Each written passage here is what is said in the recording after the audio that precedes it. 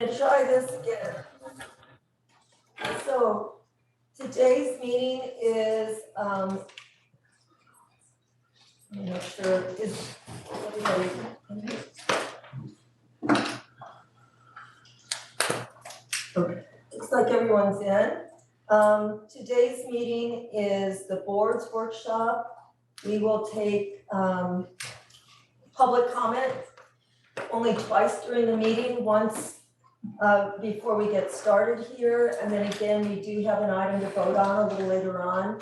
Chris Unger will not be joining us today. Mrs. Roger will be joining us late, but she will be here as soon as she's able. And so I'm gonna give a little public comment speech in case anyone who's attending as a participating now via Zoom hears it. We will, as I said, we'll take public comment at the beginning. Or items on the agenda. If you have something, a different something that's not on the agenda, now's the time to do that because we will not take it throughout the meeting. You have 3 minutes. This meeting is being recorded, so it can be viewed later. I want to again thank everyone for attending. I know this is a big day. Thanks for dropping out. What's your deal? I have a question. Yes. Why are our pals over there and we're here? Well, they're gonna be coming up and presenting. Your at pals will various be up in a times. few Yes. minutes. We will, they'll be presenting and, you know, kind of, this is a very informal day. Yeah. So if at any time you wanna get something to eat, you want something to drink, you need to use a restroom, we will take some breaks, but feel free to, do what you need to do. Rob, sorry, my understanding is this is our meeting Yeah. and they're in support back there. So we're really it's just us guys. I don't know, it just feels strange. Just pretend they're Okay. Rob, This it is- feels strange to me too, Yeah. being the control person that I am, but I'm back here, so we'll make our way during our presentation stuff So, forward. Yeah, and this is a little more conversational today, it's less formal. okay. And again, we do have a resolution to vote on, and when Mrs. Roger gets here and at a natural break, we will need to address that and vote on it. So at this time, I will ask if there is anyone from the public who wishes to address the board. There does not appear to be anyone who wishes to speak. Thank you, Mandy. All right, so then, All go right, away. all right, thanks for letting me be here today. I think I know everybody, Rick Robinette, I worked in public education for 35 years and I'm now just an old retired guy looking for things to do. So I appreciate the opportunity to be here and to kind of facilitate, and hopefully I fade into the background, this just becomes your meeting. But let me just say a few things, set the stage, maybe set up some ground rules, do a little activity to get us started. So as Ellen said, this is a board meeting, it's covered under the Brown Act, you're meeting all together, but it's a little unusual because it's pretty much devoid of action items. So there's no, motions to be made or resolutions to be made. Staff is here really to provide some support and some information in the first half of the day, but it's really unlike your typical board meetings. The idea is for you to be able to talk freely among yourselves with each other, which is what we do every year.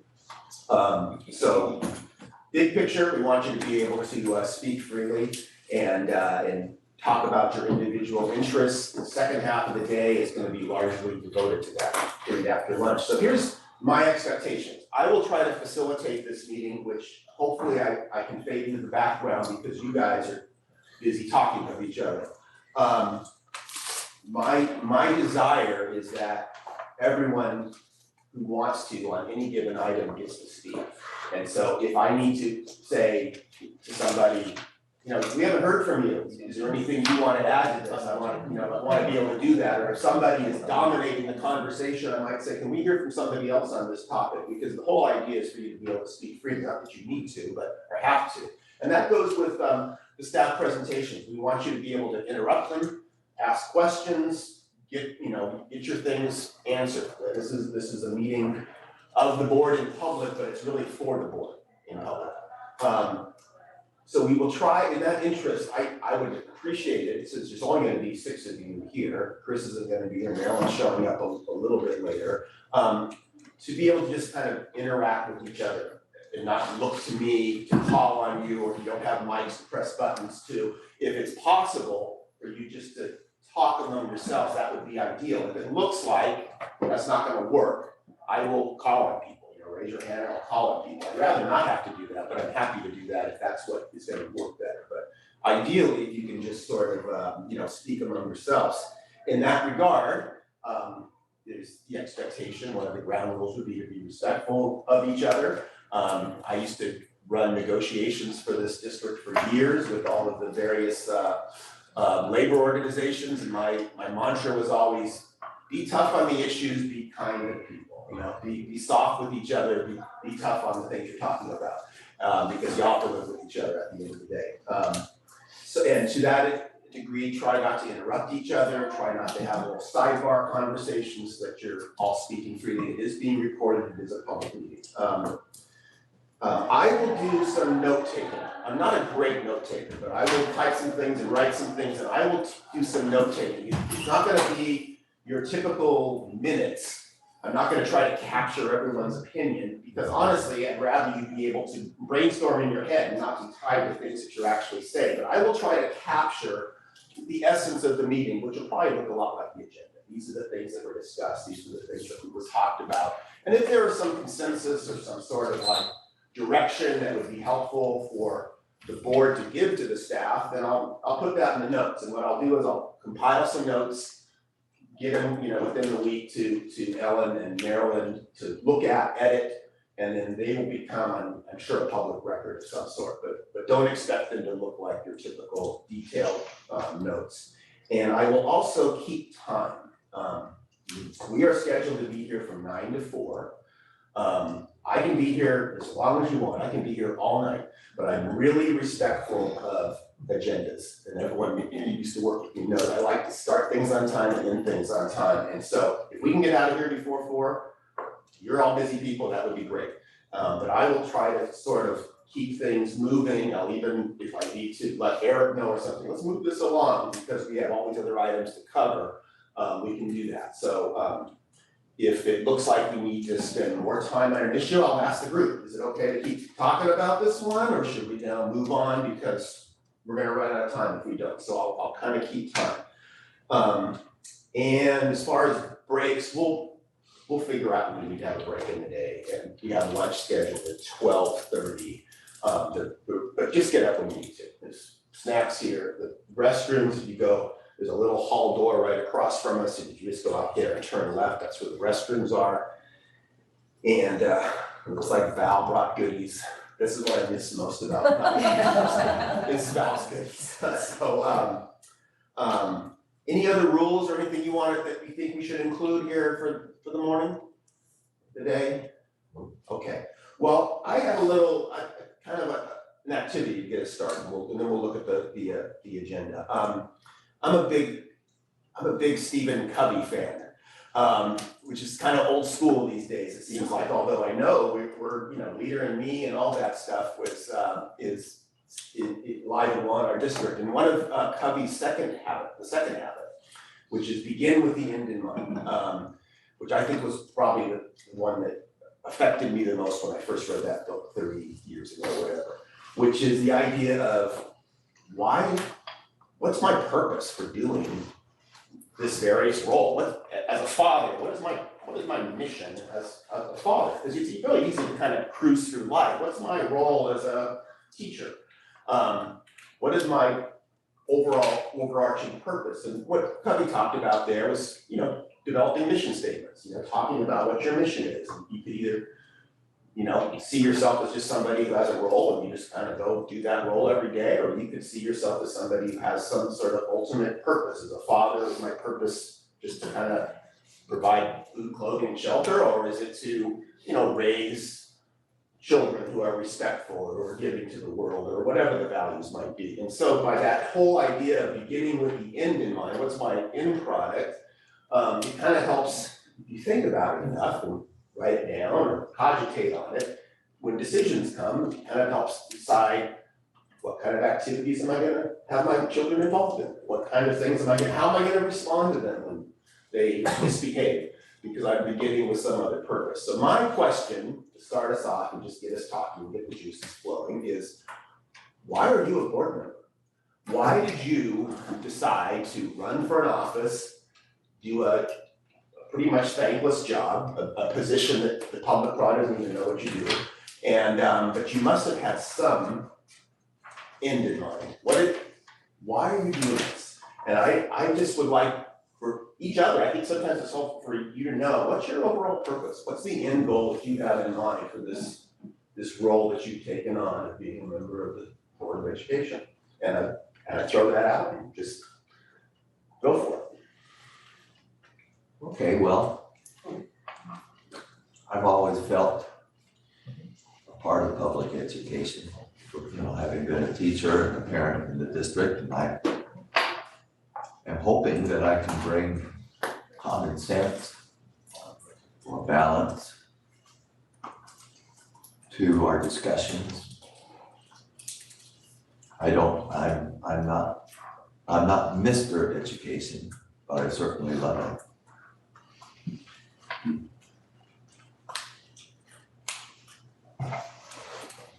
Steve, you had your hand up. True. To bring balance. Have all voices heard, all needs all.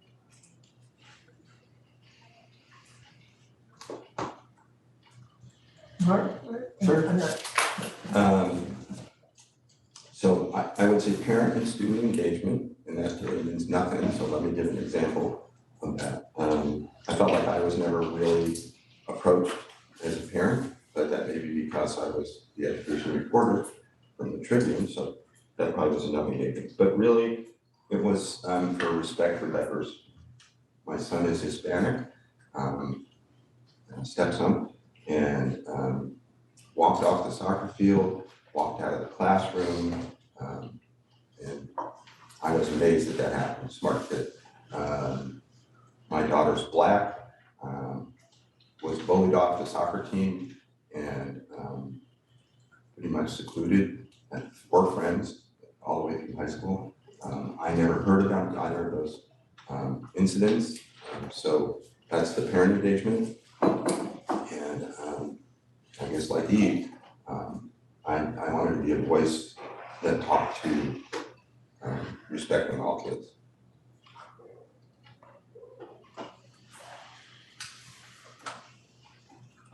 So I joined the school board this year to serve the community. I mean, I view this as a service role. I think the school district plays a really central part in the community success. And so more so than most people recognize, I think in terms of being the foundation of educating our children, supporting local businesses and people having families here. The school district's a really central part of the community. So I think it's a way that I can really help the community. My motivation for joining at this stage is I think that I think society's changing a lot faster than people recognize right now between technology and COVID and just social evolution. And I think that there's a real opportunity for our school district to be a leader in adapting to changes in engagement, changes in technology.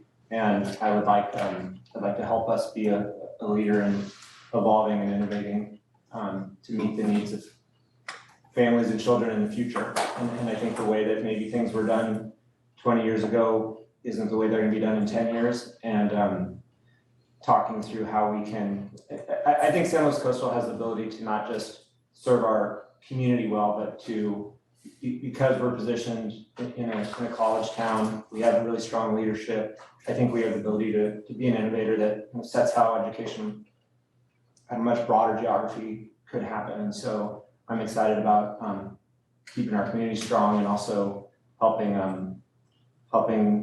see how that innovation can affect education everywhere. I think a couple things that drew me to this service is even though I'm older now, I grew up in a time when there were very few resources for kids like me. I mean, I'm a white girl at the time, you know, looks like, oh, everything should go my way.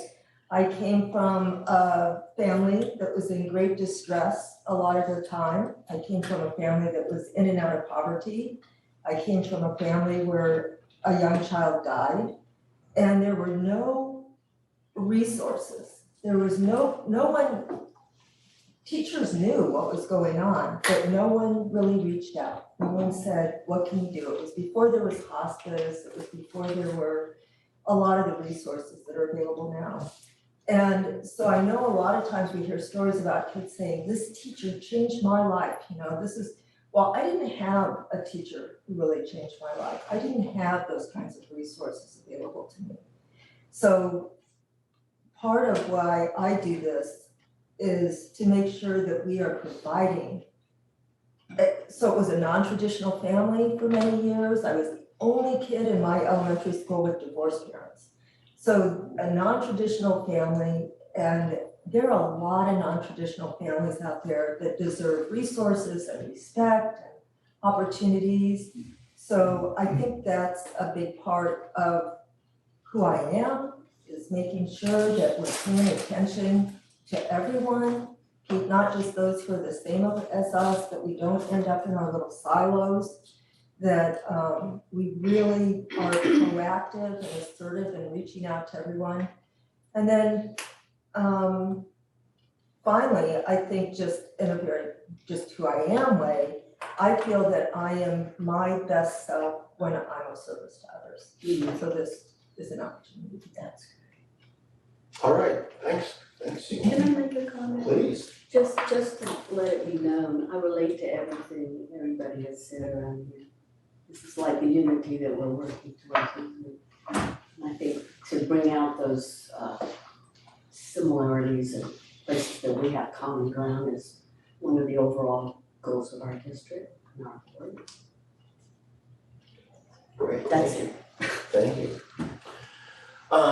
The morning is gonna be largely spent with some reviews of what the district's kind of strategic direction, kind of the broad goals of the district, and then what you are, you know, your priorities that you as a board have set, to kind of put some detail into that. Again, we're gonna be relying on staff to present that stuff, but I think it's really important because this is, again, kind of a unique meeting, that you have all the opportunity you care to ask questions. So, you know, don't be passive. And I'll try to keep track of time, especially since Dr. Prater's speaking first. I know how that goes. You know, I couldn't get through the day without Mr. Robinette. So Eric, if you would talk about the kind of the strategic direction of the school district, that would be great. Do you want to get the timer on this? Yeah, I got it, I'm on it. Well, this, you'll see that in your packet, it's on the second page. And we dedicated 15 minutes to this. I condensed it with Mandy's help to one page. But I want you to understand the origins of this document, which is on our website, on the same website area where our vision, mission, and guiding principles are. So it's really important that this, you have a context for this. These areas, there are 4 areas that embody encapsulate the district's strategic direction, which is in effect a 5-year plan. So think of it as high above the ground, that align with your annual strategic goals and the LCAP. And, you know, kudos to the board for taking a crisis and turning it into a real opportunity. So it was during COVID, when we were all locked down, that we did this work, that you did this work with the help of Becca Carcel and Adrian Harris.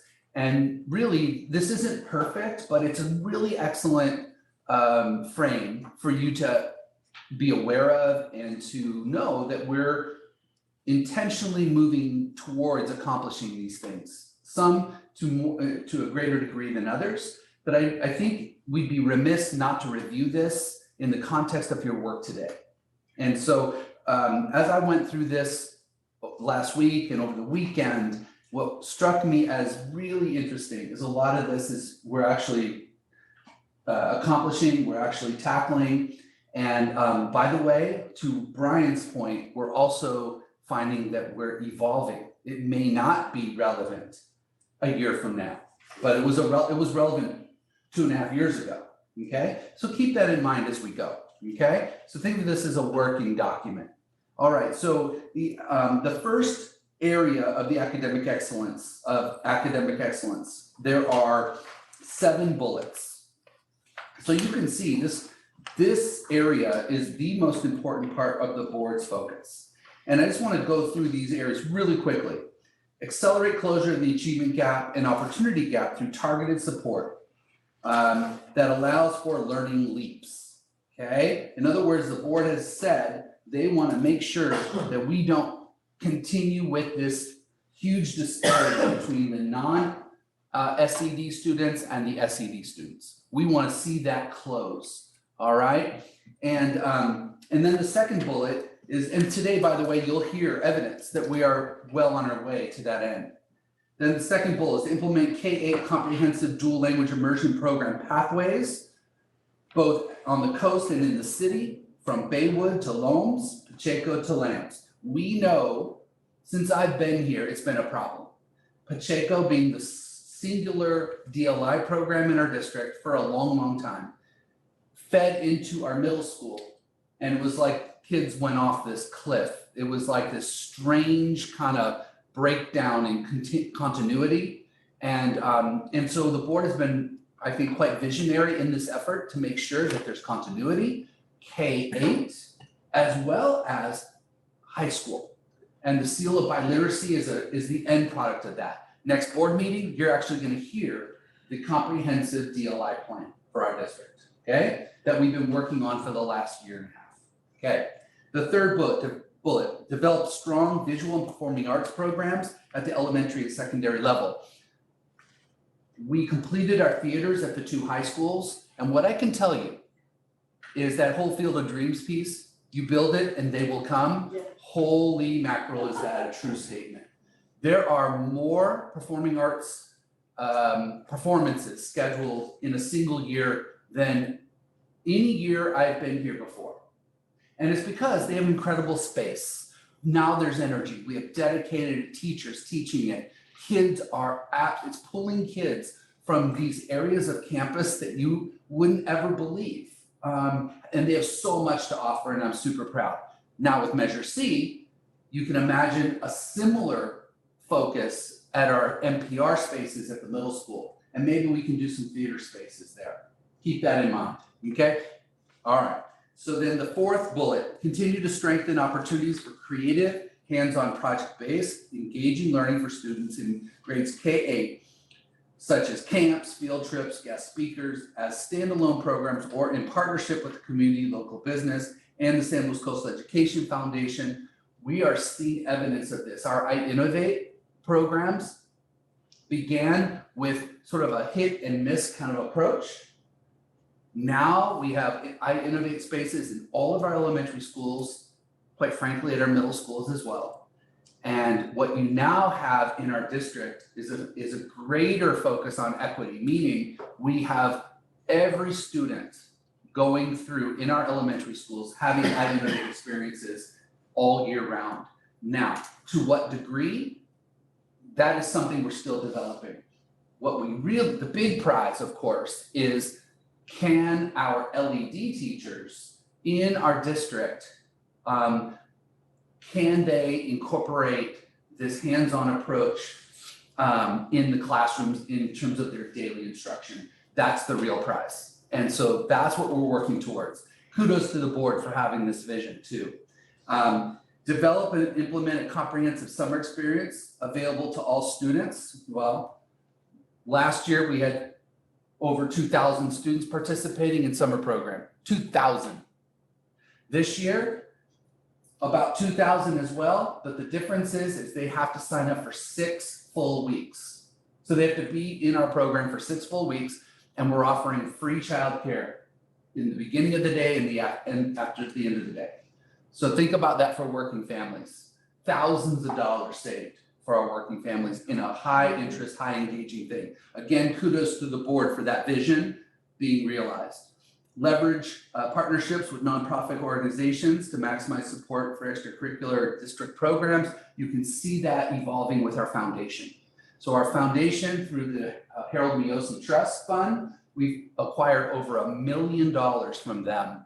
It looks like we're going to get another $1 million to continue that work and that effort. We also partnered with the Miosi Trust Fund to also incorporate science outside of the classroom. The garden programs, as well as the trout in the classroom. What's that called? Protecting our watershed. Protecting our watershed. So a lot of really good things happening there that people just don't know about yet, but it's quite impressive. Support K-12 English learners to redesignate to fluent English proficient and gain career and college readiness. Just went last week. I know a number of you were there with me. The Next Gen program, there were over 40 students selected from their incoming 8th graders with wraparound services from here through high school. The majority of them were English learners. So I'm super excited about that. We still have a focus. We hired, I think, an excellent EL teacher, TOSA, that will continue working on the transition to RFEP. And we know in the data what happens when you RFEP kids. They actually perform closer to the non-SED population. The gap closes dramatically once these kids are RFEP. So we know that's a path towards success. So that's your academic excellence vision 5-year plan, okay? There's a lot of work within that still, but I just want to give you that little quick snapshot. Question to the board. Brian. When did you create this? This was created in 2020 and 2021, like in that 2020, 2021 school year. Okay? Not bad, but you can see, not only is this good, but you can see the ability for us to evolve this and to strengthen it, right? Student wellness. I'm sorry, Rick, was there? No, that's good. Okay. Just want to make sure, any questions? All right, I got 15 minutes, so I got to go this. You're doing good. You're on it, Eric. All right, student wellness. This is a very, very important dynamic. The board at the time of developing this didn't quite understand what was going to happen when we came out of lockdown. And the students, the families, the levels of need were quite significant, and they continue to be. But I wanted to touch on this. So the first bullet is continue strengthening San Luis Coastal's targeted system of counseling support to support the social emotional needs of all students. Kudos to this board. You have invested heavily in full-time elementary counseling. Sorry, Rick. I know that was a long conversation prior to you leaving.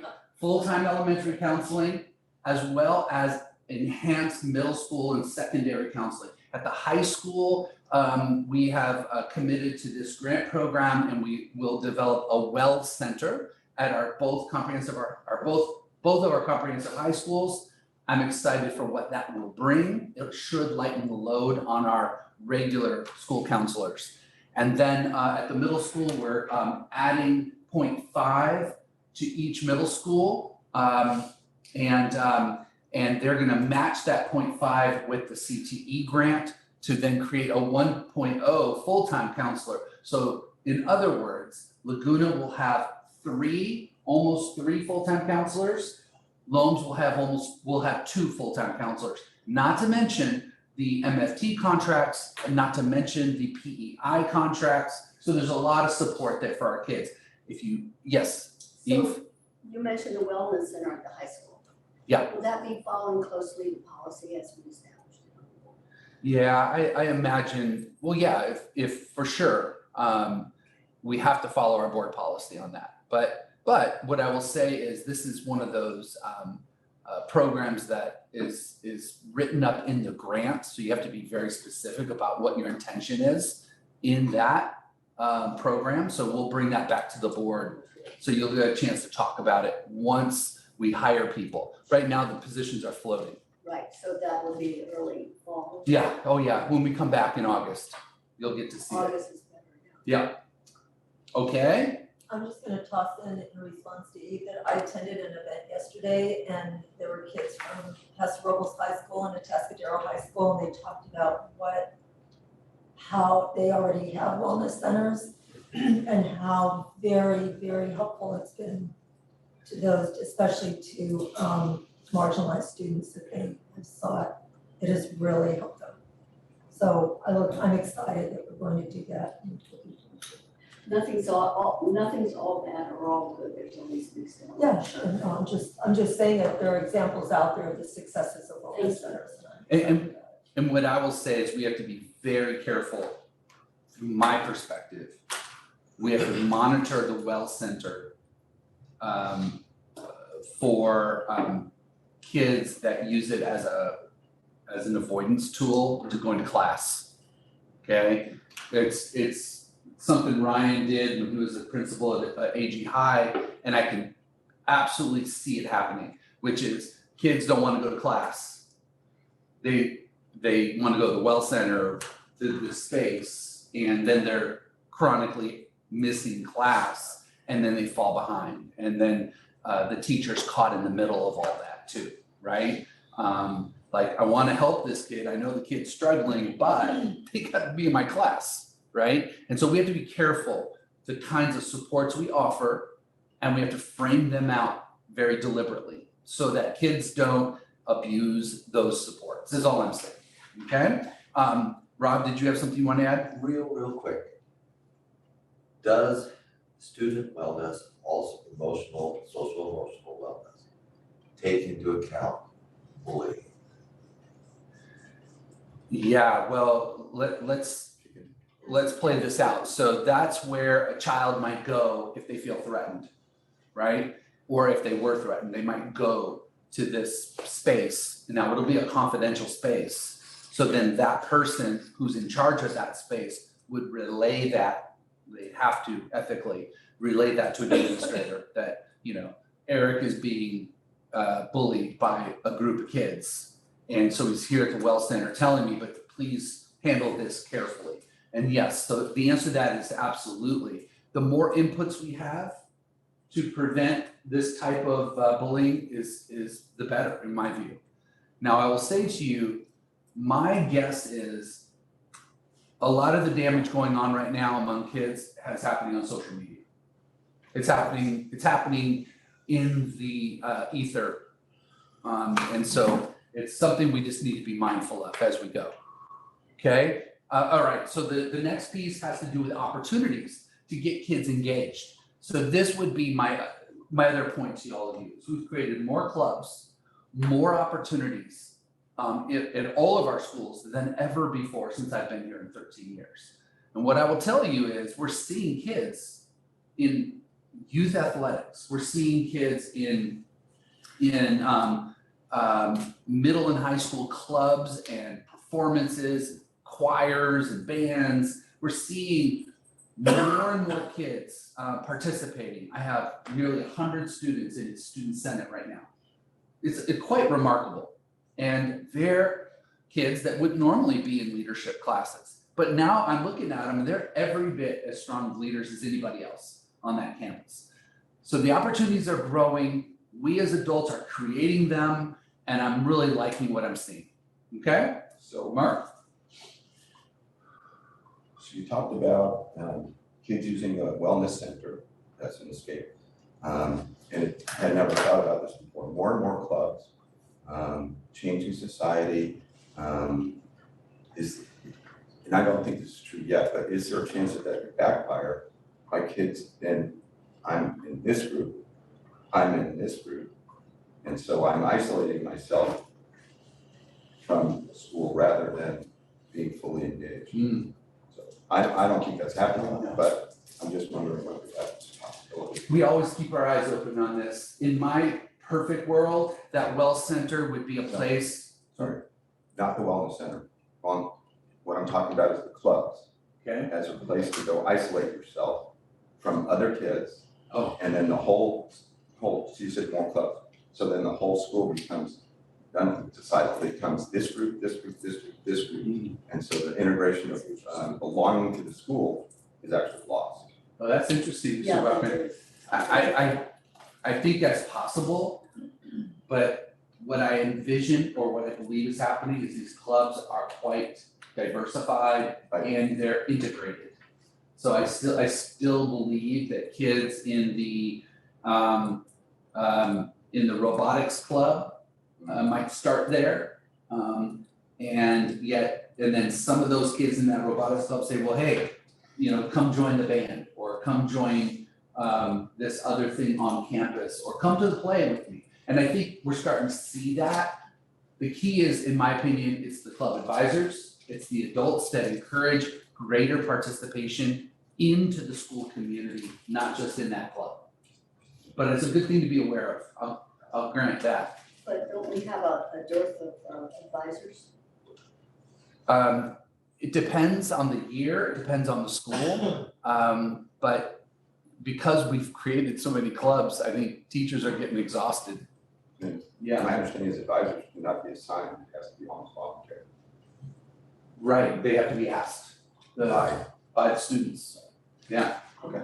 Yeah, it's great, it's working out quite well, I believe. I would just say that most of my experience, because I ask kids what clubs they're in, what they're doing extracurricular, I mean, kids who are in drama are also taking a sport, kids who are in, that it is, I don't know many kids, most kids are in more than one club, they meet different days, they can do lots of things at different days and times, and the groups are really fluid, I mean, it'd be, yeah, I'm in this club, and and then I go to this club and there's a whole different group of people, so I think it's really, as long as we keep them open to new experiences and encourage them to try different clubs and different sports, that it's. So my concern is how much outreach actually occurs.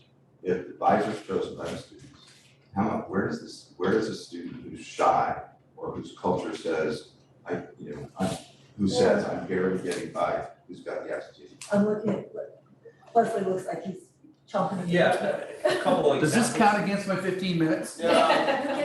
Okay, I I'm just making sure. Yeah, a couple of examples of that would be our club rushes that we have at all of our secondary sites.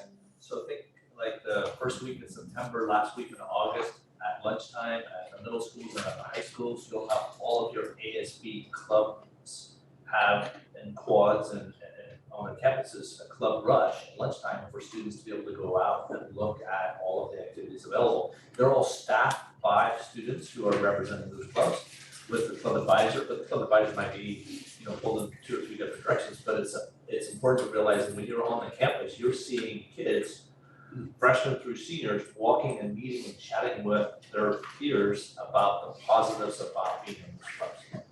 So it's a great opportunity for them to have that hands-on outreach. And it's not driven by adults, it's driven by kids.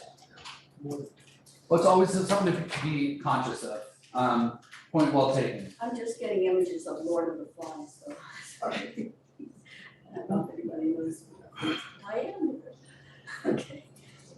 I think the purpose of clubs too is for kids to make a connection at school. Right? It's not about, you got 1,600 kids, it's so high. It's really easy to walk around all day and not talk to a soul. Right? So by being in a club, it's almost giving them a smaller group to connect with, right? Whether it's biking, FFA, drama, there's all kinds of things, right, that they tie into, which is good. So I guess my question then, is at some point maybe monitoring, we have 1,600 kids and 400 clubs, or 1,600 kids and 1,200. And so what's happening to those kids that are left behind, so anyway, maybe a club for shyness, maybe a club for. Nice then. So it's just, I don't want to feel diluted. That, no offense, but I understand the ASB outreach and all of that, but they're done with this topic right now. Yeah. Okay, sorry. Yeah, there's a lot of rabbit holes we can crawl down in I'm this, not going. but that's certainly one of them. But staff and family support. This one deserves some reflection. And I thought, after looking at it, I think there's some really great points to be had here. And I'd like to go through it. So the first bullet is develop opportunities for greater teacher collaboration, ongoing learning and mentorship. And so What does that look like? Well, we're developing our professional learning community model, the PLC model, at all of our schools. We did that through the collective bargaining process. We initiated what we call the ILC, instructional leadership teams, which the principal or the admin group identifies willing teachers that'd be willing to be on that. We pay them handsomely, and we begin that process of the PLC work, and then we expand it out. And we've done that in a variety of ways, both inside the collective bargaining agreement with what now is the TCT time. Hi, Marilyn. Okay. The TCT time, which is dedicated to teachers having opportunities to be with each other on Mondays, and a portion of that time called ACT, which is the admin dedicated time. And then twice a month on Wednesdays, there are staff meetings. And those staff meetings are not your traditional staff meetings. Those staff meetings are dedicated to the work you're about to hear from Diane, Leslie, and Rick and Laura about achievement and focusing on those priorities. Okay, I feel we're on the right track is the point I'm making.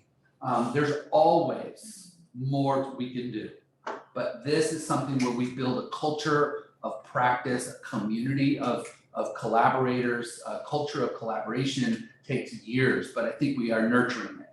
The second bullet is continue to improve communication and communication models with students, staff, and families in order to build a culture of trust and to foster a deeper connection to and greater levels of involvement in the school community.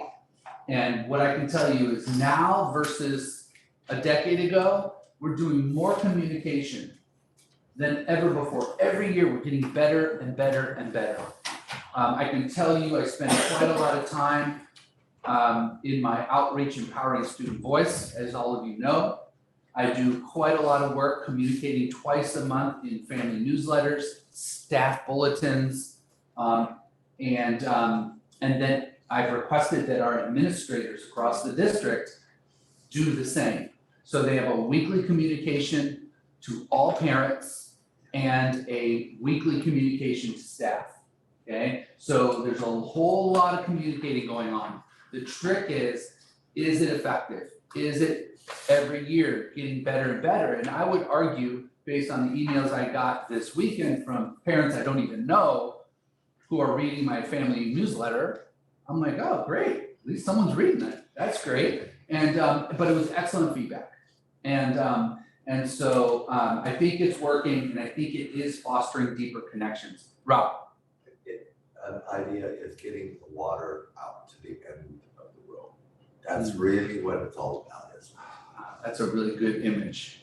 That's an excellent image. Yeah, I think so. I think so. Eve? So the second and third bullets under family support and staff support go well with the first page under B2, transparency in specific areas. Talking about that in a second. Yep, Yeah. exactly. The water out into the road. I love that. So, That's a really can good one. someone use that image, because I agree and I love it, but the word code is with, to each other. And I'm not sure we're using the right word. Right, the right what? I'm sorry, my ear's gone again. The right word. I'm worried about us saying, getting the water to the end of the road is what we want, as opposed to, we have the student senate. It's been absolutely amazing, because when I go, I'm watching elementary kids put it up on the board, stand up out loud and say, what was the last one?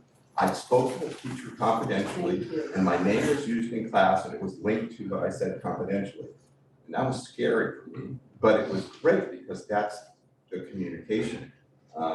So I agree with the more information's going out, but I'm not seeing the student senate kind of communication. This works so well.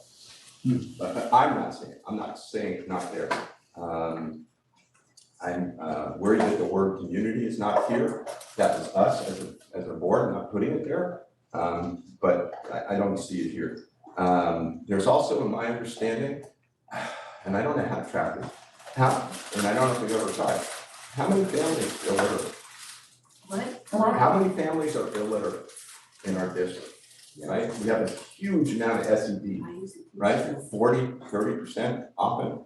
And so I'm scared about whether we're actually even reaching the end of the row, because at the end of the row, maybe people that either don't care, they don't have the ability to actually accept the water. I think it's a great image, but and that's two of the things when I look at this that we're there in terms of giving information. So for me, there's a difference between information and communication. And I'm not even sure our information is getting to everybody, and maybe not getting to the people that need it the most. So, yeah, just a thought, yeah, and maybe a rabbit trail for later on. Yeah. Yeah, I mean, it's a riddle, and I'm constantly trying to figure it out. One of the things Mandy mentioned to me that we saw at the conference at CSBA is that there's a software program that you can put on your phone, and when you send the newsletter out, you can hit the button and it reads it out loud. So that could get to the families that don't read. What's the thing that I subscribe to something every morning? Is it a blog? Is that what the right term is? Yeah. But then we're counting on people having phones. It's okay. Rabbit trail for later. So very good points. And then the third bullet is create and foster a district-wide parent education program. For me, I think this is a long time coming. What that looks like could range from an adult school model, like a parent university, to a series of workshops that we schedule in throughout the year. And I'm trying to figure out the balance of all that. We live in times, if you really sit back and observe families, oftentimes families are exhausted because they're working full-time, or they're working multiple jobs and they're tired. And so how we engage them and give them the information and we receive the information is a trick. We think just because we offer the workshop that the right folks or the important information is shared, but all too often few people are able to actually come to those workshops. Zoom is a big help because I think we have more outreach. So those are things I'm working on, and I want you to know that that is an important piece that we continue to try to improve. And so the parent leaders at every school, are they doing this outreach? Can they do more of this outreach? Yeah, I think the answer to that is yes. Yes and yes. Good. Yes, they're doing it, and yes, they can do more. Yeah, And structure that. because I do think it's, if you think of like concentric circles, I think that, I can't get the image of the water hitting into the road. It's a great one, because that is part of the issue, is that a parent leader group, their circles are like this. But then the families that are working, and I'm not saying our parent leader groups don't work, because they do, but there's a as we all know, sometimes I feel as a parent, I'm one of these parents that I'm about to speak of. I'm tired. I'm working full time, and I trust that that I can get information that I need. But if I don't know if I can make that workshop. I don't know if I can do that. I mean, an example tonight. Tonight, there's an event that parents are required to go to for my son. My wife last night was saying, I can't go. And I'm like, well, I can't go. All right. And it's not that we don't care for our kids. It's not that, but we're just completely impacted. And I want to say to you that that represents a lot of us. And so we just have to be mindful about how we go about doing this. And I think we just really need to respect that in our parents, it doesn't say anything bad about our parents, it doesn't say anything about our district, but sometimes people have different priorities, and that we provide these opportunities, but they get to, unlike their kids who have to be in school, they can pick and choose. They have something else they'd rather be doing. They may, that may be important to them either individually or to their family. And I really appreciate the ongoing outreach and what we do. But, I think just a respect for everybody's time and life. And that the point that people who, if they feel things are going really well, parents tend to be a little less engaged. Or it doesn't mean they're not engaged, they're watching from afar and thinking, I don't need to do that. But I think we do, speaking to, as Mark said, some of the families who may need it most or would benefit most are simply, no matter how we offer things, will never be able to attend. Yes, Mark? And so I think a good example of this is I've attended PTA meetings, I've attended ELAC meetings, parent leader meetings, and I attended only once, there's a Title I advisory committee. There were like 4, maybe 5 people at that group. And it was scary. Yeah, it's So just, that's where I'm coming from. I mean, So- when I was PTA president, I spent hours contacting every parent at that school. Wow. And they just were busy. I contacted personally I called every parent in that school, in an elementary school. And they just said, I can't do it, I'm busy. And we're hearing that from our PTA leaders, Yeah. our parent leaders, we're hearing, they tell me, it's like getting volunteers to come, trying to get, it's just getting tougher and tougher. And I think it's because our parents are working. Yeah. Because rent's going up and cost of gas is $6 a gallon. I mean, it's happening. That my favorite analogy is an email I got from a parent who very likely could be in this room listening. He said, don't mistake my lack of presence with my lack of awareness. He goes, I read everything you write, I'm paying close attention to my kids' education, and I like what I see. But don't misunderstand if it goes off into a different direction, because there was something controversial coming up. And he said, don't misunderstand my lack of being there with a lack of concern. That's a really good And so I've thought about that, because that very well could be me as a parent. I pay attention, I read a lot. I read the principal's newsletter every Sunday. I read what goes out with my kids' teachers. I pay very close attention to those things, but I only have so much I can give in other ways. That said, the last topic is facilities. And this one, evaluate a bond measure for elementary, middle school improvements. Ta-da. How awesome is that, huh? And then the second bullet is create a surplus properties plan by January 22 that allows for ongoing revenues to the district and reduction of unfunded liabilities. That is, we put that on pause while we were going out for the bond. Yeah. And now we're starting to re-emerge into that, so you'll hear more on that. So those are the 5-year, that's the 5-year district strategic direction. Obviously, it doesn't include everything, but it's a lot. And we're doing really well on these things. Mr. Robinette. Any other questions? All right, So Rick, I'm gonna jump in. yeah, you wanna do your Can we do agenda it? item Yeah, now, I you think might as well get that out of the way. Because Yeah. I'm really concerned I'll just forget about it. Yeah. Someone Yeah. else. We do have one item that we need to vote on today, and now that we're glad Marilyn's here. And so Ryan, you wanna present that? Yeah, so it's on the board agenda. The reason why we had to wait for Maryland is I have to have 4/5 of the board approve it. So if this moves forward today, if it does, all of you have to, no pressure, but that's kind of what we need to happen, right? With Chris being gone. It's on the posted agenda outside. Yeah, so it's on board docs. Okay. So we had, the 800 building San Francisco High School behind the 100 building. Okay, it holds our medical graduate class, holds one of our, more severe, special education classes on the top level, psychologist, RSP teacher, so there's a lot there, right, in terms of that room. We put a new roof on that building about 2 years ago. And this was a building that was given to us, that was county owned for a long time, was given to us 20 years ago.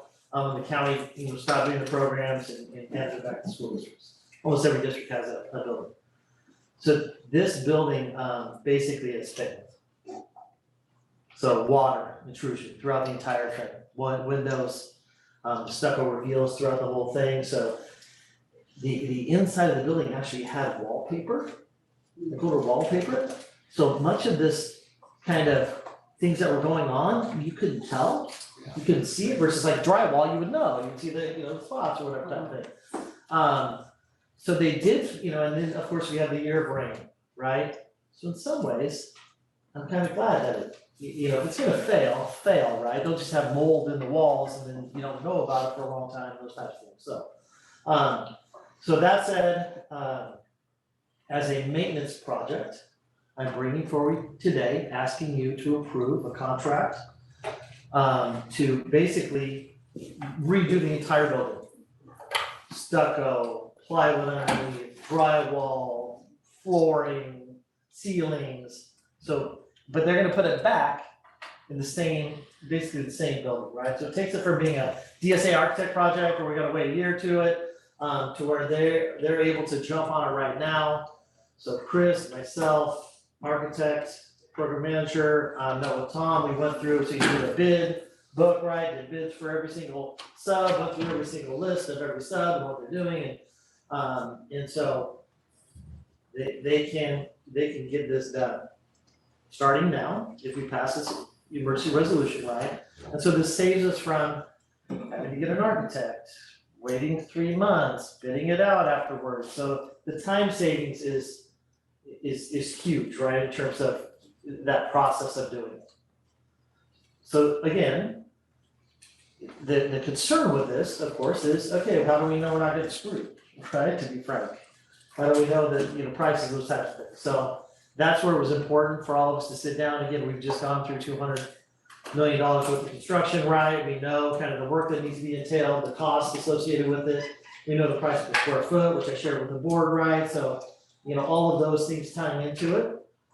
It looks like this is, a good bid for us, something for us to move forward with. And honestly, the biggest thing is just the time, right? They feel like they can get this done by September, probably, right? So the 2 classes right now are kind of in separate spaces. One is a tailored gym, the old locker room side of it.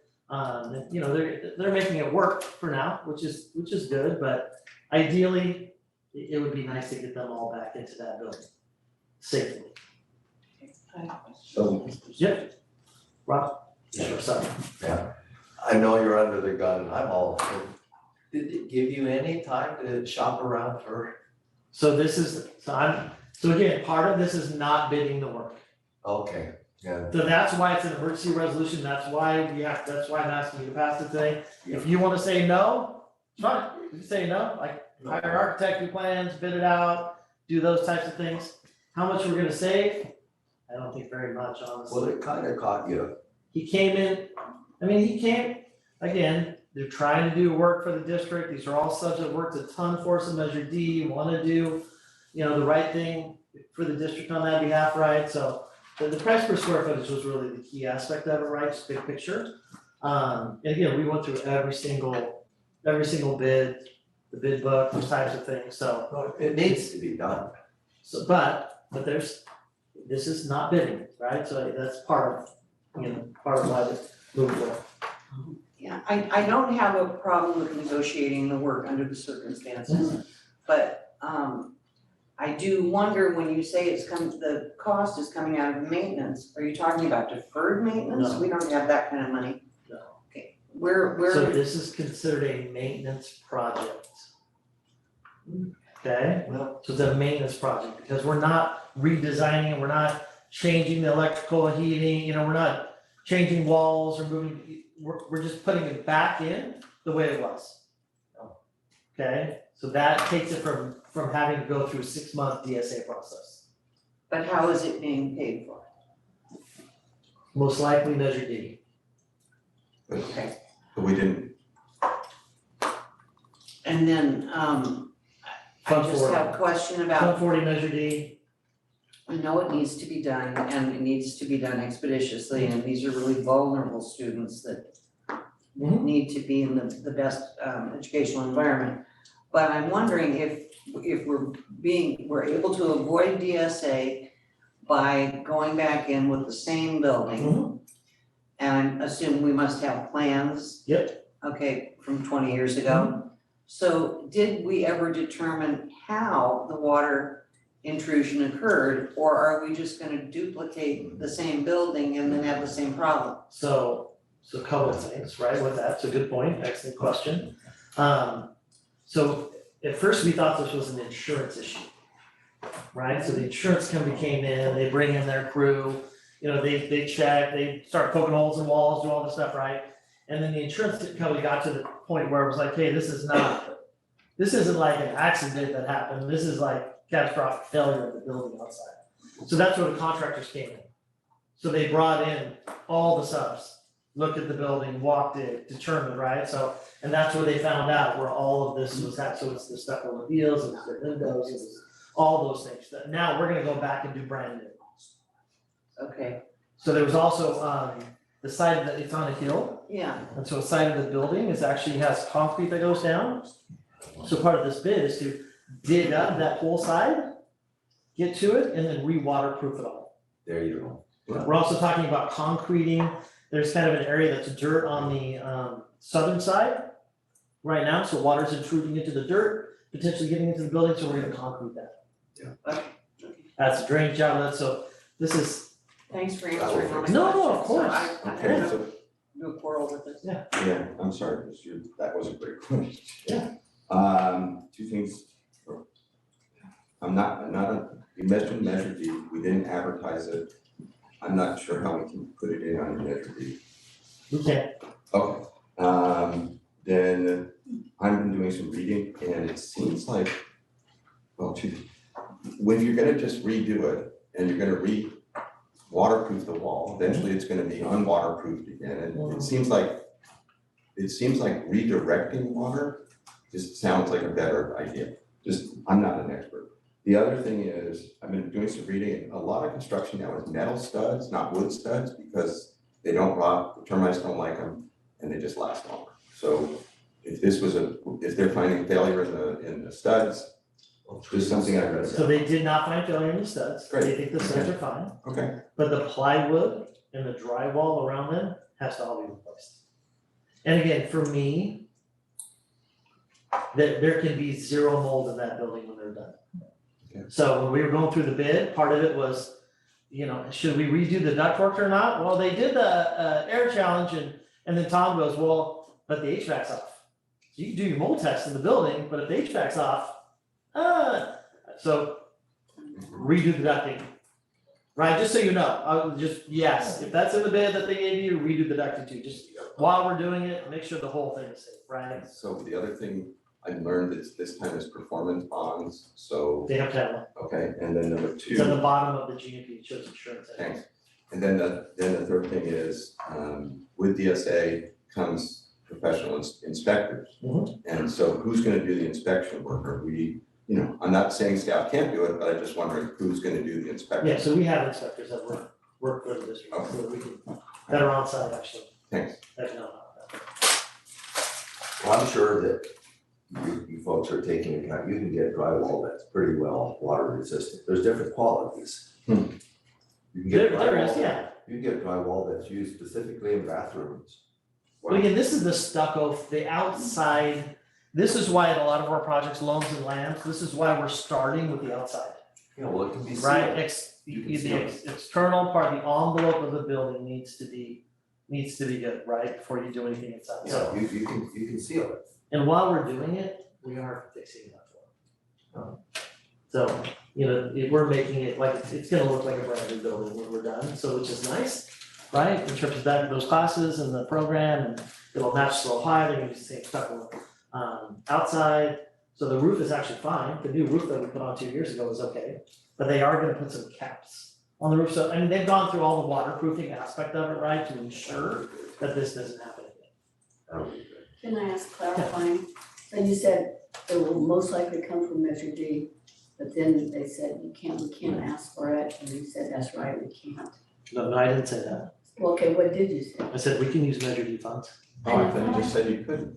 No, You you heard that said second. you use measuring funds. No, then you said you couldn't. No, no. Okay, so That's let me what ask. we heard. I didn't mean to say that, I don't Okay, think I said that. so let me ask my question again, which is how can we use Measure D funds if we never talked about this project? We're talking about it today. So we're gonna change what the It's San voters. Luis Obispo High School. Yeah, There's but- nothing changing on the voters, it's Nothing- slow high. There's It's in the nothing- bond World AI, The it's, bond language. we can do anything, and honestly, you can do the board can choose to do anything at any site with Measure D or Measure C funds. Wow, okay. Maybe you said we can instead of we can't, and I. We can, that's what that's Yeah, what, that's it, right? yeah, so, I'm sorry, That little I- word. Are there So we have any- some, we have money in Fund 40 as well that we're putting in this year, so again, because of where we're headed with our current projects and we're doing so well budgetarily with those, I think we're gonna be able to, kind of work this into that budget as well, so which is a positive. Good, Either way, we have to do it. Yeah. I mean, there's no. Oh, I have one more question. Yeah. Okay. Oh, I'm sorry. I have a few questions. Yeah. So the roof, was that a Measure D initiative or something? It was measured. Okay, and then the timing of this, if you do it now, you can get it done before the other Measure D project's finished? Aren't you like doing that back road and stuff and? So yeah, so right now, they're gonna finish 100, which will be open by the fall. So the southern end, with the library, percent of that, they're gonna finish the whole front. So the road in between where the portables are now. Getting rid of the portables is kind of an issue right now, because the city's working on the street. Right. So we may have to wait a little bit to get those out, but we're gonna use those at probably Pacheco to utilize those. And then they're finishing the quad work, so that's gonna take a little bit longer to finish the quad work, more October, November-ish probably, and then the last thing they'll do is the road up. So if you get approval now, you can get this done before that Yes. road, and if you don't, you probably have a timing issue. Um, Or you'd be doing construction after you do the road. yeah, Then what's the total? they hope to have this done by end of August, September. Okay. Yeah. That's the benefit of approving it. Yes, Okay. And what's the total dollar amount? 2.57. And who's the contractor? Mano Construction is the one overseeing it. He's the one overseeing the project, but the subs are all subs that we've used, And honestly, our best projects, Measure D, we go ask Rick, SN, he did a great job. Slow high track, field, other projects, I he's appreciate, done a great job for us. so I appreciate that, but he only has so many guys. So what's he gonna, either he's gonna give up other work that he's doing, or where's the crew coming from? I'll tell you, he's gonna get it done. It's subs. No, I'm asking Not a just real him. question, He's telling us that he's gonna get it done by August, September. and I'm asking a real question. There's only so many guys that he has. They're working for us, and, I don't know. okay, I'm concerned about the quality of the work, so, Why? because he has only so many contracts, he only has so many guys. He may have 4 or 5 framers or whatever on the Okay. job as the general, but then he's got subcontractors and they all have their own crews. And they're bringing them in. So it's not like Mano is doing the entire job with Got his very own crew. All right, He's again, supervising. again, we Supervising the job. got a ton of work that's already underway, He's not currently doing any projects for us. I just don't know where. Acme's doing all the work right now. There's only so many qualified people to do work. Yeah. Okay, and they're already working, Well, he's telling me that he can do this job. okay? Are there any other questions? I need to go to the public on this. Is there anyone from the public who would like to talk to us about this resolution? No, there's not. Thank you. So then we need a motion, please. I'll move approval of, I don't have the resolution number in front of me. 21-22-23. Okay, resolution 21, 22, 23, emergency repair at Slow High School 800 building. That's all I need to say. I second that. Okay, Mr. Buckland, I'll say I approve, but I have some real reservations about the quality of work we're gonna do. but you're voting yes. Mr. Clausen, Yes. Mrs. Roger, Yes. Mr. Banfield. Yep. Ms. Dolber Drew, Yes. and I'm a yes. Is that carries? Yes. Thank you, okay. Do you wanna have a break before we move on to the next things? Yes, I just kind of. All right, how about 5 minutes and we'll get back on it, okay? Hello.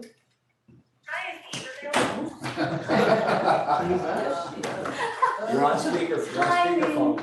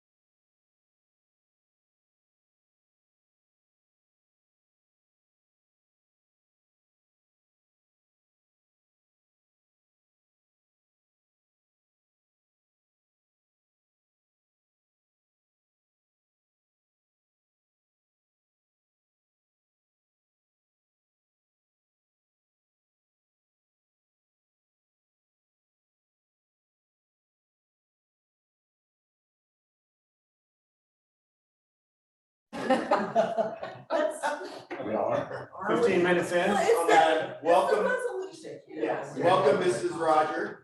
Would you like to share, Marilyn, why you are a board member? What reason did you, after all these years, that you've stuck on being a school board member? We have a little Oh, okay. share. Originally, I got on the board, I had been attending school board meetings for several years. And there was, in Los Osos, an uncontested race where the person, who was running was very extreme in her, religious beliefs, and that she took exception to any mention of Islam in the middle school texts. And she cut off part of her finger in protest. And so it was like 3 days before somebody had to file to run against her, or she was just gonna have a walk-on. And so I did care, and I had done all kinds of things at the school level and district level, but never thought about being a board member. But I said, okay, I will do it. So I went down and signed up, and that's how I got on the board. And then I just enjoyed my board service. I felt like I was doing good work. And up until this last election, and I think that that's probably gonna be it for me. I have some things that I have either things that I have brought up that have been brought into policy that I feel really proud of over the years, but I think that this is my last term. I'm about kids and I'm about equity. Great, thanks, man. All right, we have some presentations from Diane and Leslie and Rick and Laura, it looks like, and Ryan, I think also. Is that right? Yeah. And so if lunch is at about 12:30, that means we have 2 hours. That means no more than 30 minutes for each one of these items, I would hope we can do that. And again, I want to remind the staff and the board that this is really your time to ask questions and interrupt if you need to or whatever, because the next part of the agenda is to talk about the priorities that you all set and just put a little meat on the bones in anticipation of the next coming the 2023-24 school year. Because I know how things operate in the district. What they're talking about is gonna be operationalized, the principals are gonna be informed about it, it's gonna be the way the district runs. So this is a good opportunity to get some clarity on these goals and what the staff has been thinking about, and also to get your questions answered. So with that, I'll turn it over to whoever is going first. Okay. All right, Diane. Kind of lead the discussion. It's really all four of us. And I do want to say, I appreciate, Rick, you mentioning a discussion. Interrupt us anytime. We do have PowerPoints, we do have information we're sharing with you. It's all in your packet, and if it's not there, I'm handing it out as we talk. So ask us questions as we go. And just as a reminder, you see this on your agenda. You asked us to talk on a few specific topics: accelerating the efforts to close the achievement gap, informative metrics, and then the idea of rigorous, relevant, and engaging instruction. And we kind of looked at that and decided to break it down into 4 different things. We're going to start with metrics, and we're going to talk about the metrics we use to define progress. And we have a couple of things to hand out to you that you don't have yet. We're then going to talk about tiered supports. So we talk a lot about tier 1, tier 2, and tier 3 supports, getting gradually more intense as the students' needs increase. So we want to talk about what those supports are. We're then going to go into data, right? These are our metrics. These are the programs we've put in place. What does the data look like? Are those efforts positive? Have we made a difference? And then finally, we'll go into rigorous, relevant, and engaging instruction. So the first thing I want to do is have these little cheat sheets handed out. Do you mind? And I'm going to pull up our first presentation.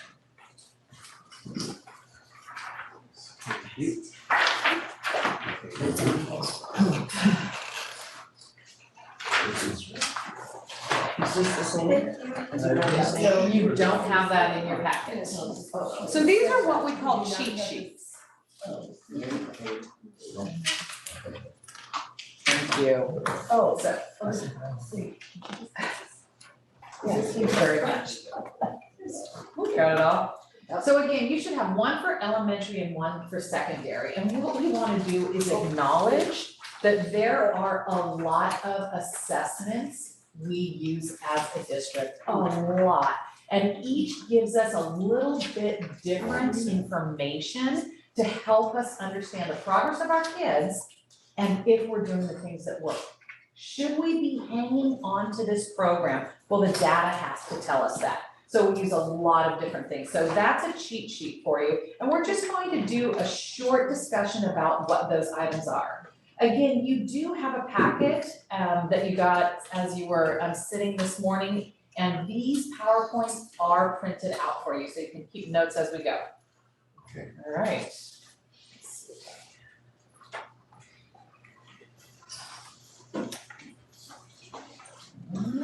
There we go. All right, I think we're starting with Laura. Let's do Rick. Yeah, you don't understand. I'll get started and you can chime in. So 3 different types of assessments typically happen at elementary school, at elementary level. Universal screening, meaning we give it to all students just to check their pulse, see where they are, see what they need in terms of intervention, that type of thing. Everybody gets it, hence the term universal.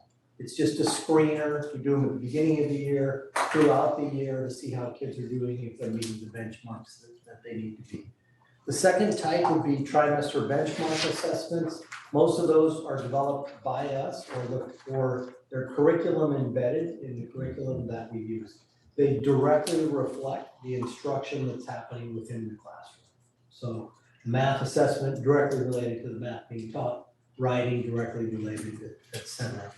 And then 3, of course, state assessments, and those would be LPAC, SBAC, those types of state mandated assessments that we need to give at the elementary level. Laura, you want to do this one? Yeah.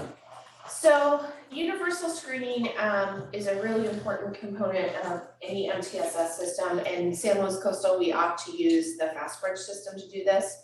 We give it 3 to 4 times a year. It's based on skills, not curriculum. So we are not looking at what was taught. It's very skill-based, and it assesses risk. So we find out, is a student high risk, some risk, low risk, and then it depends on the assessment or advanced. And by risk, they mean at risk of reading failure. So below the national norm of the 40th percentile is considered some or high risk. So this is an important assessment for looking at which kids might need intervention, which students might need more support, and then we do it throughout the year so we can look at progress and catch anyone who might need, they may not need it in fall, but they may need it in winter or something like that. So that's universal screening. And then on the social emotional side, we use Sabres and My Sabres, which also lives in the FastBridge system. So when you hear FastBridge, universal screener. Sabres?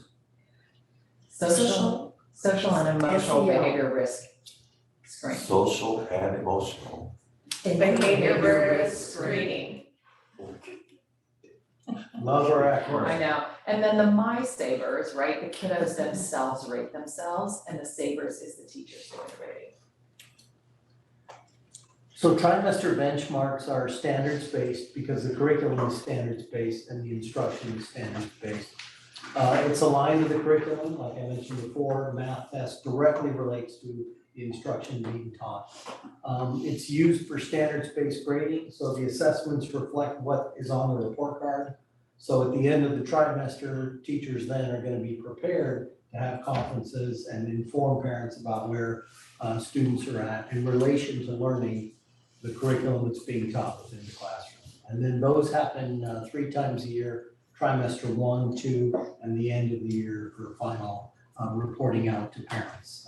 For reading in kindergarten and 1, we use the BAS, the benchmark assessment system. That's a 1-to-1 child reading, teacher making notes on the reading happening.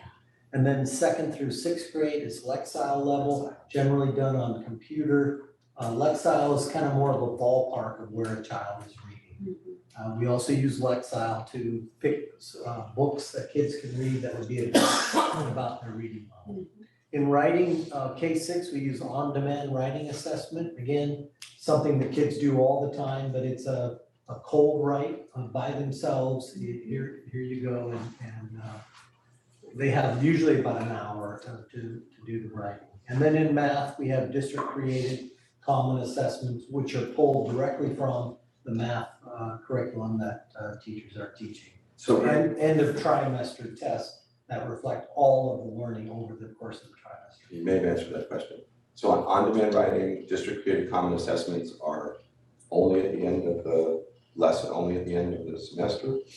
Or are they used throughout? They'll use some things throughout, and then there's a specific test in math, for example, for end of trimester, which would include everything. Thank you. Oh, I know that, in the, back to the universal, those are done within the first, 10 school days or something like that? right? Universal screening? I don't think, have we ever done any kind of a writing assessment at the very beginning of the year? Not as a district saying everybody will do this and, we'll get the scores, but I think teachers do anecdotally, like they'll put out a writing assignment, don't tell the child it's an assessment, have them do some writing, and then they have a gauge of where the student's at. Sure. Right, okay. So Rick, when, over the years, teachers have had a concern that, we are over assessing. And, would their concern be directed to the SLCUSD assessments? Not to the state, we have no choice in that. Yeah.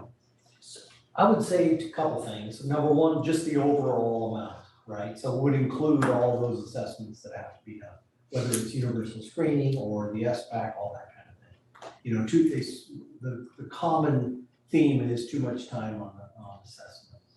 And then specifically, there's certain assessments I think that teachers don't like as much as others. And I'd say end of the trimester math assessments is one we typically hear. It's a long assessment, it's a lot for kids to do. They don't see the value. And they don't, They don't do as well. necessarily see the value to the time spent. But, one of the things we constantly are pushing is that assessment is an integral part of teaching and learning.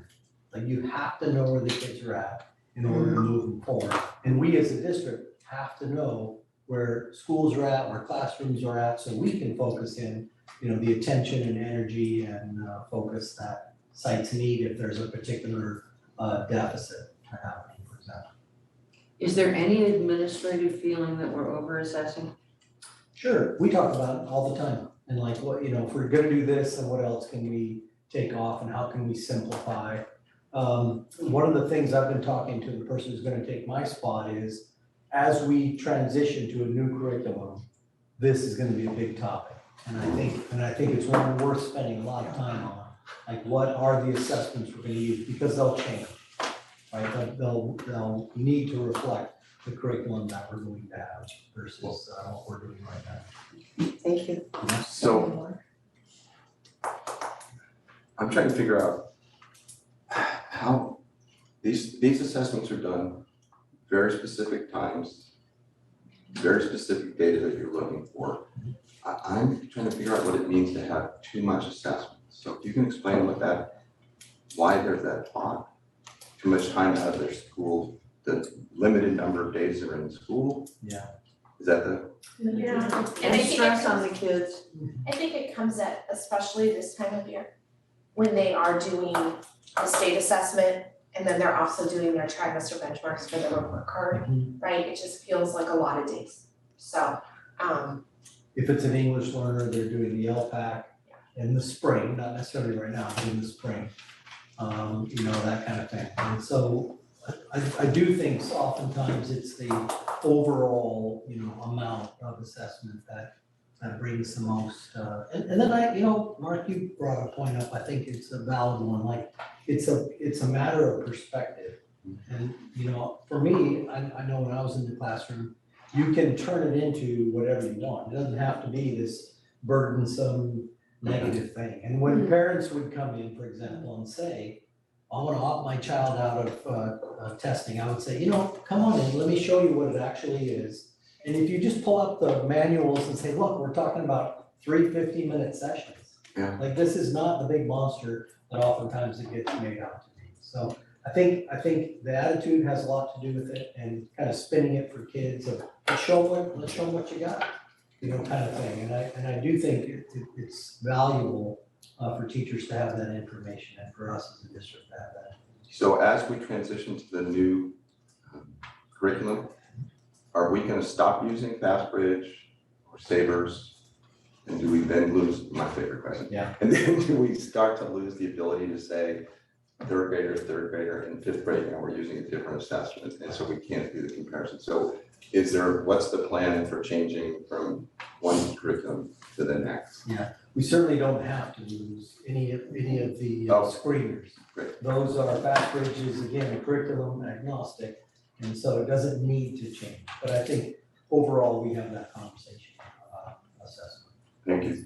So Mark, sort of following up on, I think, the suggestion you had or elaborated on that a bit is, I am always very interested in longitudinal data. Right. So will we be able to mesh this at all to have a continuum showing, especially when we're trying to compare to the prior curriculum, to show that they are benefiting, that students are benefiting from this change we've made. So if there's any kind of, even if the testing model is a little bit different, can we do any kind of compare and contrast to what we were doing before to ensure that we've made, as a district, the right choice?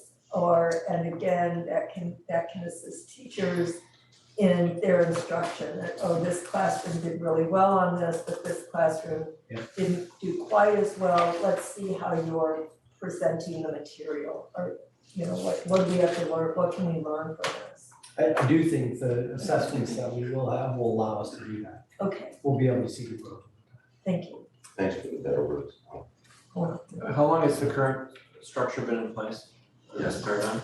Probably about 6 or 7 years, I think. The benchmark assessments, I would say roughly, about the time when we adopted the reading and writing units of study and the math curriculum.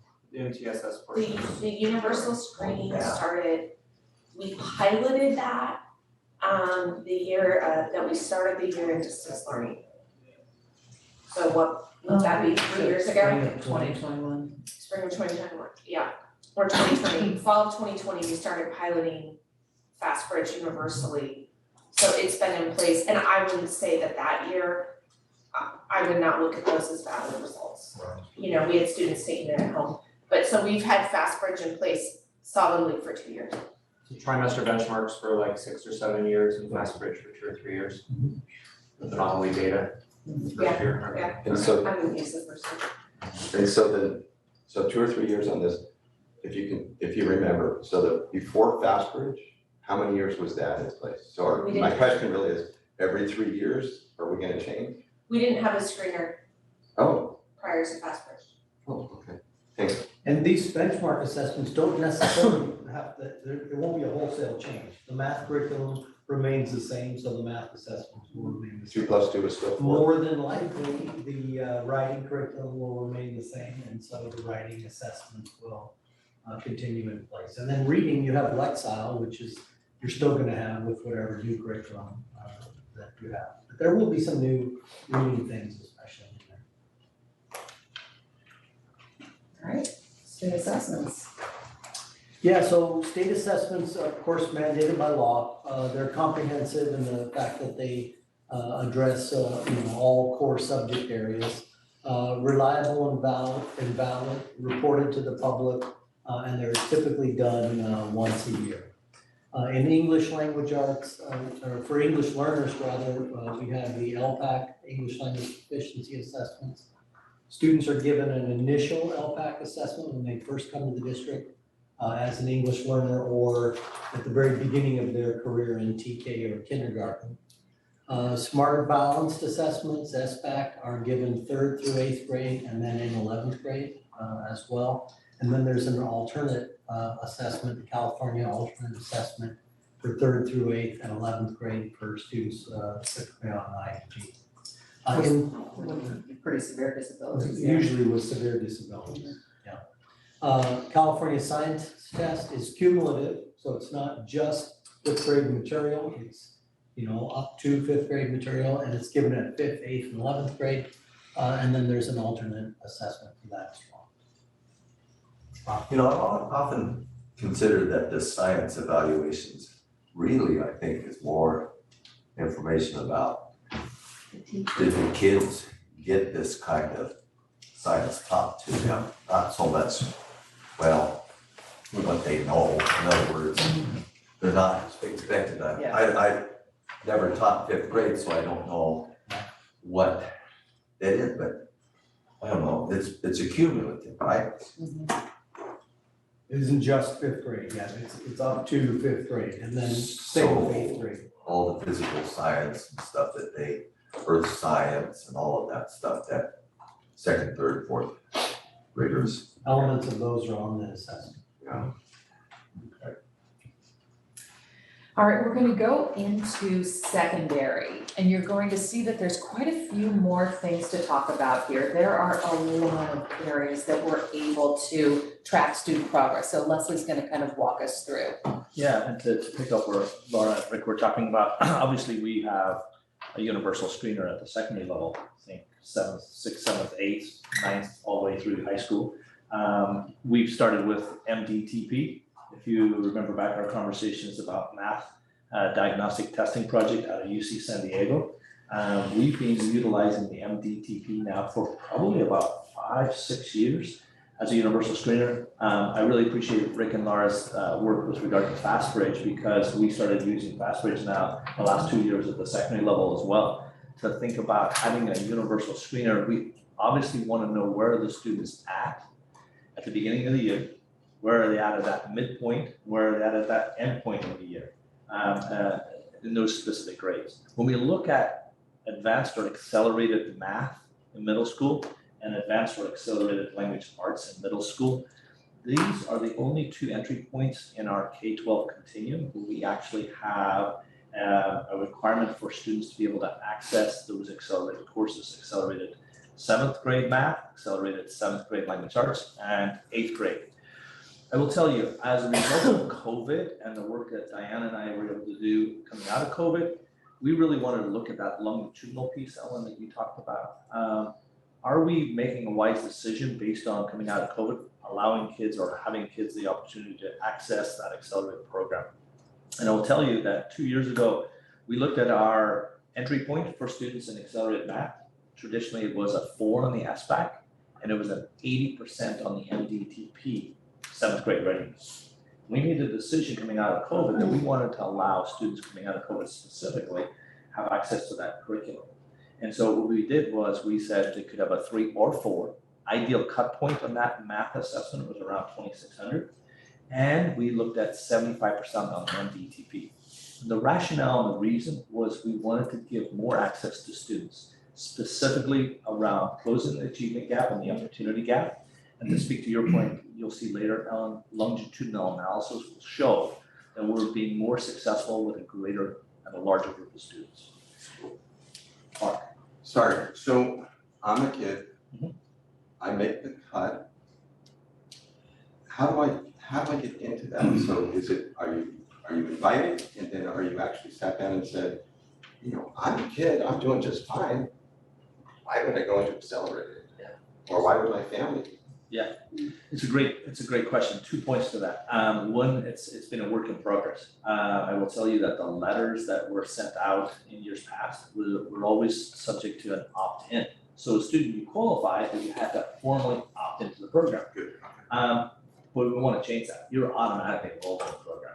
You're not having to opt into the program. If you're a student and scoring really well and could easily handle that accelerated curriculum, we want to make sure that you're automatically enrolled and not formally having to participate. There's a subtle difference there, and we're able to reach students.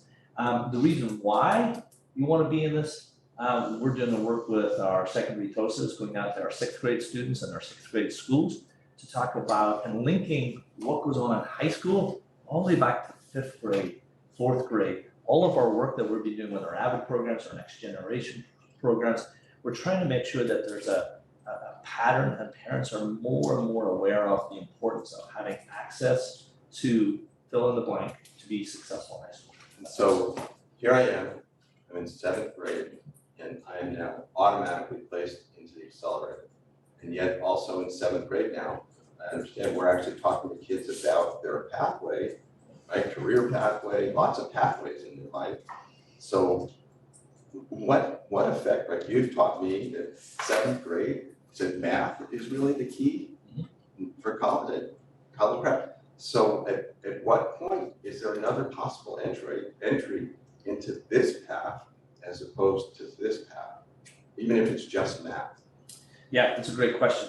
So, we're bringing all of these pieces of the puzzle together because you talk about our 6-year planning. Yeah. And you're talking about growing the counseling resources at the middle school. Right. And you're talking about the intentionality of bringing more awareness to students. We also have the entry points with our summer school and our summer experience. Okay. So that's another opportunity. So for whatever reason, it didn't happen for you going into 7th grade, well, we have summer experience available. There is the opportunity then with the universal screener for teachers in 7th grade to have a student in the first few weeks of school say, wow, I've got this student in my 7th grade class, his name's Mark. I think we might want to look at this kid for accelerated opportunities as well. But So- again, Rick, I'm sorry, Leslie, I'm still hearing 7th grade opportunity.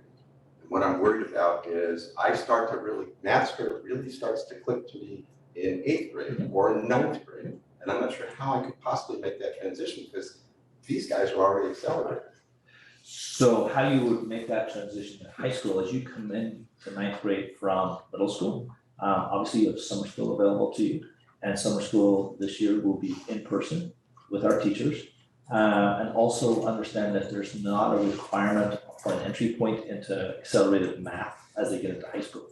So if a student chooses to want to go into honors geometry, honors algebra 2, they can basically sign up and be part of that. And that can come from their SBAC score or their desire through AVID, Next Gen, the counseling resource to make sure they're there. So again, now we're back to, so the personal choice, the opt-in now is in 7th grade, which is basically a parent's choice, right? So I'm now in 8th grade or 9th grade, and I'm from a culture that says, wow, I'm in school, this is great, I don't need anything more, or I don't even understand what the opportunity is. And so now it's almost a kid's opt-in probably, but with all the new counseling, is it enough to take a kid that really, from a family or from the kid himself, who really doesn't understand if there's a benefit and what the benefit is, right? It's that choice that's been made almost back in 7th grade, and I'm kind of questioning or just interested in. And again, this is a rabbit path we don't have to go down. Isn't that what AVID and Next Gen are designed? Right, but again, so my question even here is, how do you get into AVID? Who makes the choice to put you Next Gen? And is that an opt-in program? I don't think we are reaching out and saying, you belong in AVID. We are. We are. So we are very aggressively going out to all of our elementary school sites. Okay. We are having added parent nights. We are identifying students in 6th grade, and we are actively reaching out to the students and to the parents, and then formalizing that opportunity for them to be able to come into AVID into 7th grade. So the wraparound services are out there in our community to ensure that there is an awareness around those things that are available to them in middle school. And then don't we also do a great deal of outreach now? I mean, I remember this being a change since I've been on the board, that is a great change occurring, that we will do outreach to AVID kids and say, you're an AVID kid who belongs in AP any AP English or AP Math or, you know, Yeah. honors. Right. And we actually have data to share Yeah. on Data on our that. avid kids and what they're, yeah. So, Yeah. I'm good. okay. How do we monitor I think it's pretty easy to monitor a classroom and maybe a classroom teacher's proficiency, or how do we monitor a counselor's proficiency and a counselor's, I guess a counselor's work? Because in my opinion, it's a lot harder to reach out to I'm just gonna use SED group than it is to reach out to a kid that's already, it's clear this kid's going on to college, this kid's gonna be a contractor. So is there a way that we're monitoring counselors? Well, and one of the, from experience, one of the tenets would be making sure that we understand who our students are to begin with. Making sure that we know who our SED students are in the 9th grade from a counseling perspective. And actually having conversations about specific students and knowing the names of our students and knowing their story and their journey.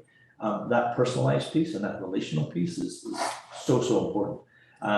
The outreach at all of our secondary sites, we have avid coordination going on from a district level and then at the secondary sites themselves. 6th grade, 7th grade, 8th grade at Loans, 7th grade and 8th grade at Laguna, and then at both high schools. And you'll see on the longitudinal piece how we're growing those numbers of students in each of those grades.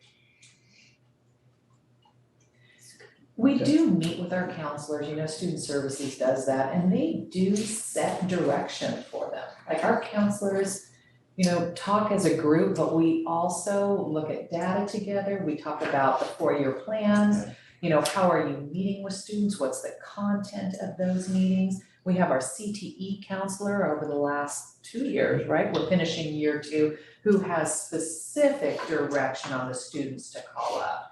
You know, have conversations with, build that relationship with, contact their families, that type of thing.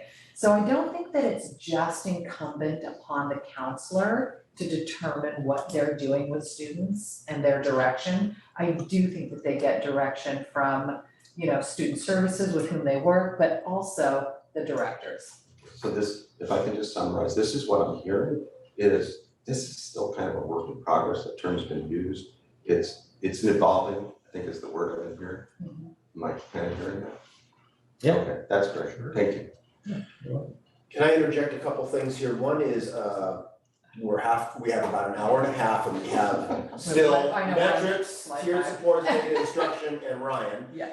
And another thing, I want to apologize, my phone buzzed in the middle of one of you talking, and is there a board protocol as far as cell phones? I just stuck it in my pocket. Yeah, Yeah, so we- Gerald, I'll remind you all. Keep them, try and keep them off the table or like. Okay. the board actually had a thumbs up, thumbs down. And we all agreed that we turn our phones off. Okay, well, I turned mine off, just so you know. Thank you. Okay, thank you. All right, go ahead, continue. So obviously, just an update on graduation requirements for our 3 schools, 3 high schools, Pacific Beach, Morro Bay, and San Luis High. So you have an idea of what the credits are with regard to graduation, the graduation requirements. And then also understanding what A through G means and how the role that it plays throughout high school and the journey throughout high school. You're thinking about the CSU UC system and the need for students to understand the difference between required, recommended. So required might be, 2 years of math or 3 years of math required, and recommended might be 4 years of math in order to ensure admittance to the CSU UC system. I'm sorry. Yeah. So there was a time I thought where you could sort of replace VAPA with CTE. Yes. Is that off the table now? No, that's still. Okay, so that's, okay, You're welcome. CTE pathways, obviously, we're very proud of our CTE pathways at both of our comprehensive high schools and also at Pacific Beach. We're starting that conversation around CTE. Key pieces of information, 300 hours minimum requirement for CTE pathways. No? No, I just scratched. Oh, I apologize. I thought you had your hand up there for a second. So observant. Exactly. you just bought this. Not a problem. And at Morro Bay, traditionally it's a 4-semester sequence, and at SLO High, it's usually a 5-trimester sequence for that CTE completion for the pathways. Dual enrolled, We talk about our students having the opportunity for dual enrollment, obviously understanding that a student may be enrolled in our high school program and be enrolled in a course at the local community college at the same time. We often talk about CCAP, college career access pathways, and at the same time, you could be enrolled in an enrichment class or a substitution course. A substitution course is a course that we would formalize, that we would accept in lieu of our graduation requirement that the student could take through the local community college. So think in summer school, world history, 207A, 207B, 204A, 204B counts towards our graduation requirement in social studies as an example. And for college credits? Yes, and for college credit. So that would be in lieu of maybe taking an advanced placement course. So if a student, Rick's our student, Rick goes to the local community college this summer, takes world history, 204A, 204B. That means that Rick meets his graduation requirement for San Luis Coastal. Rick gets 6 credits or 8 credits, depending on the number of credits for each of those courses from Cuesta College. Those 200 level courses are transferable in the CSU UC system for the most part, and would be taken in lieu of taking the advanced placement course that he could take whilst in high school. Do we have subgroup data on who's taking dual enrollment, taking advantage of it? Yes, we do.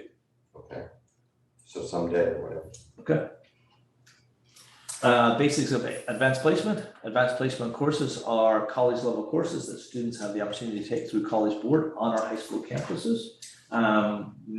First 2 weeks of May, the students take those examinations along with all the other students across the country and even internationally around advanced placement. Key benchmark, 3 is a pass, a 4 and a 5 will tend to lead to college credit. It's not a guarantee. It depends, and it depends on the university they apply to. The CSU and UC can vary depending on campus, but for the most part, it's a 4 or 5. And what that means is the student may well go in, anecdotally, I've had students that have gone to UC Santa Barbara, and they've enrolled as sophomores because of the AP courses they've taken in high school. 8, 9 AP courses for a cost of $98 to $100 a course exam. So for that $1,000 worth of exams throughout high school, they ended up going in as a sophomore, which say in lieu of $25,000. And we provide assistance for families who cannot, 100%. students who cannot afford the exam to ensure that they're able to take the exam. And I think with regard to, I mean, maybe this has changed a little bit, but my experience just in talking to people the last few years, if you've taken AP history or taken history at Question, but you want to be a history major, that can sometimes be probably, the university, the higher institution may say, we will only allow history courses from our institution if that's your major. So it is worth checking into. Yeah. And they're all different. They're all different. They're all And I appreciate Ellen's comment about the AP and that we're helping pay for it. Literally, the law says you can't charge for AP exams if you're within a certain group. So I appreciate that everybody's excited about it, but really, you gotta do it. And the students oftentimes qualify for the waiver as well. Yeah. All right, so that's all data that we collect, right? Elementary data, secondary data, and we'll be going over that in a few minutes when we show you data in those areas. But I wanted Rick to talk a little bit about what we have to provide to the state of California. Yeah, so the state of California uses the dashboard to report all of the data points and other data points that we mentioned here today. There's 2 different kinds. You have local indicators, which are based on the priorities that you see up there. There's 5 different priorities, not all of them are listed. But the local indicators are a self-reflection tool that the state provides, and we go through that tool to make sure that we meet the requirement in those 5 areas: teachers, instructional materials and facilities, implementation of standards, parent engagement, school climate, and then access to a broad course of study. The state indicators are hard data based on the academic performance from the SBAC and the LPAC. English learner progress is the LPAC. Absenteeism, graduation rate, suspension, and then college and career readiness. All right, I'm gonna move on You ready for that? So the next thing we want to talk about is tiered effort. So we're talking about an achievement gap. So what are the programs that we're providing or the services that we're providing that we hope to reduce the achievement gap, but also promote achievement for all students? So we're going to talk about that. Let's see. All right. We talk about the idea of tiers 1, 2, and 3, right? Tier 1 is every student in every classroom. It's kind of a triangle, right? Tier 1 is every student. Tier 1 is that group of kids that we find are not achieving in an area and need a little bit more support. Should be about 15-16% of our kids. Tier 2. And then, did I say tier 2? You said Oh, one. sorry. Tier 2. And then tier 3 is that finite top percentage. Oftentimes, kids with disabilities, oftentimes those kids are identified for special services. But let's just start with tier 1 and what we do across our classrooms. So obviously, we talk about first best instruction. As a former principal, I often would quote with our staff Marzano's work, The Art and Science of Teaching, because teaching is really an art form. There's scientific methodology, and many of our educators in this room will remember Madeline Hunter's work, and there was a very pronounced 9-step lesson plan, and you really think about your anticipatory set and your closure, right? And that really comes to mind when you think about that. But when you think about first best instruction, we are very blessed in our district to have our Danielson framework. I will say the work that we did probably 8-9 years ago, bringing the Danielson framework to us, allowed us as a teacher organization to have a framework that really guided our best practice. When you think about Danielson, you're thinking about domain 2 and 3 specifically. And the domain 3 is where the rubber really meets the road. It's about the pedagogical approach. How do we bring best teaching to our students in every single class? And things that come to mind, how do we communicate with students?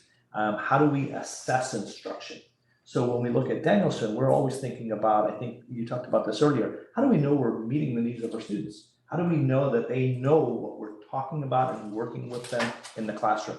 When we link that with our state-approved curriculum and our content standards, we're always working within our state frameworks and from our content standards. And then the work that Laura and Rick have done, bringing Dr. McDowell to our district, has been so important, because what we're talking about there is surface, deep, and transfer. And what we really want to get to is the application of getting our students to understand how they can take what they're learning and put it into practice. All of it comes under first best instruction. And that's universally accessible to all students in our district. When we talk about full day TK and K, we're talking about having that intervention or that ability to bring students into that learning approach. And then we think about summer experience. Since COVID, having the opportunity to have summer experience for the lower grades and then summer school available for upper grades. And then finally, when we talk about closing the achievement gap or the opportunity gap, AVID, accelerated classes, or next gen. All of that comes under that umbrella of first best instruction and tier 1 intervention. Rob? Would it be possible for me to get a copy of the Danielson framework? Absolutely. Sounds really interesting, I remember Madeline Hunter. You remember those formative years, right? We never forget those things. Yes. I'd like to get a copy of that. I think Sure. it's No fun to problem. look at. When appropriate in the presentation, can you give a quick overview of the difference between next gen and Avid? Absolutely. So AVID, we work within the AVID framework where we're looking at first generation students from maybe single parent families, situations that may arise in their background that would cause them to have the potential, as we deem under AVID, to bring them into that formalized process. Next Gen for us has been a partnership between San Luis Coastal and our Ed Foundation, where we wanted to work and reach out to 7th grade students who were nominated by their school site.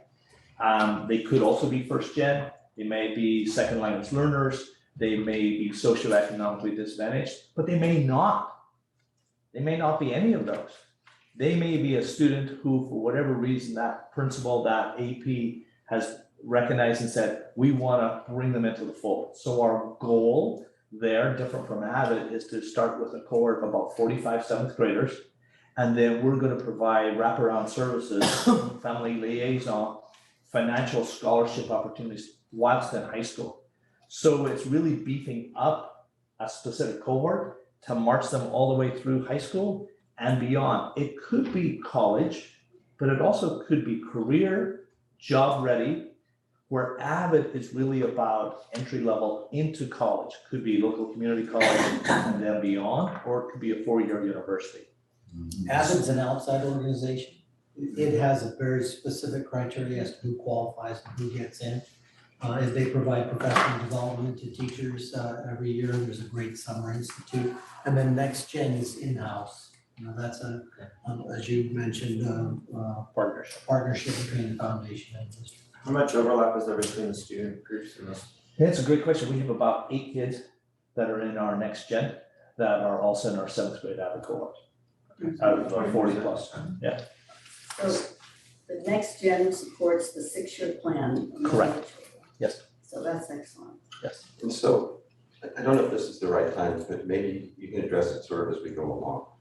We have Avid, Next Gen, AP, I think there's something accelerated classes. In the old days, it might have been called GATE, right? It was a GATE program. We had dual immersion schools. And this is the term that keeps sort of coming to mind. And it's not Brian, but it's brain drain. And what I'm concerned about is if I'm correct and there's kids that are A students and B students and B, that the A students sort of interact, help a teacher, and they help other kids accelerate in their learning. There's a model within the classroom.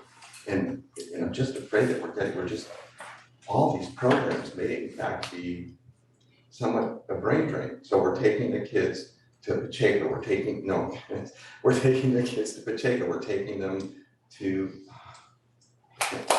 our accelerated school, teach school. We're just, and a lot of that is, could be parent driven, some of it, and I'm just worried about that affecting what I would call brain drain. So if this is not the appropriate place or it's just not gonna fit in here, I'm more than willing to discuss it somewhere else. Yeah, good point. Put it on the list and we'll definitely get back to that. Oh, And I'm not asking you to put it on the list, we'll. oh, I see, I'm sorry, it's on this scrap of paper. But let's talk about tier 1 in one other area, and that's the idea of social and emotional supports, right? So what are we providing to every kiddo across this district? Just broadly, we talk about relationship building, like what's happening on all of our campuses that really drives our kids to come to school, what would make them want to come, outside of any other pressures that they might have. That school connectedness, the school focus, we have full-time counselors. And that was this Board of Education last year, working with Dr. Prater, to make sure that every elementary campus has a full-time counselor. And that our secondaries do too. That's been a huge tier 1 opportunity for our kids and our families. That summer experience, again, available to everybody, a tier 1 focus to ensure that kids move forward. Secondary and elementary do have a little bit different opportunities in terms of social emotional for secondary. The ASB clubs, which we talked about earlier, athletics, student senate, this Next Gen and Avid, we're increasing our counseling support. That goes across all students, and it's an opportunity for every one of them and really helps with their connectedness to their campuses. And then at the elementary level, when we're talking about SEL, we have curriculum. Leader in Me is kind of building across our elementary schools, started with 1. Laura at Monarch Grove, we're up to 3. We've got a 4th one joining. Our principals continue to ask about Leader in Me and work with their teachers on that. But we also have second steps. So the schools that don't have Leader in Me are second steps. This year, elementary athletics for achievement across every elementary school, open to every student. And the stories we hear about how it's connecting the kids to the campuses is just phenomenal. Trauma training for our staff, and we're going to talk a little bit also about our overnight science camp, making sure that every kid in this district at the elementary level has an opportunity to go away to science camp, no matter what their economic status is or maybe the Title I status of their campus. We wanna make sure, and again, that was this board and Dr. Prater making sure that that happened. Now, just one other, a couple other things we wanna talk about in terms of tier 1, and Rick is going to hit on these. Parent education, and Mr. Buckman, you always do a great job of reminding us of the importance of that, as does everybody, but it's critical that we have a partnership with our parents and that we pull parents in every single opportunity we have to engage them in terms of what's happening in our schools, what's happening in the classroom. Over the last several years, some of the things we've heard from parents are like, I don't know exactly how to support my child, what exactly is happening in the classroom. And so Dr. Prater asked Mr. Martin to develop these family guides, and that has happened over the course of this year. Jeff's done a really good job of putting together some comprehensive family guides that will be out soon. And, we'll give parents and teachers kind of a speaking points when you talk about what's happening in the classroom. During the course of the school year at that particular grade level, there's reference material there. And there's a lot of things that the family guides will do. And by the way, Rick, you might find this interesting. I stole that idea from the Department of Education in Massachusetts. And so that was our framework. So continue, Rick, sorry. Should be good. In terms of parent education, there's so much that goes on. We talked about this during the LCAP. Not just the things that are outlined in LCAP, but all the things that are happening at sites. There's a lot of parent activities. Some of them are some of the things that are occurring in our community right now, with opioid awareness and prevention. Several sites did activities with that. Parent connection, parenting workshop, positive parenting for all, what I wish my parents knew. Many of you have attended the ELAC and DLAC meetings that we have every year. Dynamic groups where parents have an opportunity to have their voice heard and share their concerns and ask questions, that kind of thing. School site councils, literacy nights, college and career planning and other activities as well. So parent education, I think, is robust, happening, all over the place all the time. And we can always do a little bit more or a little bit better. Please. What is family life information nights? Yeah, it's a great question. So when we work with our students at the middle grades with regard to our health curriculum, we obviously send out our parent letters for parents to be able to opt their son or daughter out of the health curriculum that's offered in the science class. One of our goals is also to make sure that parents always have access to see the curriculum. We've actually had some parents come into our office to review the curriculum. But one of the areas that we want to maybe build more community around is moving forward, making that available maybe in a family life evening for parents to be able to come and have those conversations as well. So that would be a future opportunity. Right now, we send out the letter, we talk about the curriculum, we allow them to opt out, we allow them to look at it, right? The question is, can we bring them together at the school site? Can we give them that opportunity with the science teacher to look together at the curriculum with somebody they know and trust and that type of thing? So that's what we're looking at. Is that happening? It is not happening currently, Okay, it is a this is future the plan. possibility. Exactly. And so. Yeah. So for the family life information nights, is that where you present the opt-in and opt-outs of different programs that their child might be in? Well, they get the letter in the mail, like every family gets a letter saying that they can opt in or opt out. They would not have to come that evening to get that. They would not have to do that. It would Okay. just be another opportunity. Does that go home in the mail or in the child's backpack? That's a great question. It actually goes home from the teacher at Parent Square traditionally. Okay. So that's usually the mode of operation. We find that when we send it home with the student in the backpack, it tends to stay in the backpack, to be honest. Yeah, what goes in the backpack stays. Stays in the backpack, to be honest, yeah. Yeah. So that's planning for the future, right? Planning for more opportunities for our families, so they really understand this important curriculum that we're presenting. Okay, but that would be a place where in person they could get opt-in or opt-out for Yes. any of the year's courses or programs that have that ability. Because I wanted to come back to this later. So Yeah. and ask. Yes. Oh, I'm sorry. No, it's okay. Okay, great, sorry. So we did a survey at one point, 20 years ago, do you have internet access? We got a fairly good response, and it drove some of the decisions, at least for me. So I guess as I hear this parent education, do we have a metric? Right, we get lots of data for almost everything that has to do with kids. Is there a metric? Is there something we're looking for? Is there a percent of parents we know they're reaching? Is there a lot of overlap? Do we know by subgroup?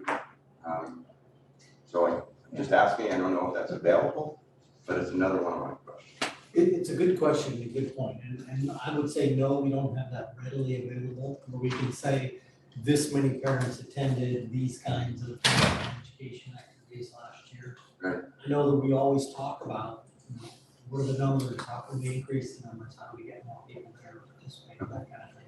Thanks. But I think we do have numbers in terms of Parent Square, like when we send a Parent Square topic out, any information and attachment, we have that data, right, as to how many parents received it. So we're really going to have these family life information on? That's our plan, yeah. Okay, You will be there. well, I was just gonna say, and may a board member attend with a little.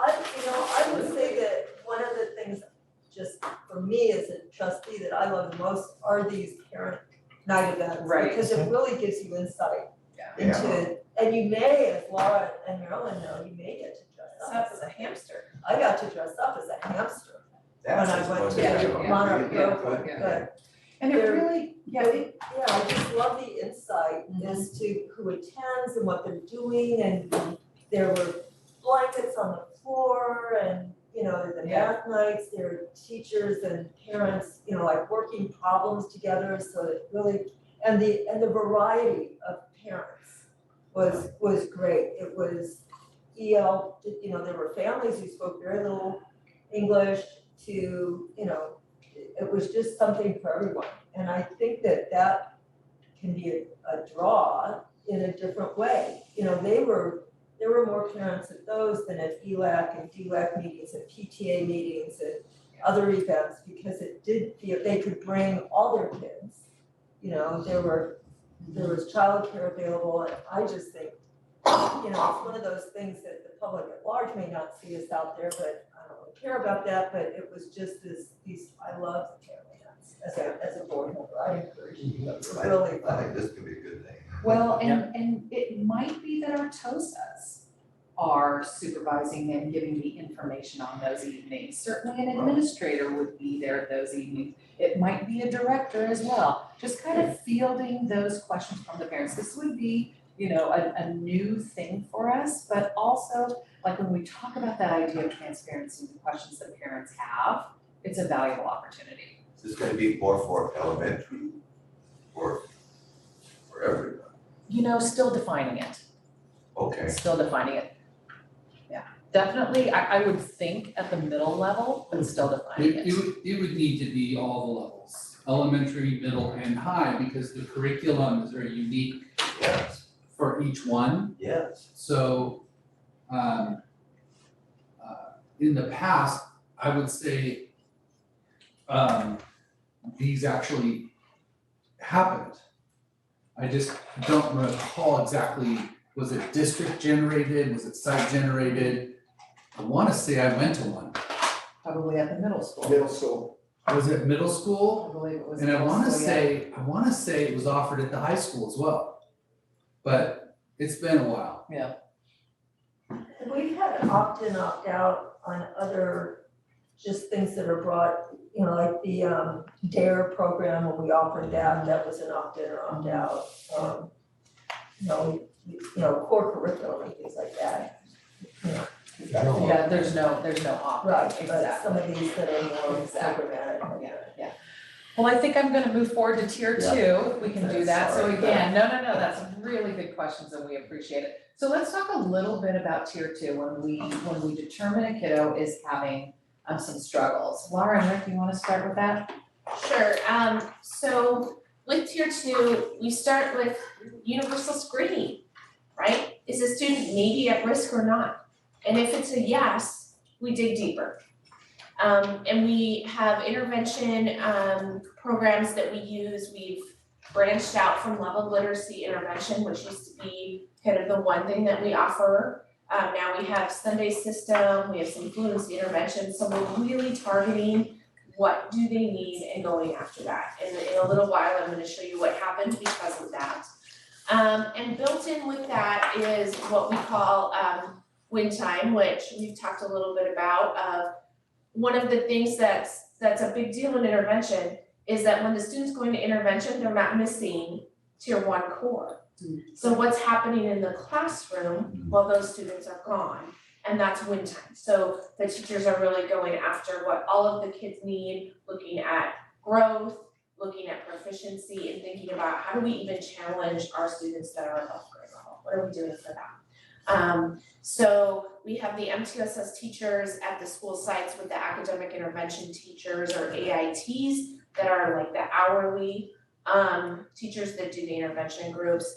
And they have done a fantastic job really moving our students this year in elementary. So that's elementary sort of intervention. We did do the 5th grade math fractions pilot, which was a huge success. We're gonna build on that next year and kind of broaden that out, but I'll turn it over to Leslie to talk about secondary. Sure, intervention at the secondary level, you've got at Slow High tutorial, that's on a Monday.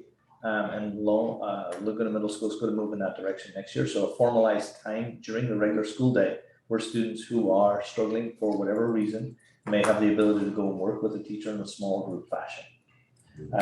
You also have at the secondary level, you have that ELD and EL support. You also have co-teaching. For example, at Laguna Middle School, they have 2 subject matter specialists, in this example, math, 2 math teachers in the same class with the group of students and really digging in to help support the students in their math understanding, okay? Credit recovery, obviously at the 2 high schools, we have a credit recovery program up till this year. We've had Apex, and then next year we're gonna move into Edgenuity for those students who are primarily seniors who are deficient in credits to make sure that they're able to graduate with their classmates in their cohort. And then summer school, really excited about the fact that we have summer school this year in person at both San Luis High and Morro Bay High for our students, whilst also having the partnership with Cuesta College to have an asynchronous online opportunity for students who are not able to come in person. So we have both. So that's our tier 2 piece for secondary. And social emotional, we have tier 2 supports across our campuses, small group counseling, our family advocates, the care teams that we have at all of our sites. So again, it's not the ground floor where everybody's getting it, but we're taking a smaller group of kids and providing them a little bit more intense supports. Excuse me, Yes. on the secondary, pardon me, Mr. O'Connor, the tutorial opportunities at Slow High and Laguna, you said that was within the school day. How will that be structured? That's a great question. So from experience, the best way to make a difference in a tutorial program is not to have it at the beginning of the day or at the end of the day where students are not already at school. So how it's structured is it's after lunch. It's targeted like 38-minute time period. And the students, we carve out the bell schedule in such a way so that the students have a 38-minute, almost like homeroom. And then those students that need additional help or would like to seek out additional help can literally sign up or be invited by their teacher. And so we have that set up in Aries as like a 7th period option. And so those students invite or get invited to go to Ellen's room for support in math. And off they go to those classes and the teacher takes roll and that's how it's done. So there's no loss of instructional time? Nope. It's Wonderful. an additional opportunity. Thank you. And then finally, here's tier 3, right? Our smallest group of students with the highest need. You want to talk just a little bit about, well, I guess I can talk about, so the special education academic supports across the district, right? That's definitely tier 3. You want to talk a little bit about the hub? Yeah, at Slow High, they piloted a central location. Actually, it's been in J2 for this whole year, where they'll have a targeted group of students, primarily in our special education teams, And we will have general education specialists or teachers come to that location to work with small groups of students or even one-on-one with students. So if you could envision 35, 40 students in J2, and we would have a science teacher in there, period 2, as well as a social studies teacher, as well as a math teacher. And each of those subject matter specialists would be working with an individualized student or small group of students to bring them up to speed with what they were covering in class in their everyday schedule, if that makes sense. That's called the hub. Yes. And we've already talked about co-teaching. We also have study skills courses, mostly for students with IEPs, mostly for that. But then we added in this last bullet, and this is critical when you talk about tier 3. You have to support and retain your special educators, right? I mean, it's the hardest group to hire and retain. So we look at that specifically in this district. And Janet has been working, I think, nonstop with not only the directors, but Dan Block. How do we get the most talented and how do we retain them? Then your tier 3 is more effective. It's just something to think about. And then social emotional, we also have tier 3 supports there. You just have to think about a smaller group of kids with greater needs. So in tier 2, our MFTs might have a group of 12 kids they're working with. In tier 3, it could be one-on-one support, it could be 2-on-1 support. You'll see that we've got our threat assessment process on there. Again, a very small group of kids who are getting supports. Ursus is our special education counseling with a psychologist. So all of these things kind of come together to try to decrease that achievement gap. And so the next thing we're going to go into is the actual data. So let's look at our changed data. Yes? Threat assessment process, would you describe that? Yeah, there are times that we have students make threats on our campuses. Could be elementary, middle, or high school. They could make a threat to hurt somebody. They could make a threat involving a weapon or a campus. So we have a very defined process that we use to analyze risk. So that's basically what we're doing. It involves our school psychologist on the campus. It generally involves Chris Dowler, who runs the whole program, the principal, and it always involves our school resource officer. And so it's this very deep dive we go into as a team to understand the actual threats. Right.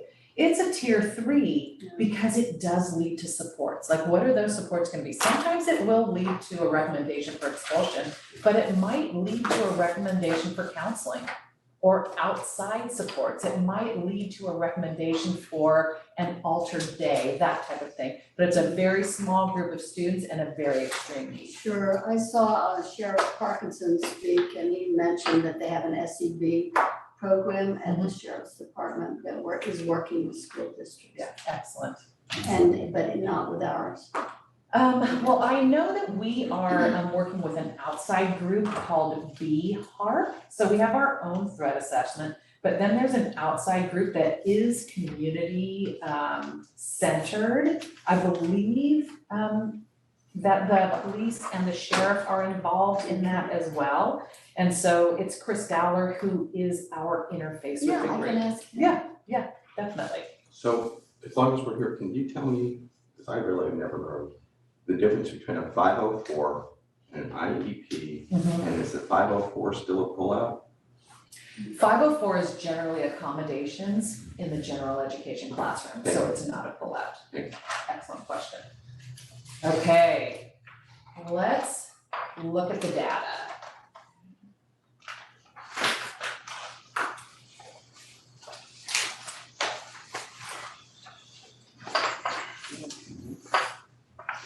All right.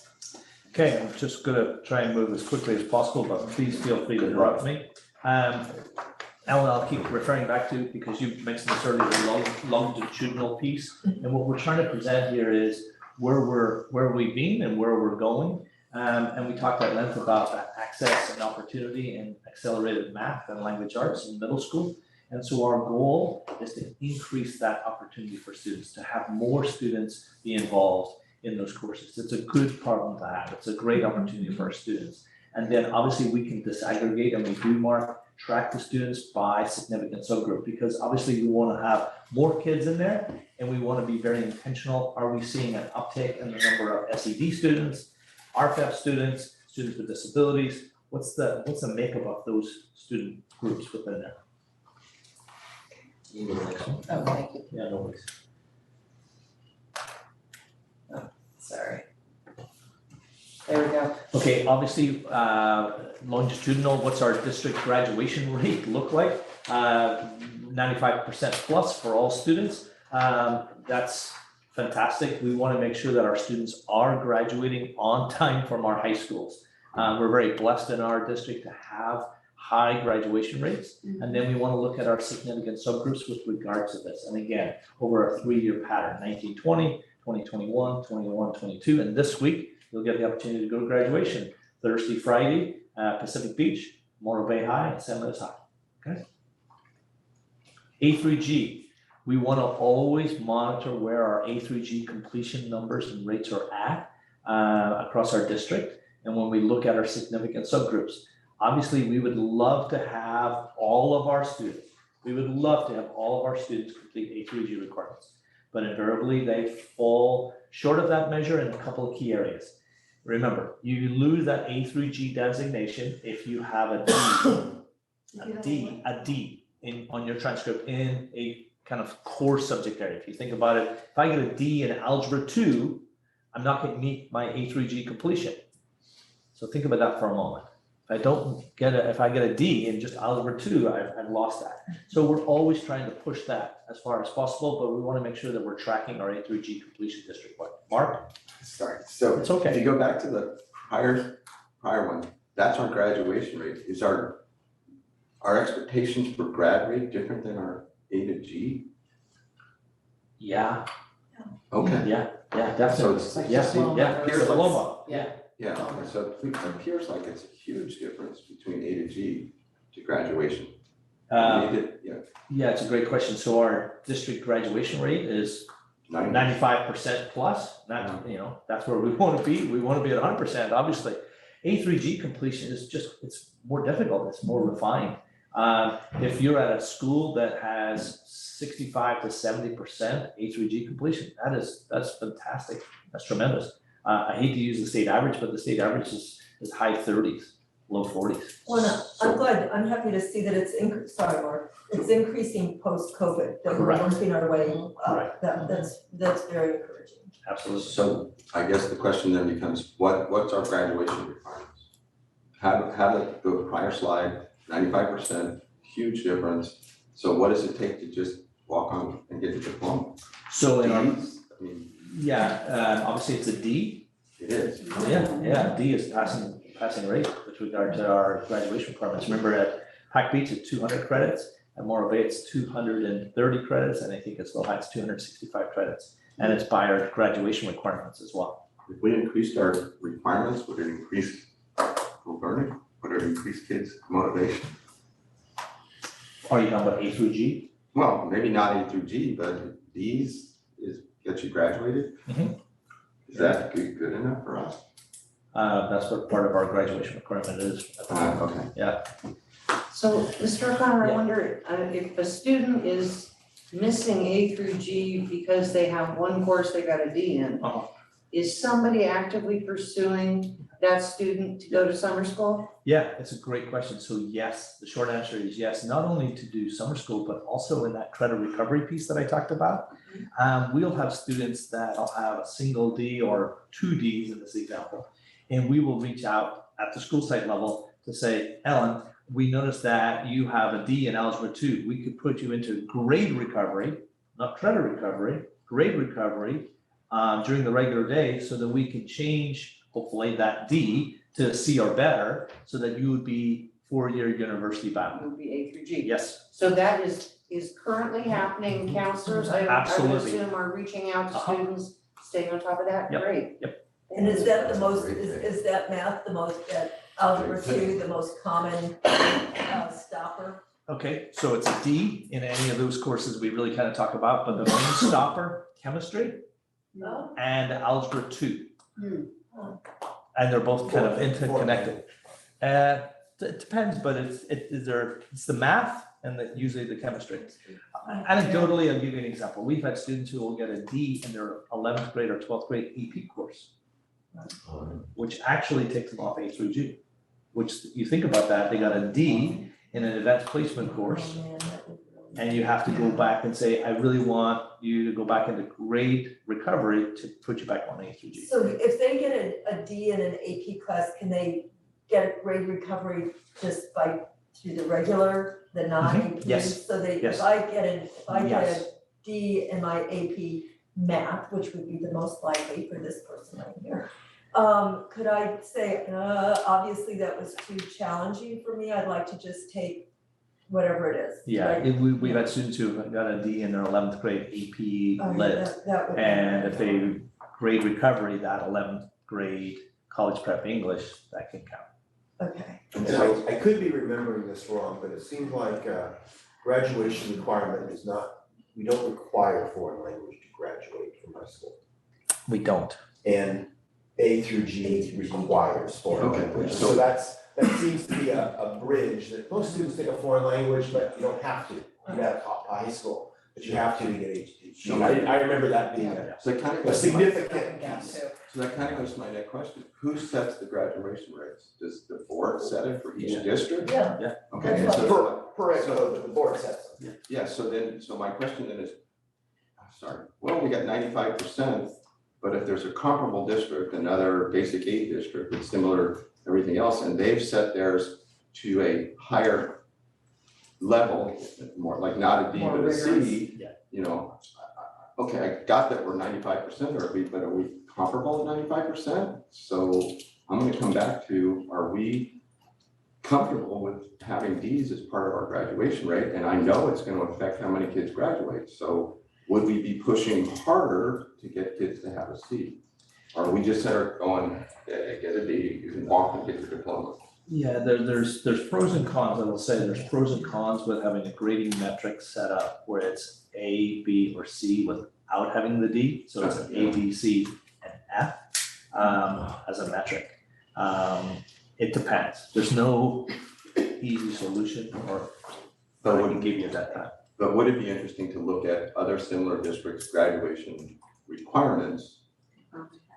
I'm sorry? Oh, go ahead, Ma. I'm sorry, thinking out so- loud. Would it be interesting to look at similar district graduation requirements and then look at their graduation rates? I know graduation rates are great, but, you know, if we're just basically letting somebody like me just sort of slide through. Okay, thanks. Sometimes,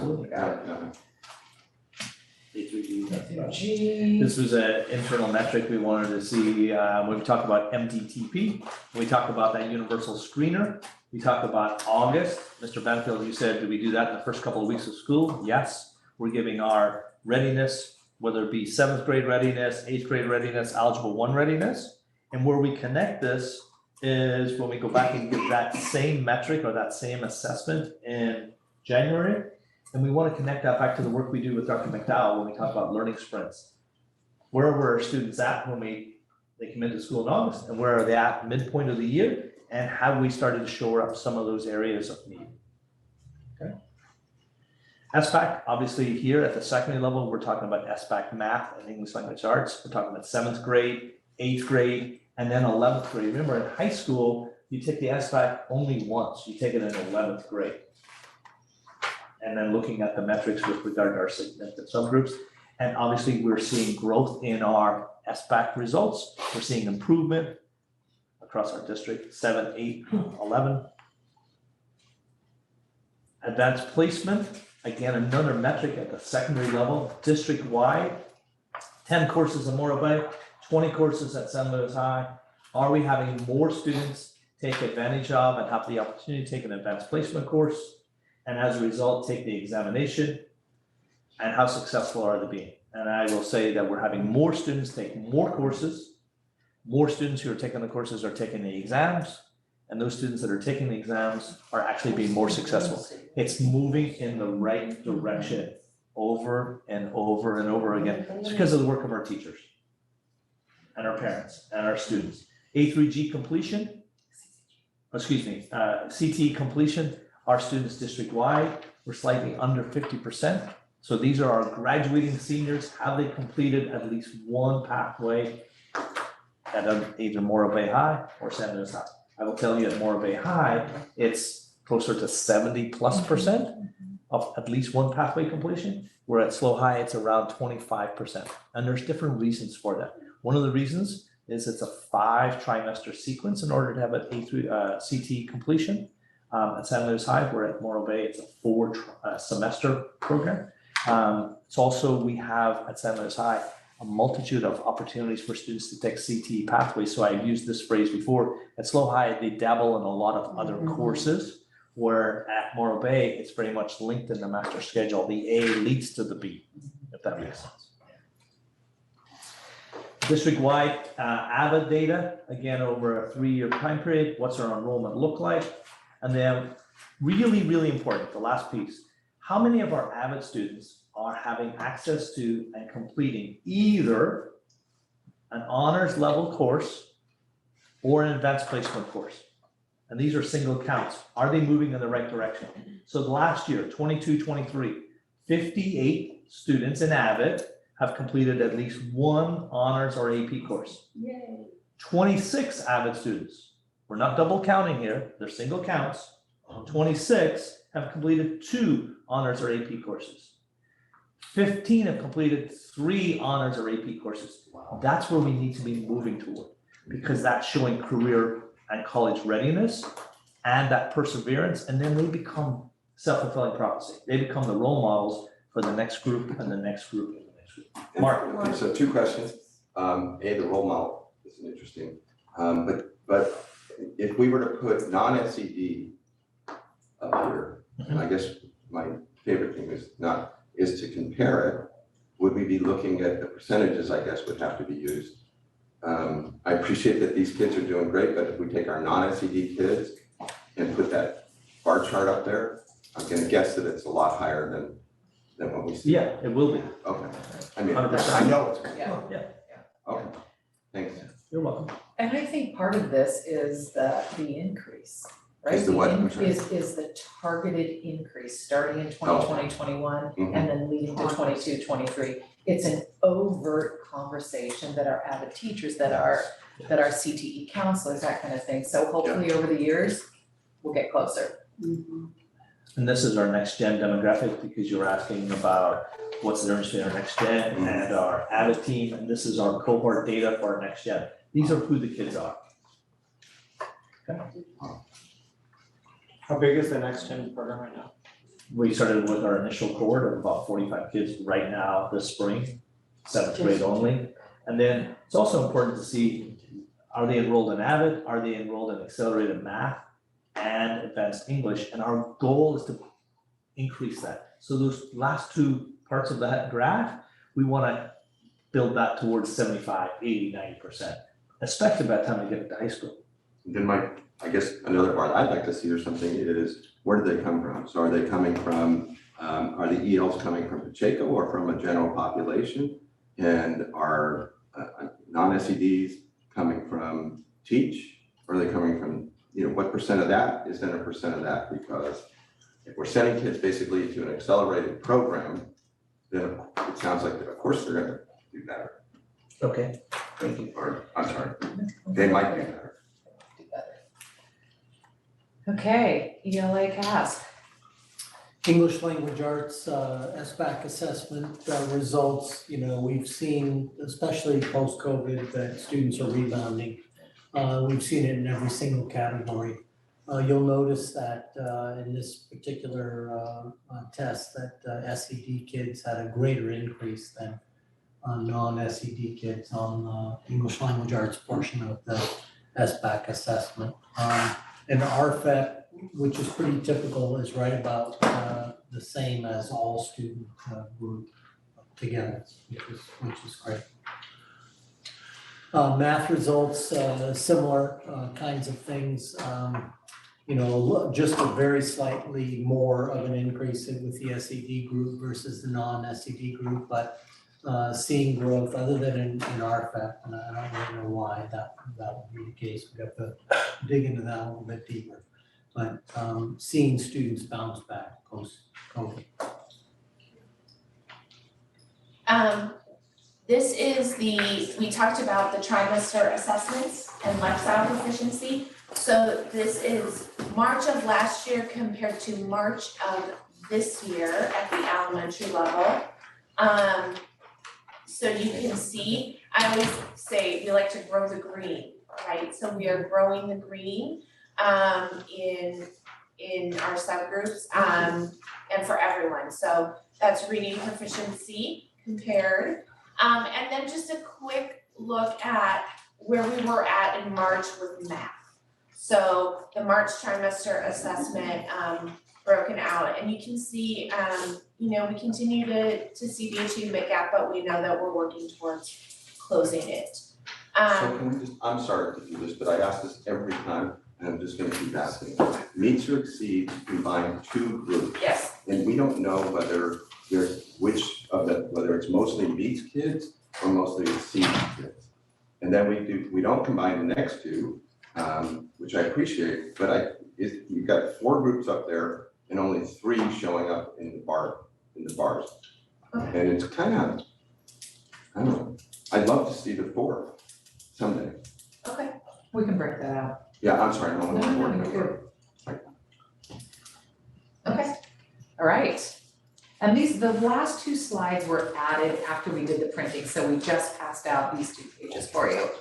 So we just calculated this data on Friday afternoon. That's part of why I've been distracted on my phone. I have principals and MTSS teachers texting me wanting their school data. So, because we're closing out the trimester right now. So we look at the FastBridge early reading assessment. This is given to students one-on-one. There is an English version and a Spanish version. So our students that were served in tier 2, so these are our students in reading intervention. So if we look at kindergarten at our English only schools, we had 85 kindergartners that were served in tier 2. Of that, 58% of them made more than a year of growth in a year's time. Now, that doesn't mean that they're at where they should be at. When we were doing the work on Friday, the MTSS teachers had some charts that had like the norms down the side. And we had some students that weren't even at the first percentile in norms, starting, you know, that far below. So it doesn't necessarily mean they're on grade level yet, but they're accelerating more than a year in a year's time. And we're really excited about first grade English, 74%, more than a year's growth in a year's time. And Diane, if you want to go to the next slide. This is English, so starting in 2nd grade, we assess only English with A reading. It's a broad measure of reading achievement. And you can see in 2nd grade, we had 130 students in tier 2, and 78% of those 130 more than a year of growth in a year's time. So when we add all of our tier 2 students together, we served 636 students this year in tier 2, and 65% of them accelerated. So this is huge kudos to the MTSS TOSAs, the MTSS teachers on the sites, and the AITs. We did a lot of shifts this year in intervention delivery, and being really targeted and really deep, and really looking at progress monitoring data on that weekly, bi-weekly schedule, and it really paid off. So they're accelerating. They may not be at grade level yet, but they're going faster than a year in a year. So this is really exciting. We're really thrilled with this. Eventually, if they continue that rate, they will catch up. Exactly. And that's what we look at, right? They have to, you know, everyone else is, I say it like this, everyone else is walking through the grade level and they need to be running because they need to catch up. So we're getting them there. And you have one more section to go over We have instruction. one more section. Mr. Pinkerton, how much time do you need for your section? Oh man, a few words, like you would. Okay. All right. I need to interrupt for 1 second. I need to go back and ask Leslie something. Sure. How much of a boost does taking AP classes give to students who want to get into a 4-year, to a new serious CSC? It's a great question. There's no simple solution. We have data and we have access to programs where, and I'm just processing. You will see students getting admitted to UC Berkeley. Last year's entrance requirements, 4-point plus, and they had 10 advanced courses on their transcript. And I'm using that as a metric from the university. So the university releases their entrance piece, and they'll say, 200,000 applicants, X number were admitted, and this was the DNA pattern. They had a 4.0, and they had at least 10 advanced courses on their high school experience, which means, 8 AP courses and 2 honors courses. Does it give them a leg up if you're in an advanced placement course? Absolutely. That exposure to advanced placement courses does make a huge difference, especially to the UC system. So the reason I bring that up is we talk about knowing our students and knowing their stories. And I would say that if we have kids who are very bright, they're straight A students, but they have jobs outside of school. I mean, AP classes are hard. I mean, they're more time consuming, they're more challenging, they take more time, is my understanding from what I recall. I just feel like, we're saying we want more kids to take more AP classes, but, we have to weigh that with their life situation. So that may be something at some point that needs to occur at that, college enrollment is dropping, apparently. So, maybe that's something they need to look at is, these kids they're going to do great things in their lives, but they're unable to meet some of those thresholds that we keep adding more and more and more pressure on them when they have their own things going on as high school students. So it just, that troubles me in a holistic way, that we've got kids who have to work, who have to help out in the home. And it is very challenging, it may be very challenging for them to take that time to take a few courses. Yeah, there's 2 things that come to mind really quickly. One thing that I'm always reminded of, Jane Hawley, our secretary coastal, always says, and it speaks to this, is not only making sure that they have the entrance requirements, but also making sure that they're competitive in that screening process, because it is a very competitive process. And the second piece to that, what you're describing, Ellen, is as a board, we've talked about ranking in our US News and World Report, top 100. The primary measure of that ranking is related back to advanced placement. It's related back to the number of courses, the number of students enrolled in courses, the number of students taking at least one, and success on that. And I'm not suggesting that College Board and advanced placement is the only route to go, because I think about our dual enrollment opportunities for our local community college, where a student can take that 200 level history, economics, government, English, and that has transference over to the UC and CSU system as well. So there's opportunities there as well. So it's not one size fits all. I just was curious, so thank you. You're welcome. So this is totally off the wall and crazy, but we're talking about reparations for the African American community from the state of California. We're talking about paying for advanced placement, which, but if these kids have to work a second job, maybe at some point we can say, how much are you earning, how much do you need for your funding, and what's the benefit in the long term of taking AP? Absolutely crazy idea. I got it. Also on dual enrollment, a lot of the dual enrollment works with these CTE classes because you need to have a teacher, and so I love to hear about it, but I'm not. It's just not there for the academics. So I know it's growing, but it's just it concerns me. All right, I think we're gonna go on to our last piece, and I think I'm always open to answer any questions that you might have, but we're gonna try to kind of double time through this one so that we can get Ryan in as well. So the board asked a little bit about our rigorous, relevant, and engaging instruction. So what we did was put together just some ideas of the things that we're already doing, things that we might have implemented this year and we'll be building into next year as well. So let's start with this one. I can see if that is something in the way. All right, Dr. McDowell and Clarity. This is big for us, yeah. Yes, so Michael has been here a number of times, working with elementary and secondary, around clarity, learning sprints, and I Innovate. So he will be back, next week. He is doing a day with secondary instructional cabinet members, a day with elementary leadership teams, and then 3 days, of something called Teaching for Transfer. We've partnered with Atascadero Unified. We have over 90 teachers between the two districts coming for those 3 days of Teaching for Transfer. So you're welcome to stop by J2 next week and see Michael. But we continue to work on that with him. I don't know, Leslie, if you want to chime in with anything on the elementary, but. I just think it's elementary and secondary efforts, right? We brought them together, but we've also separated them to make it very targeted.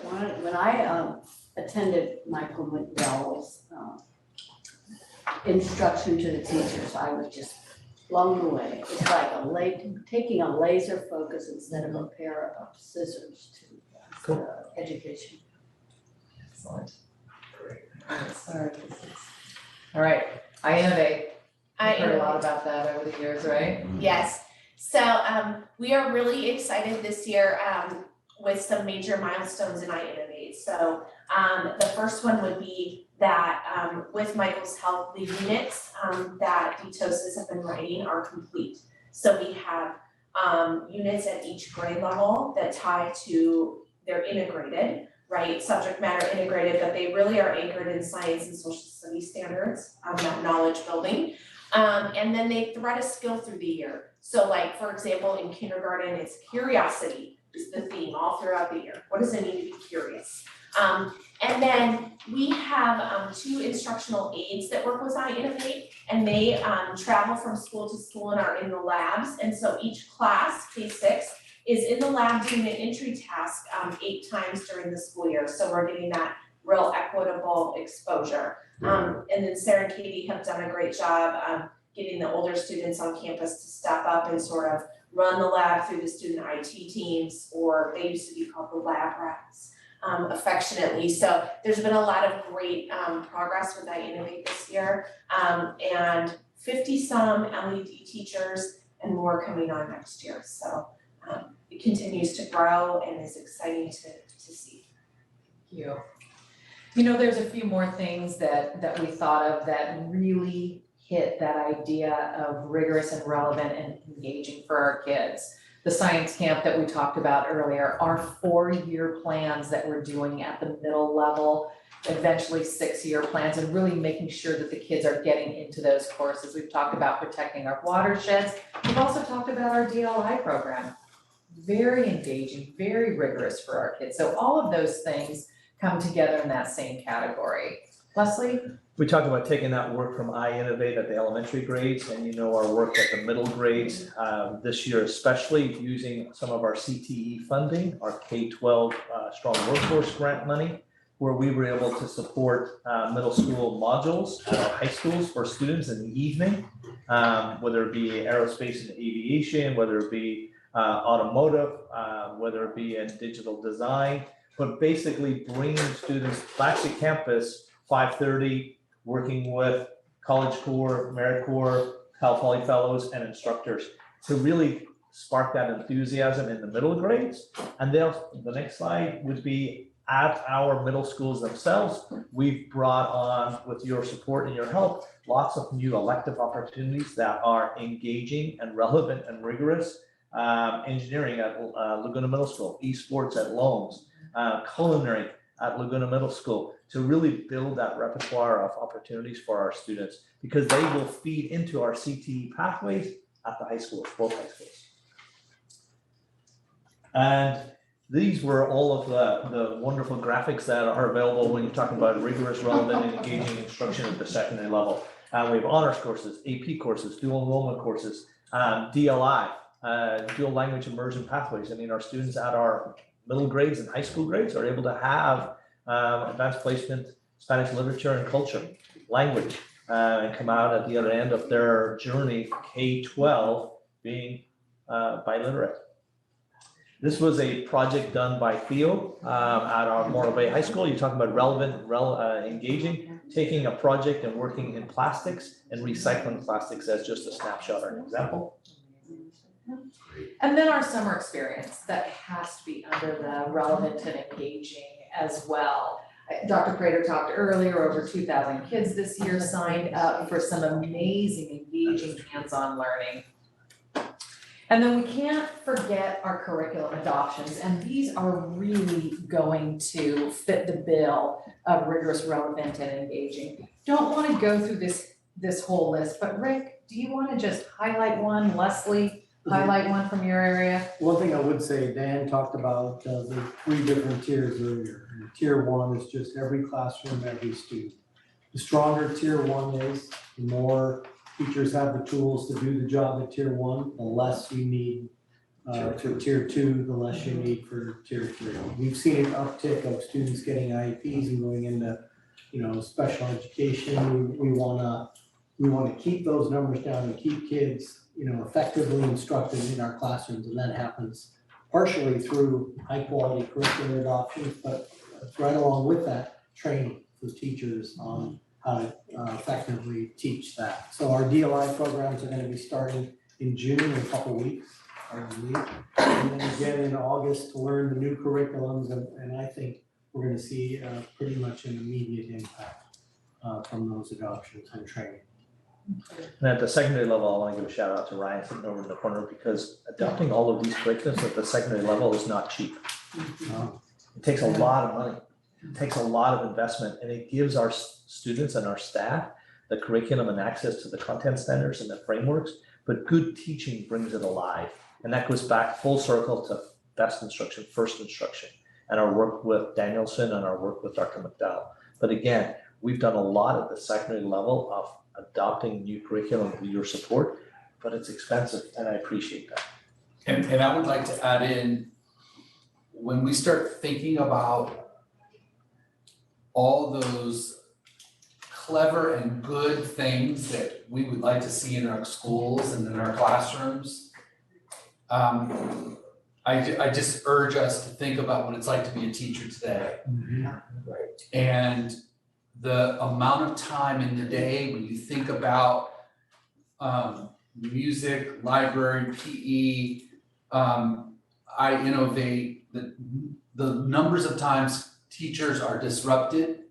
And then when you break it down further and really start looking at these new adoptions and the recommended time that you need to spend on that material during the course of a day or a week, you run out of time really quickly. And so I urge us to really be mindful of what's on our teachers' plates with respect to this new adoption material and the training that goes with it. And I just want to say this, I just found out, a question was asked to me last week. I passed this on to Diane, and we were both like scratching our heads. It looks as though the state is gonna adopt a new math framework,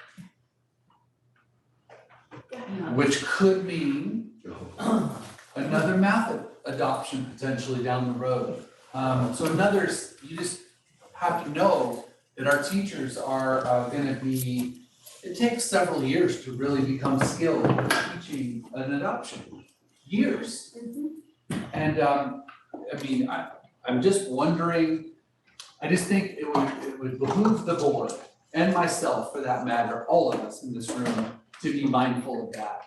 And the pressures related to it, especially when we talk about pedagogy and instructional practice, the training that goes with it, cost, and I feel like in many ways our plates are overflowing with great ideas.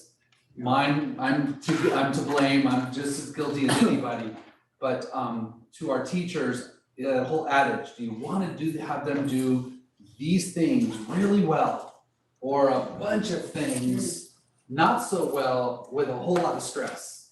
Does the Japanese take the first approach? You do a few things well. That's right. Dr. Prater's jumping into my presentation. All right, I'm just gonna set you up there, Ryan. Yeah, and the other thing is, we have the shortest school year Okay, Brian, you're gonna talk about resources. So Brian, before you start, Yeah. which often really fast, because I know some people are gonna be reading it, I just really wanted to say, point out to all of us, to remind us that Diane Frost, Rick Mayfield, and Laura Storm will not be with us next year. And the fact that they are still so enthusiastic and putting all this work in and spending the time with us here today, up to the very end of their time with this district, speaks to the dedication and professionalism of the people we are so fortunate. That just struck me a little while ago, that I really felt that when you called that, so thank you. Thank you. Go out with a bang. Okay, sorry, Ryan, I'm done. No, you're good. So the board, I'd like to say that like you, Ryan, I've been distracted by the cold and, that's why I've been turning up the heat Yeah, each I time. Turning the cold up. I haven't recovered yet and the coffee is not. There's a microwave right there. if you- Yeah. Oh, that's what I was gonna ask. Is Yes, it there's a in microwave this right room? inside that little room right there, we can heat it up. Okay. Okay, so you started with philosophy and goals and ideas, all those things, and then we talked about kind of nitty gritty, kind of every day from a group, right? And now my job is to have a little bit of a reality conversation with you about what's going on and where we're headed, right?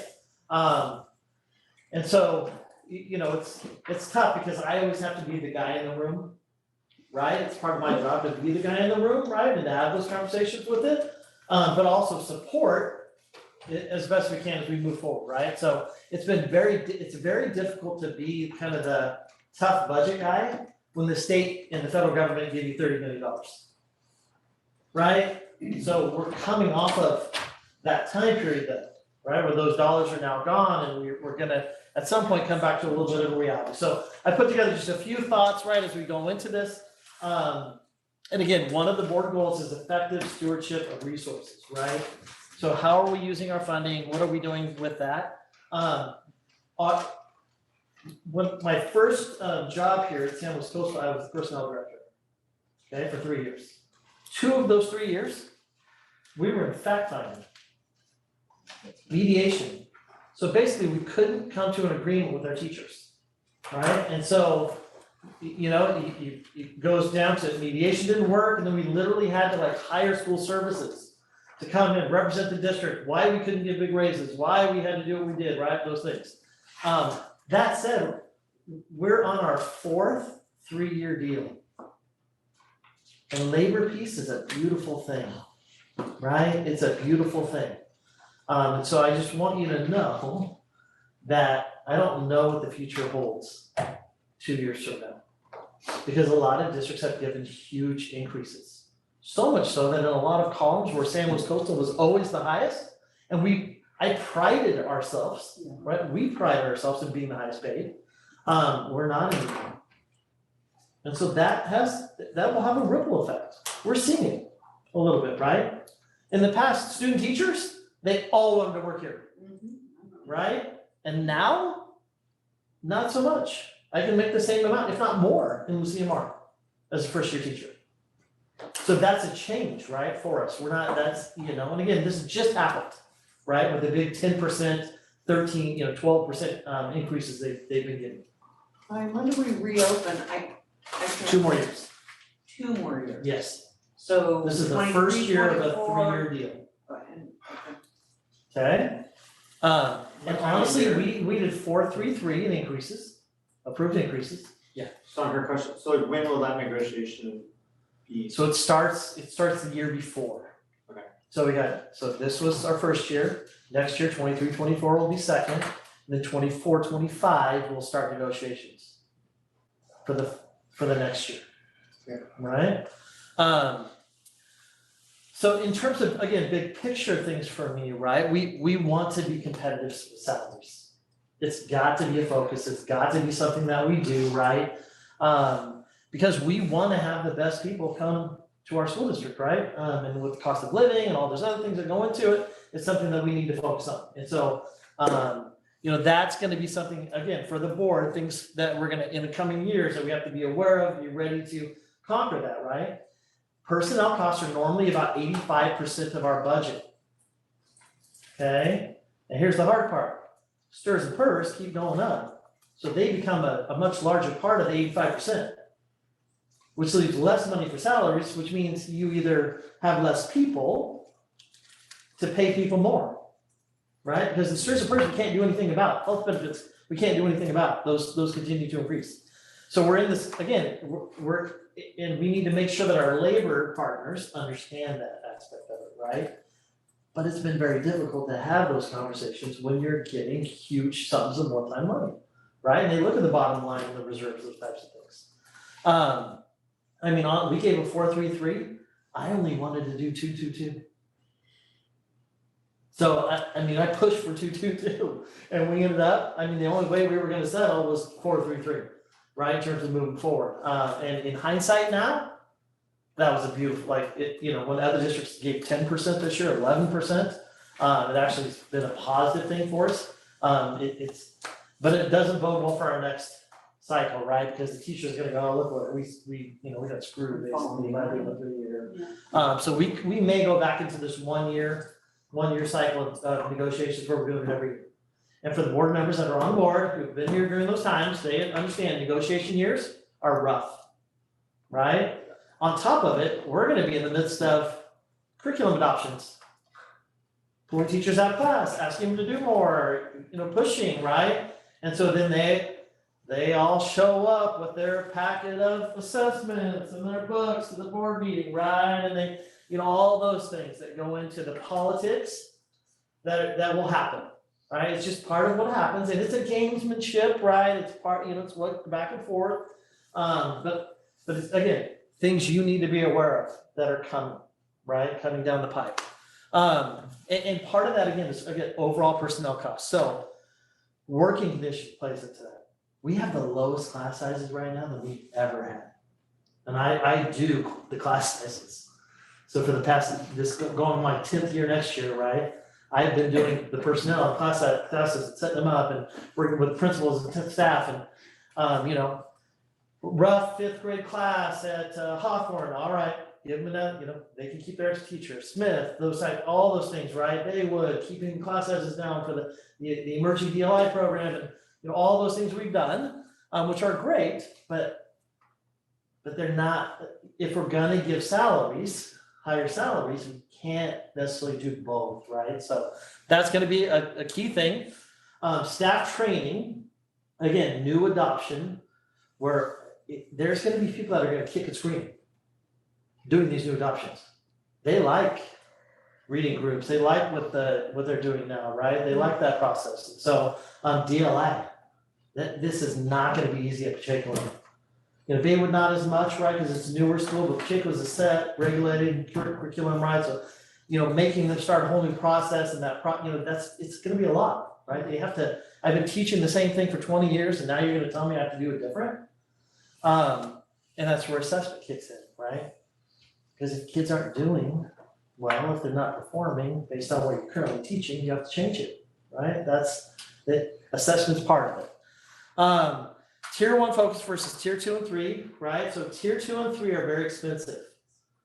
Yep. So tier 1, the focus of in the classroom, right? So we have, and again, there are programs that we have just historically had now. EL teachers, AITs now, we have reading recovery teachers for a while. We have these other tiered supports, even counseling support. We're opening 2 wellness centers at both high schools, right? With one-time money. One-time money. And they're supposed to be able to bill Medi-Cal to hopefully pay for themselves in the future years. Keyword hopefully, right? And so we'll see how that unfolds. Have we received our Medi-Cal reimbursements in the past? Yeah, we do, but this is a different way of getting more Medi-Cal funding, right? In a process that they do. So it's a to be seen, right? To be determined if it's gonna work or not. Hopefully it will, hopefully it'll be great and we'll move forward, but realize that when you start something at a school site, it becomes ingrained in what they do, right? So part of this and this is why we need to talk a little bit about zero-based budgeting moving forward, right? Because if we're gonna have more money for salaries, we have to cut other programs. And so that's part of this last one, student achievement data, like what actually works. And sometimes I think, we have more intervention programs, more MTSS, we're doing more things for kids than ever before, and our special ed numbers are skyrocketing. How's it even possible, right? So if we have all these supports for kids, why are we pushing them to tier 3? They should be, going in, reading, so again, that's a little bit of it too with tier 2 programs too, the teacher, well, EL kid, not my problem, right? Send them to reading tutoring, those types of things. So again, I'm being very general right now, right? But there's something to be said for, hey, this is your kid, your class, you're teaching them, again, if you have low class sizes too, like we have the lowest class sizes and the most interventions, and we're still putting more and more kids through student 17 meetings. And I will also say, we're in a cultural environment, a parent environment, where parents are more informed now. They're more savvy, and they're being encouraged to get as much support for their kid as possible. And the narrative out there is, well, you need to get your child assessed, because then your child will get more help. Well, that is a lot of pressure on principals, on counselors, on teachers. And it's sort of, as Ryan likes to say, it's like a self-fulfilling prophecy. You provide all the support, the advocacy is there, and the parents say, well, I want more for my kid. And so there's a lot of intersecting rivers here that we have to work hard to change the narrative, that getting your child extra support at the cost of being identified as special education could have a long-term detrimental impact on that child. Because now they're not in these AP honors courses. They're off here doing this tier 2, tier 3 intervention, but you want to talk about isolating a kid, So we might be creating more harm than we realize by providing the extra support, is all I'm trying to say. Ryan, continue. So again, part of this is it's gonna be very difficult to have these conversations because it's people's jobs. So you're telling me that, EL pullout is not necessarily the most effective way for kids? Well, I'm an EL teacher, I'm an EL aide. Like that's not an easy conversation to have, right, with people. So my point being, there's politics behind all of this that we're gonna jump into and start talking about, right? That will cause some disequilibrium and we'll try to, ferret that out. That's why having actual student achievement results helps make those, guide the board in making the right decisions, right? Counseling and mental health. I watched the 60-minute special on social media last night, right? I've seen all these, kids and those types of things. We cannot solve everyone's problems. That's right. As a school district. I know that's crazy to say that out loud, but No. it's like we just don't have the resources to have counseling support for every single student and intensive services and all those types of things, right? Like we have to for special ed by law, have to, right? And so and again, we're doing a lot of programs, doing a lot more than ever before, tying in, right? But we at some point that we can't do everything. And so what is that balance? Is something we're gonna have to maintain, right? And try to figure out as we move forward and try to use community resources and tie in, right? Other means of assisting us. But what happens is these mental health groups and things, they will provide you the mental health counselors if you give us money, right? And then if you try to change that relationship and not pay them anymore or do things, well, oh my God, San Luis Coastal doesn't care about kids. They're not. So again, politics, right? That happens. So there's a lot in that conversation is my, in terms of where we're headed with that, those types of things. We need to have more social media conversations with parents and kids. Because that's a big piece of, I think, a lot of issues with students, right? So the more we can hype that up and talk to parents about it, it's a big piece of it. Yeah. So I'm not saying we're not gonna do it. We are doing it. We're doing more and more tons starting next year, right? Doing all these things. But that takes resources. That, is it salaries, is it class sizes, is it what are we doing, right? Yeah, well, Well, public education is not the cure-all for society's woes. It is not. And the tier 2 and tier 3, as you're saying, they're expensive, but it won't cure society's woes. so it can help, It'll right? help. There's a lot, academic, It won't those types of things. cure Well, Ryan, when we got the one-time money, we brought on all the additional people. And you know how it's human nature, that Of course. if you didn't have it, but now you have the support, and then it becomes an entitlement.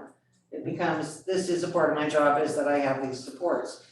So is it over the coming year that you anticipate we're gonna have to look at making cuts? And were those people hired on one-time monies told that this is this job will sunset? So what I would tell you is that it doesn't matter whether you tell people that they were hired one-time money or not, they don't necessarily listen aspect of it. That said, we have enough positions in our school district with enough people that leave that we can just, through attrition, we can downsize, right? We do have some temp teachers, we do have, there are positions like that, but I mean, we have other classified, we have paraeducator openings, we have other things that people in instructional aid can do, other things, right, offer them positions. So we can do this without layoffs, is my point, right? Just through people retiring and moving forward, if we need to. We're gonna go next year, we'll be going into a new LCAP. So it's the perfect time to begin having these conversations, right? Ties right in. G is one of these ones too, where an elementary school day is 7 hours and 10 minutes. You take a lunch and a couple of recesses, there's not a lot of time. So you added I Innovate, now we have a new, ELA adoption coming, we have math, we have a new history adoption, we want teachers to teach history. Science, can't forget science, right? They should be teaching science during those times. So as you go through, as you start to think of programs, so what people like and what they want to add to the day, you just have to keep that in mind, right? And then what happens at the secondary level is you build a theater and all of a sudden you got 200 kids in drama and then your choir program falls apart. No kids go out, right? Kids, they come from somewhere, especially at a small school like Morro Bay High. And middle school. To Ryan's point, because I'm already getting it, you start offering PE in the summer. Kids can take PE in the summer. So that it frees up an elective section for them in the year. Makes sense, right? Well, guess who doesn't like talking to me right now? PE teachers. Yeah. Because they see it as a threat to their job. Yes. And so it becomes this, oh yeah, PE teachers cold shoulder to their superintendent at this point. So kind of. But, and then to the other point, I just want to say this, and I think the key word's attrition. Yeah. Well, to me, the real money in public education for cost savings is class size. And what ends up happening, what will happen, and Ryan put it up here, it's 5. I think what you'll hear is the social emotional development of kids is really taking a lot of time, a lot of energy away from the classroom environment. And so that's where those counseling interventions and supports come in. The only way we can maintain full-time counseling, in my mind, and let's not forget this, which is mind-blowing to me. But not only was that one-time money given to us, but it was a requirement that we spent it. Yeah. We had no choice but to spend it, and the way you spend it in schools is with people. We're a people organization, so you're forced to spend it and then they stop funding it. Think about that craziness. Yeah. And so we were able to provide all these extra supports. We just heard from Laura, we're closing the gap. We're doing it on one-time money. And so a lot of really great intentions, whole lot of really fantastic things happening right now, and our teachers are stressed. Our organization is stressed out, but we're doing excellent work. We're doing the work. In the next year and a half, we're gonna have to work on an attrition model that's more efficient, more effective, really prioritizing what we have to make this work. And I surmise that we're gonna have to keep that counseling structure in place so the teachers can teach. Yeah. And in order for that to happen, you're gonna have to make some sacrifices. Now, of course, we will gladly give you our recommendations. And the special interest groups are gonna come out and they're gonna hit you head on with it. And there's nothing I can do about it because we know we have to raise our salary structure. We know this. It's the right thing to do with the cost of living. But in order to do that, we're gonna have to make some hard choices. And I just urge you, I'm glad we're able to soak in this morning with all this fantastic stuff we're doing and we'll continue to do. But there will be some tough choices and then you'll have pressure on your end when those recommendations come your way. I just want you to be aware that that's coming. Ryan? So- Can you wrap it up? Yeah, I'm done. So Couple minutes. just really fast. So hiring, we're seeing less applicants. Okay, for teaching positions, for all positions, classified, everything, right? So what happens oftentimes when you have 4 math openings, right? Because 4 teachers retired, 1 left, those types of things, and you interview and it's May.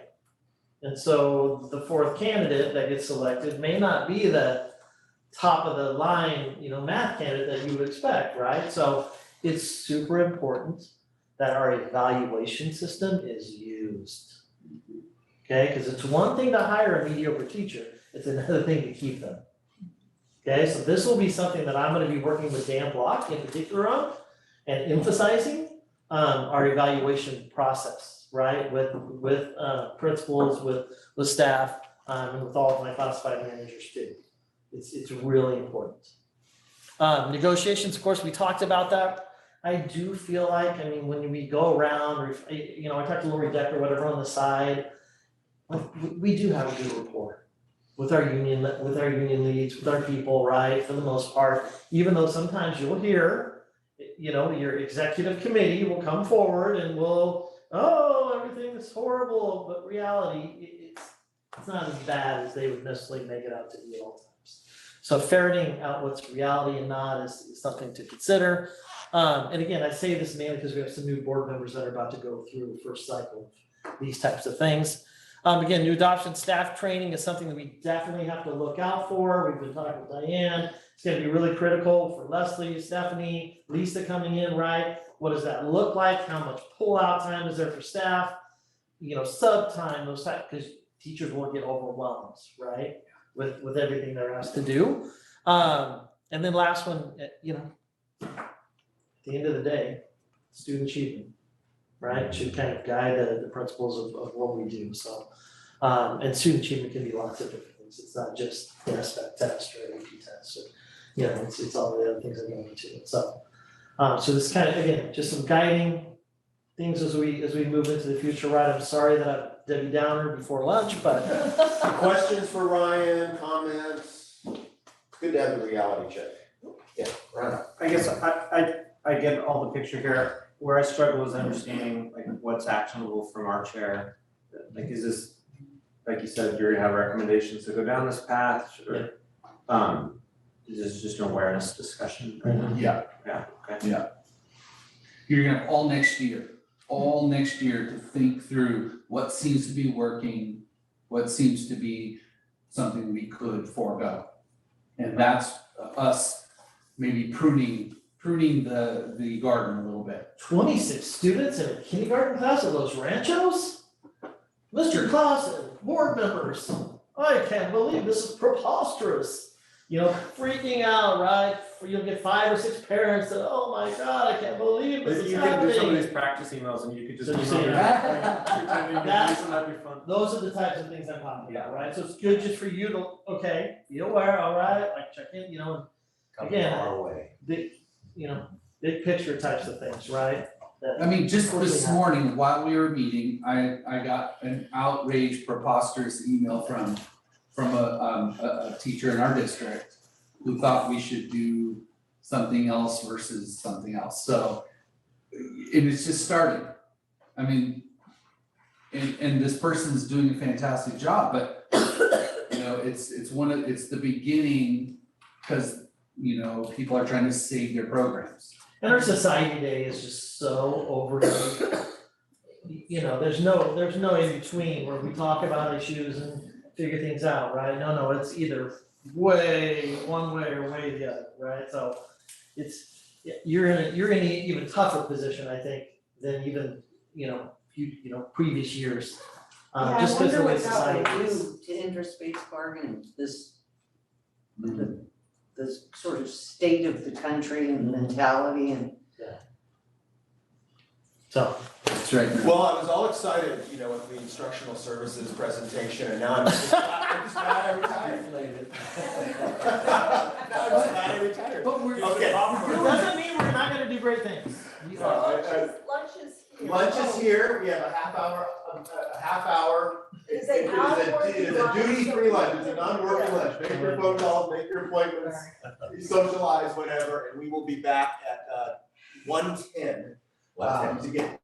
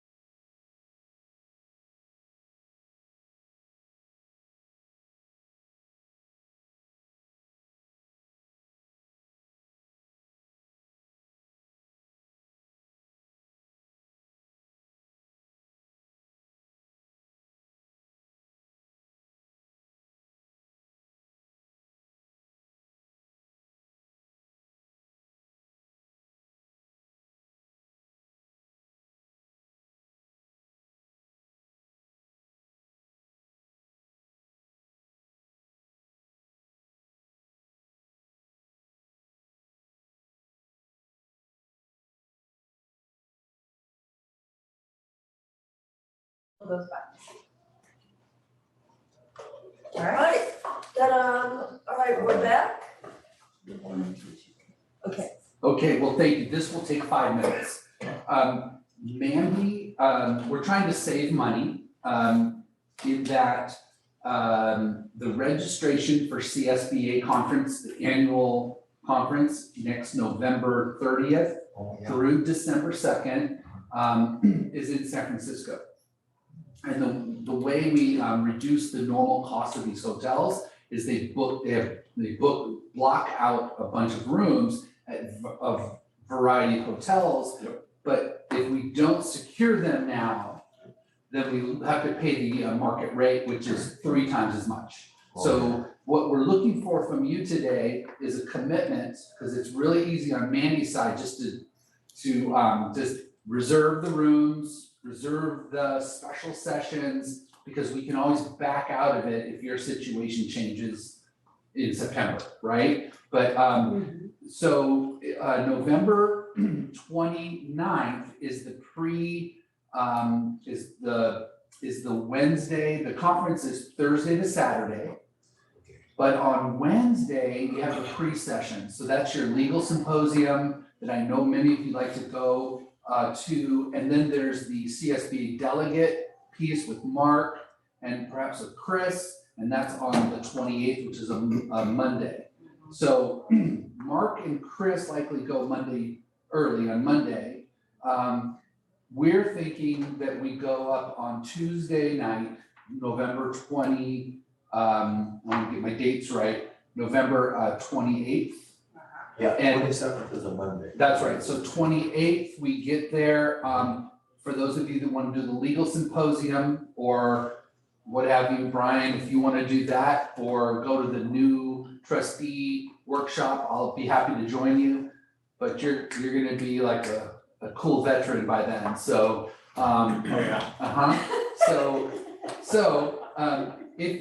if that's the case, the legal symposium maybe needs to secure those spots because they sell out.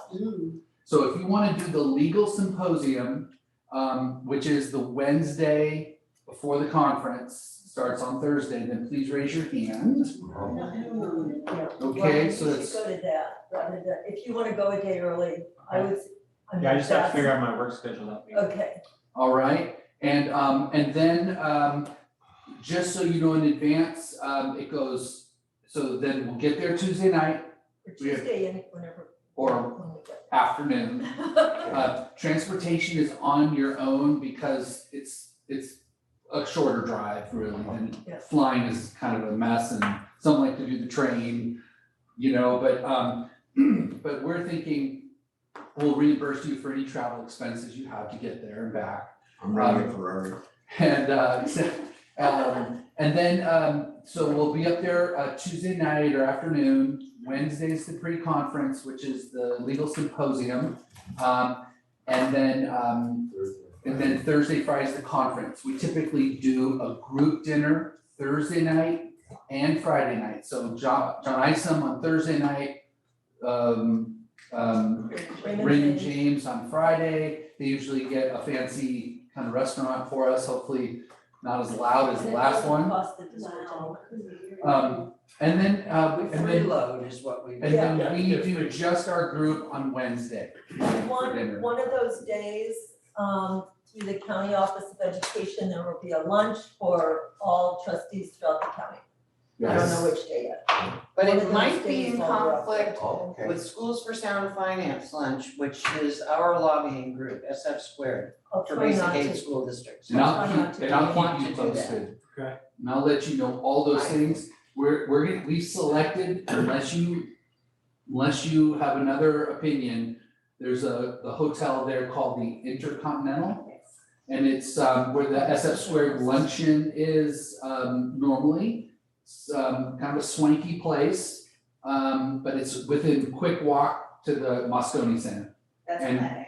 That's plan A. If that's what I'm. Yeah, Quicker than when we stayed at Palomar, Yeah, the Palomar is no longer there, unless it's been bought out it by. changed its name, but I don't know. Yeah, it wasn't on the list, but That's okay. if we did the Intercontinental, it's a short walk from the Moscone. There's also the Marriott the Hilton, but these are farther walks. No, we want the closest, for me, I want the closest, I don't feel safe in San Francisco anymore Right. on the street. Can I just, Mark? so CSBA understands that, so CSBA is gonna have people in a yellow vest every so often who'll be willing to either walk with you or actually we go from one yellow vest to the next yellow vest, so you're feeling comfortable. For real? Yeah, for real. Yeah, it was kind of gnarly the last time we were there. Yeah, so I. It's a bad word, gnarly. It was kind of uncomfortable. There was a lot of. Gnarly. As close as we can be to the convention center, I think is, Yeah. for me, that's what I'm planning on. So if you have a burning desire to have a different hotel, that's fine, let us know. But Mandy and I are gonna plan on the Intercontinental. It's a 4-star, very nice place, short walking distance. You can bring your spouse or a friend, okay? So just make sure to fill out that form to let me know that Jill will be interested in going. Okay, so there'll be a form. I've already sent it out, it was a Friday focus. Was, okay. Okay, I just wanted to get that clear. Are we So good? what's on Wednesday, the legal thing? Legal What's the symposium. new person? That's on That's- Wednesday. That is, Rob and I went to it last year. It's for new trustees. Oh, you got, but you were brand new. Yeah. Yeah, you've been on. But Brian, my thought on you is that you probably don't, I can give you the booklet. And, All right. but, legal symposium is really good. I was so new. I didn't You were like 2 days new, how weren't new you? I was. Yeah. So, but I can go either way, just let me know. Okay.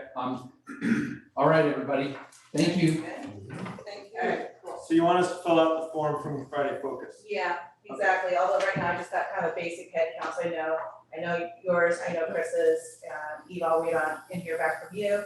You three, you're all in on the legal symposium. I'm in and- unless my stuff goes south and then Got it, you're not going anymore. Okay, so, and then, I'll find out from when you get your work schedule stuff, just let me know. Yeah, I'll get it started, I'm yeah. gonna try to book it this week, only because the hotel sold out really fast. Yeah, makes sense. Okay, thank you. Thanks, everybody. Thank you, Mandy. All right, well now, so super informative and at least for me, a little overwhelming morning with so much information, so much to digest. But in the same spirit, this is your time to talk among yourselves. And Eric and Ryan will be nearby if you have questions and you wanna say, hey, why don't we pull them in and ask them this question? But the expected outcome out of this afternoon is not so much that you decide anything. I mean, maybe there'll be some consensus decisions that we can then say, let's ask, or send this on to staff and ask them about that. But I think the idea, from what I perceive in talking to Ellen and Marilyn, is that you have some individual interests, some things you'd like to talk about. And it's more along the lines of just to make sure you're really understanding each other and understanding where each other's coming from and hashing out some ideas. And I want to say the same thing, let's be kind to each other and hard on the issues if we need to. Let's try to moderate our conversation so everyone has a chance to speak and no one's dominating the conversation.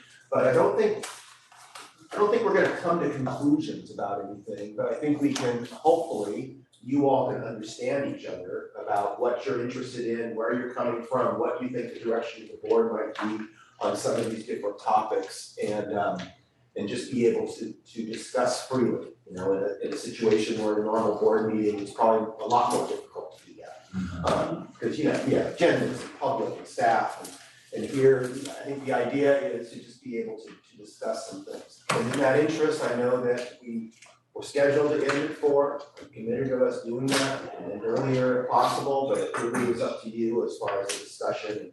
If it looks like, okay, maybe it's time to move on, I might suggest let's move on. I think we can just take these in order, does that make sense to everybody? I'm just gonna toss in, Yeah. you know, I had invited each trustee to send one topic that they might like to see adjusted this time. I didn't attach names to anything. So however you wanna do that, but these are the topics that trustees set forward and I put them in, just like the evaluation, word for word. So, So there might need some clarification to make sure we're clear on it, okay. Okay, so the first one is, how we might return regular music instruction to grades 1 to 3. And in way of background, and Rob probably knows this as well as anybody, we used to have primary music in the school district, half hour a week, I think, or half hour twice a week maybe. I think it was twice a week. And delivered by music specialists that usually combine 2 classes, so like 2 second grade classes would go to a music specialist and the teacher would have some collaboration or prep time during the time, and that went away with one of the negotiating cycles years and years ago. And obviously we have primary music or music at the 4th level on up, but no longer at the K3 or the 1 to 3 level. So I think that's a background anyway. So that the interest, and it sounds like you brought this up, Rob, is there a way to bring that back? Is that interesting? So have at it. Well, I did visit with Eric about it a little bit. But he thinks it would be a feasible thing.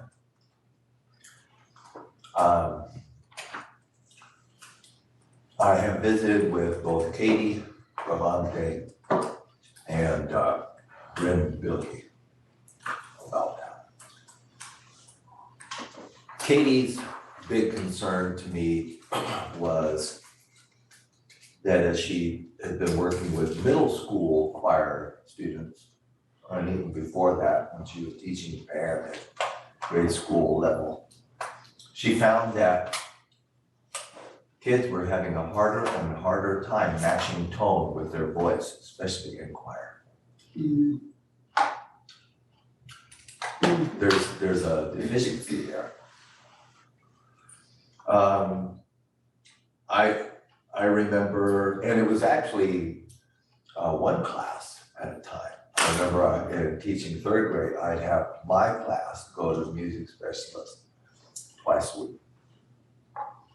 I'm a big advocate of music, period. That's where I come from. I teach piano.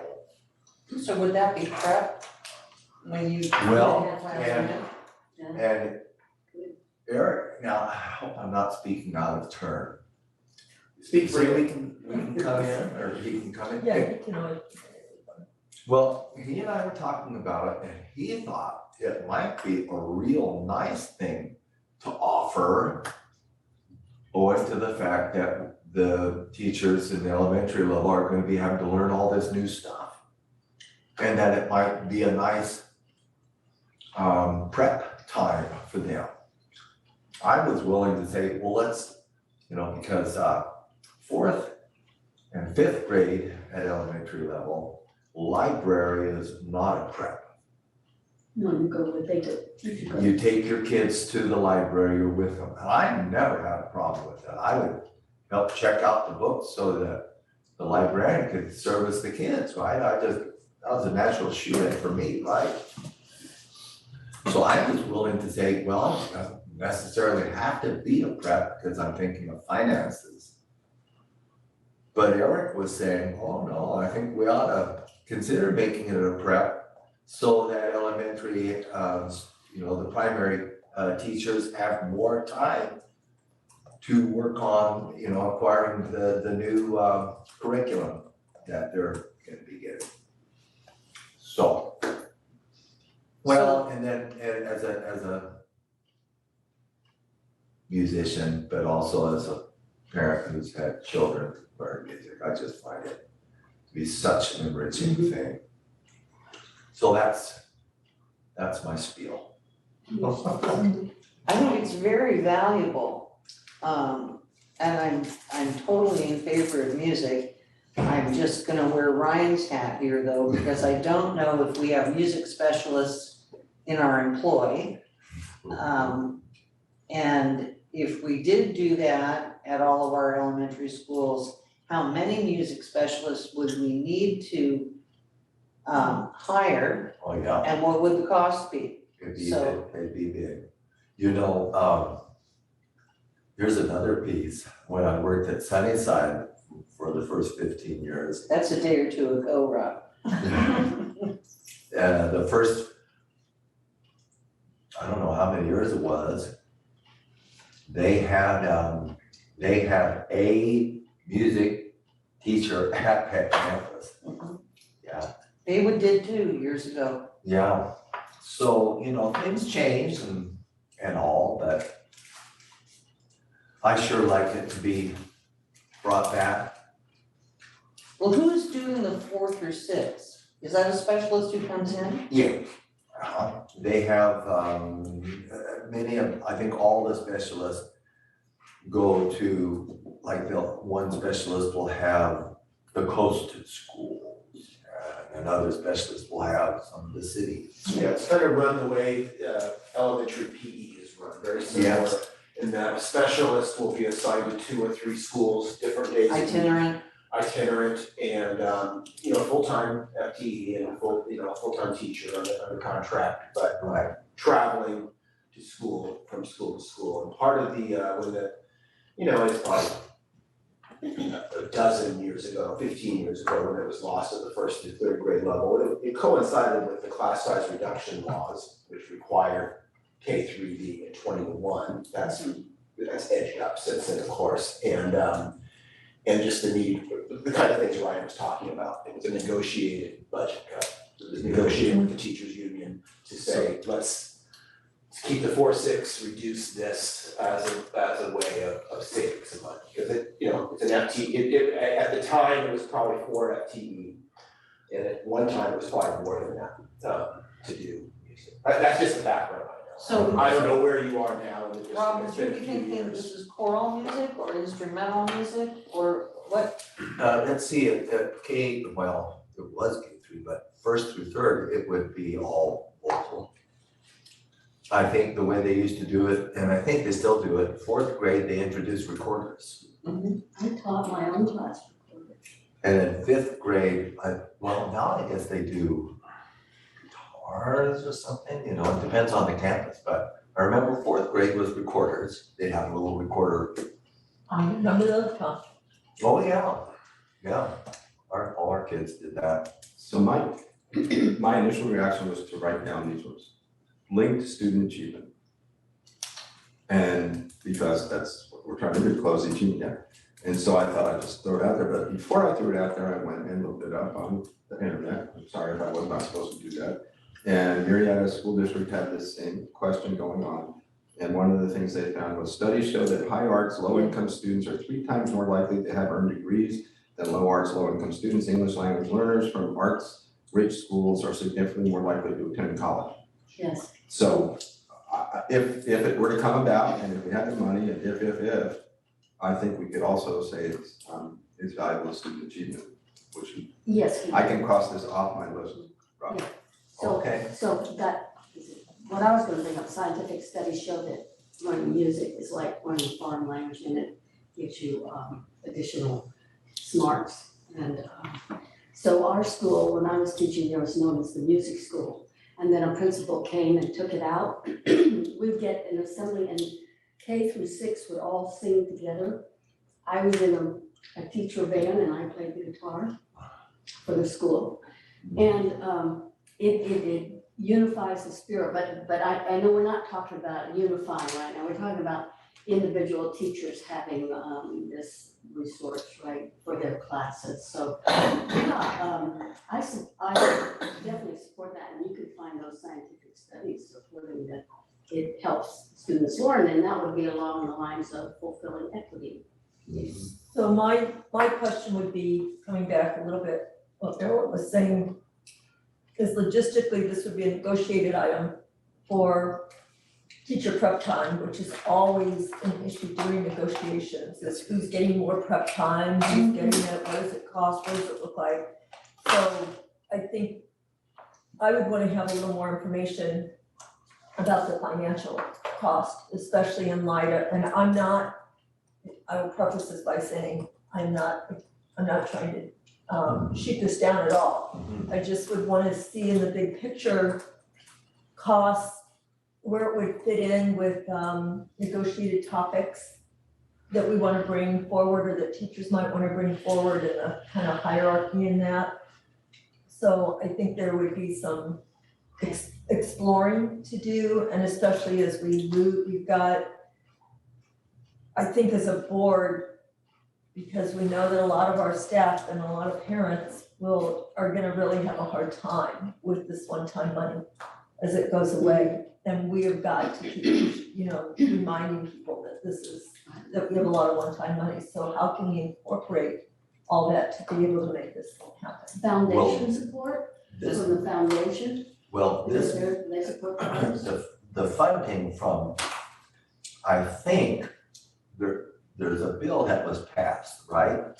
Right, Yeah, but they were taking that's that It money takes away. 1% to of go the state towards, tax to go to towards support. Right. Right. The problem that Eric expressed to me was, we don't know what that's gonna look like yet because they haven't, tax date is when? Yeah. It's October, right? Mhm. Yeah, Prop 28 was specifically for arts and music education in Yes. schools, 1% of your ADA.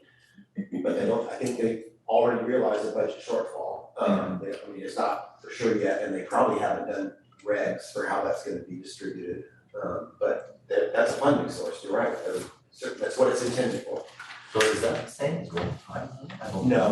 No, That is would be- ongoing. That would be ongoing, it just Yeah. depends, because it hasn't been implemented yet, we don't know what We it will don't look know. like. And we don't know, because there was pointed out, now we're looking at a budget shortfall, whether it will be the legislature can reallocate some of that. So we need, there are a lot of unanswered questions, but it doesn't mean that when we get the answers that we can't explore, personally, that can't be explored, but we've got a couple things we could do here, we could ask Ryan or Eric to come in and talk. Ryan could probably tell us right off the top how Yeah, many people and we he's need and still- give us a horseback on what the cost would be. Would you like him to step in? Yeah. But it would be a negotiated item. Where are they gonna be, over here? They're All in right. a conference Yeah. room, We'll do that. go out and then turn. Is this what I have to talk about? So yeah, we may as well get some of those things answered. Yeah.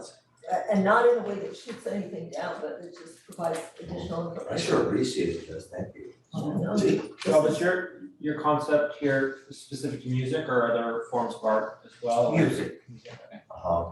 Classroom, what do they call, what's the specific term that's offered in 4th through 6th? It's called Music. basic music. Oh, music. Music. Sounds straightforward. It is like instrumental or, and it's not designated as choir, it's music. So music instruction. I think it's a Mr. Pinkerton's coming in, he can probably tell us about what the FTE They're might coming, be. they're all coming. Oh, they're all coming. Oh, Everybody's coming, okay. Well, it's a good topic, it's a good topic, it's a good No, topic. no, it is, yeah. It's, valuable stuff and Yeah. expensive, probably. Yeah. Well, I guess it depends on, just like anything, what is it? So if we had. Is it so- first grade, is it all year, is it for one trimester, is it No, it'd be all. 30 All minutes? year, It's, 30 minutes twice a week. So if we started with that, I'm just throwing that out. well, I refer to it as a restoration Yeah, of music back in the Well, that's primary. good. Yeah, that's good. it's funny because we were just talking about having one of our MTSS teachers take 180 days and put in English, math, science, social studies, recess, all these things that we do. I Innovate Lab to see like what does the day look like over the course of 180 Time is a days. consideration. So when does it fit in? When do you do those types of things, right? So is it prep? Does the teacher stay? There's those other considerations. So Well, may I quote what we talked about the other day? Yeah. Is that okay? Yeah, sure. Well, I was willing to say, it doesn't have to be a prep. But Dr. Prater was saying, well, it probably would be a good idea to offer it as a prep in lieu of the fact that teachers are gonna be having now to acquire this new instruction and all that. Yeah, so what Rob Rob and I had a really good conversation. It's not a surprise to anyone in this room, I'm sure, about me. I come from the school of thought that believes teachers should have a daily prep. Yeah, you said. I mean, I personally, if anybody walks in the shoes of a teacher on any given day and know that they don't always have a prep, so they're teaching throughout the day, they might, like, at the primary level in particular, we've expanded prep at the upper elementary. But we have not, what we've done is we've cobbled together times for the primary teachers that kind of feels cobbled together. And it lacks continuity, it lacks consistency. So we talked about PLC work and grade levels being able to work together and all that shit. So that aside, my bigger concern with, first and foremost, I love the idea of music in our schools. The question is, for me, is to Ryan's point, we are gonna have science, history, which both of those get short shrift since we adopted math and ELA years ago. Because the publishers, no matter what topic or subject you choose, the publishers love that subject. So what do they tell you? They tell you you've got to have 90 minutes of this every day. You have to have 90 minutes or the kids will not learn. Well, you start adding those together and there's simply not enough time in the day. And to Ryan's point, if you really were to call that out and really lay it out, I think the board would see that either something's got to give, or we have to negotiate a longer school day, right? Or we push some of these elective opportunities outside the school day. I mean, these are like these choices that are gonna have to be made because no one's gonna say they don't want music in school. But people will also say, well, if you had music in school and I have these breaks in my day or in my week, how am I supposed to get to my curriculum? Which is why student achievement is that biggest part of our day-to-day, right? So how do we honor our teachers in terms of giving them enough uninterrupted time in the day to teach? And while giving kids these rich learning opportunities. So therein lies my piece. So I suspect what we'll find is that the school day is not long enough to do the curriculum and the electives. But if we can find a way to do that, I would argue that we're gonna have to really engage in the conversation of adding more prep time for our teachers. So we do have Prop 28 funds coming to the school district, right? So they're being benchmarked this first year based on the state budget. So we, the new proposition that passed 1% in terms of the overall budget, right? So they told us to hold off on spending it until we actually know what the real budget, what the funds are. So Diane's gonna have a process, right? Meeting with sites, meeting with staff, meeting with teachers, meeting with parents, to talk, okay, how are we utilizing those dollars?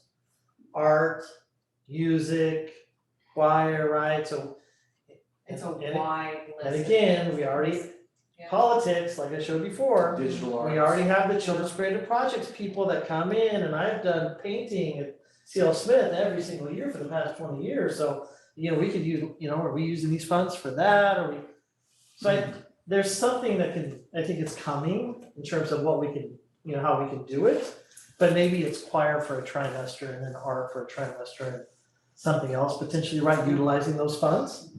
How much are those funds gonna be? Do we anticipate? So it's large, it's a pretty large sum, and each school gets, it's based on your SED count.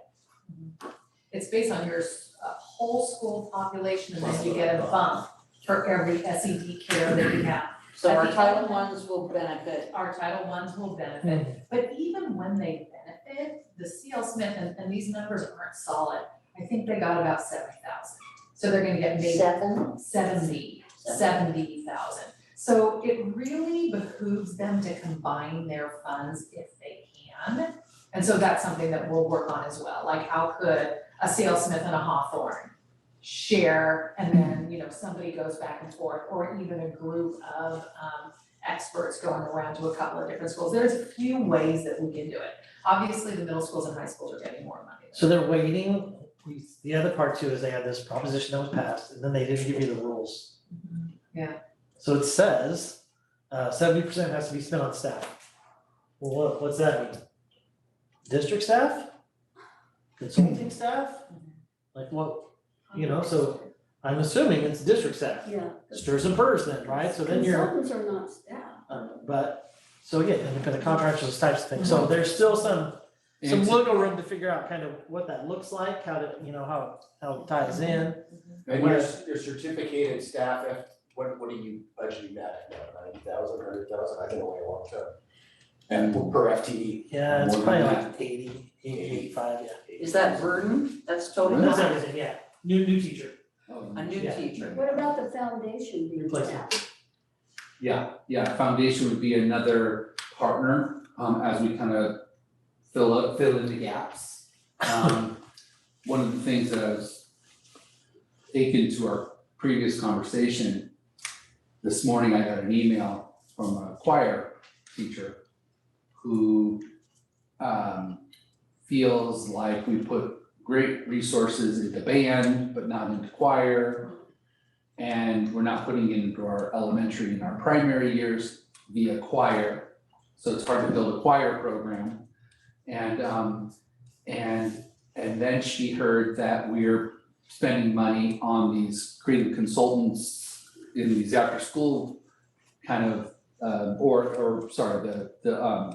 the art people, what's the? Children's creative projects. Children's creative projects. And we're not spending money, sites are through their PTA. Yeah, so, but rumors out that they're looking at Prop 28 to Yes, be able to potentially. fund that. And so there's just a lot of speculation. Because like Ryan said, because they haven't defined the rules clearly enough, that there's a lot of this unease.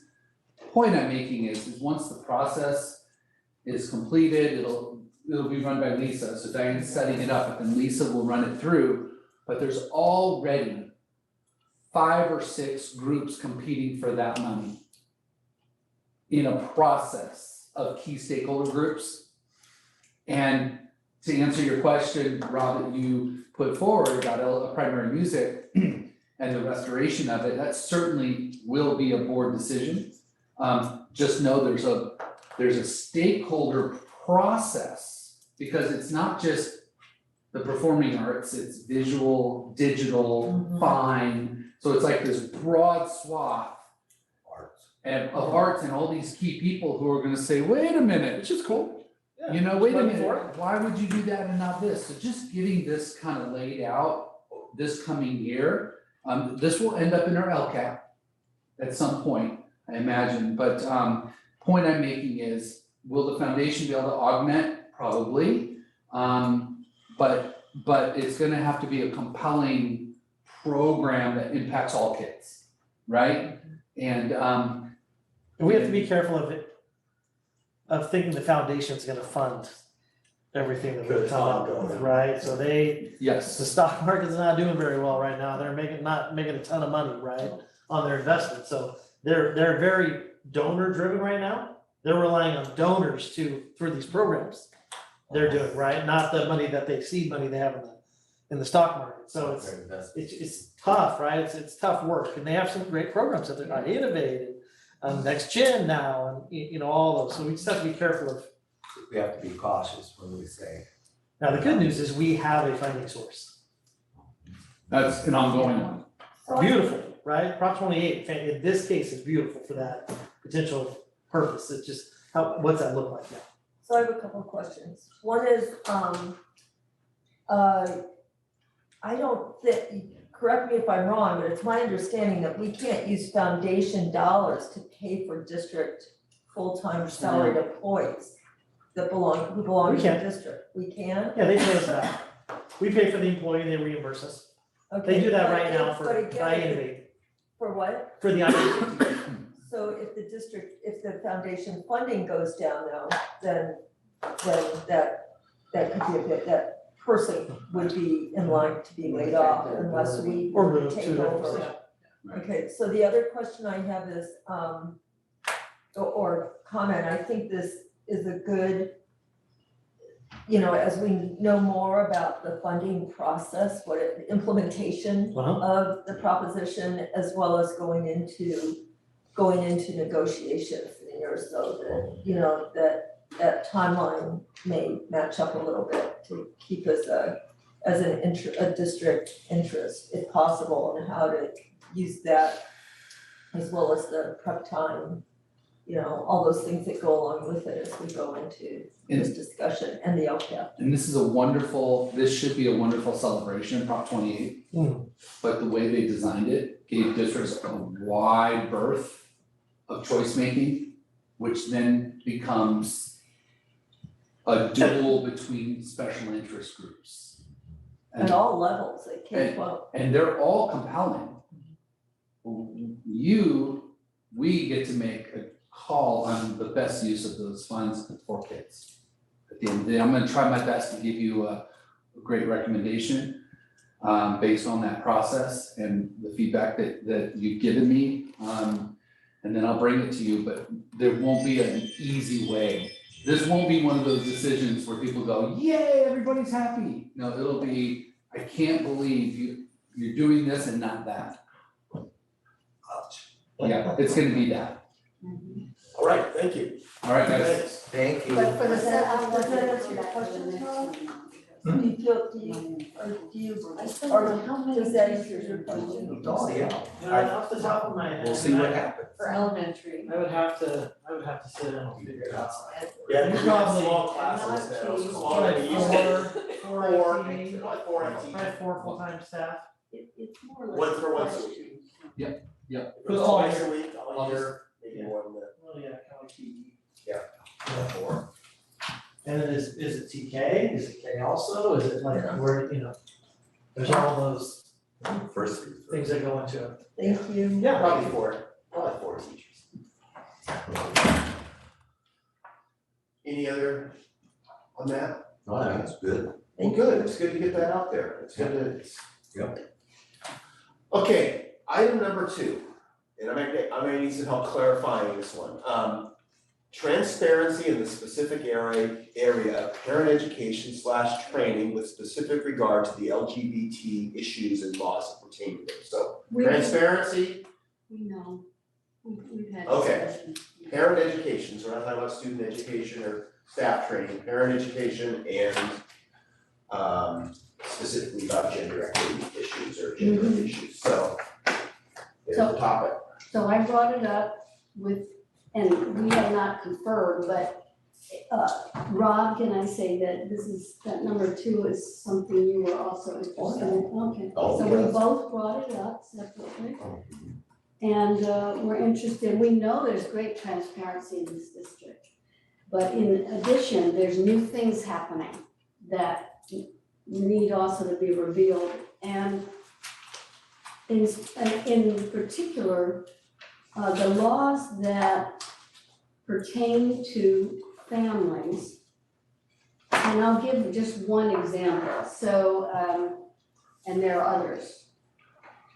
If an experimenting or questioning student is choosing to use an experiment with, or maybe just adopt or whatever it is, certain pronouns that are not traditional pronouns, that the counselor and teacher are forbidden to reveal that to the parent by law.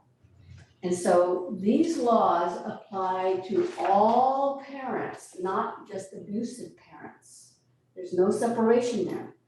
So that's why if we're going to have family be more engaged in our district and parents come in and volunteer, which is also a goal, then we need to have them know what the developments are that the teachers and counselors and volunteers, which we haven't talked about, will be bound to.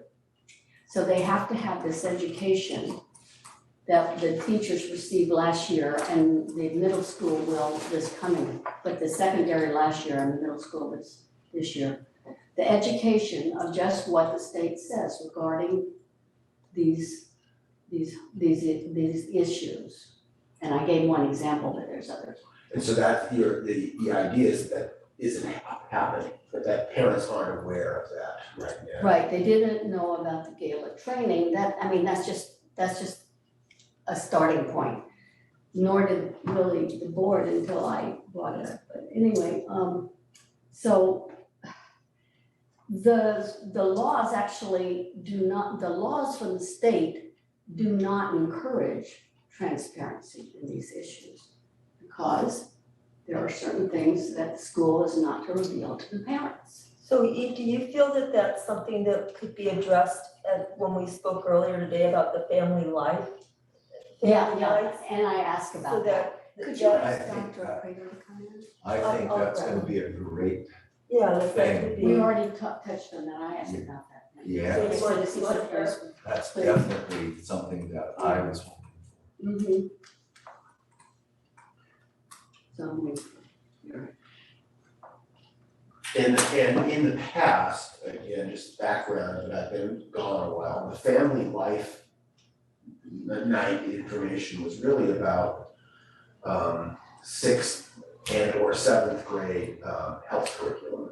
That was, so it was a specific thing, and it sounds like there's this desire to expand that to move right, out. and there is sexual health now, which you didn't have then. Oh, yeah. Well, I'm sorry, you had it, but it's been expanded. Yeah, that's what it was. So I guess my question is, what does the law say about confidentiality? And can the district somehow go against law, or do we have to follow the law? So that's just a simple Doesn't question. sound like you suggesting the district going against the law, it's informing parents about the law. Is that what is? Yeah. So we're only talking about informing parents, not about asking our staff to communicate with parents. I'm not sure I'm gonna agree or disagree with anything you're saying right now. I'd like this to unfold if you don't mind, okay? Sure. Because that's why I asked Dr. Prater to come back, because I've had extensive correspondence and we had that one-on-one informal talk after the study session and so forth. And at that point, if you don't mind, I'm gonna sort of recap the way that you and I have talked, and you just correct me if it's not what Okay. you understand. I attended the Gay and Lesbian Alliance training, and it was bringing up many new issues that we never dealt with before. Is that correct? First of all, and then secondly, in the training, it was saying the law states that, and this is just one of the examples, if a questioning student is experimenting with new pronouns, that the counselor and teacher in the school district have to keep that confidential and cannot reveal it or be under penalty of law to the parents and the family. So you're talking about AB 1266? Yeah, Yeah. and also, So I want to make sure, because I want to make sure I understand what the question is that we're tackling here. Before I dive into what. Parents being informed of laws is what I'm hearing, but I'm not sure. yeah, because it says transparency in the specific area of parent education. You read, right? Yeah. Parent education training with specific regard to the LGBT issues and laws that pertain to them. Yeah. Which our teachers have been and are gonna be continuing to be trained in. Yes, And it does affect families.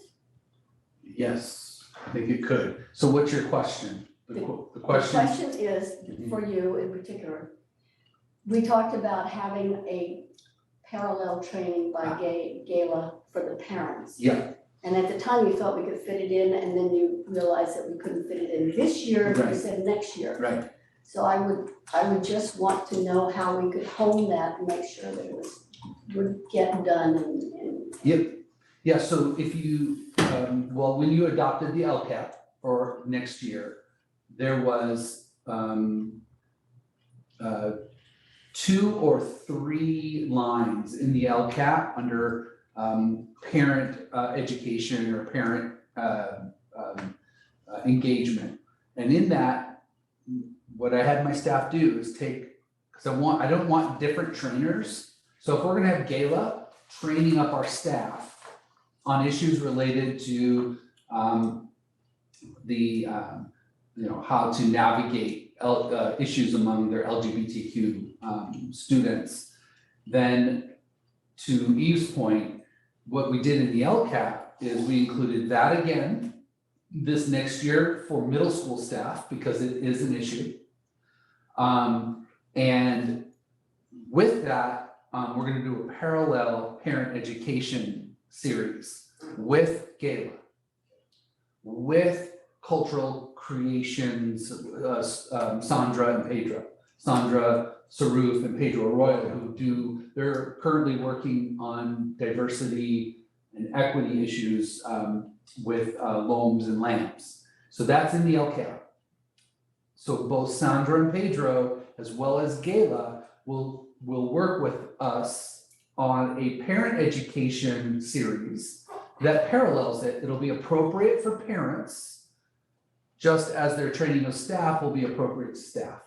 So, but it'll achieve the important piece of making sure parents know what the law says, know what's the reasons behind it, and also give the parents a chance to ask questions and feel like they're part of that conversation.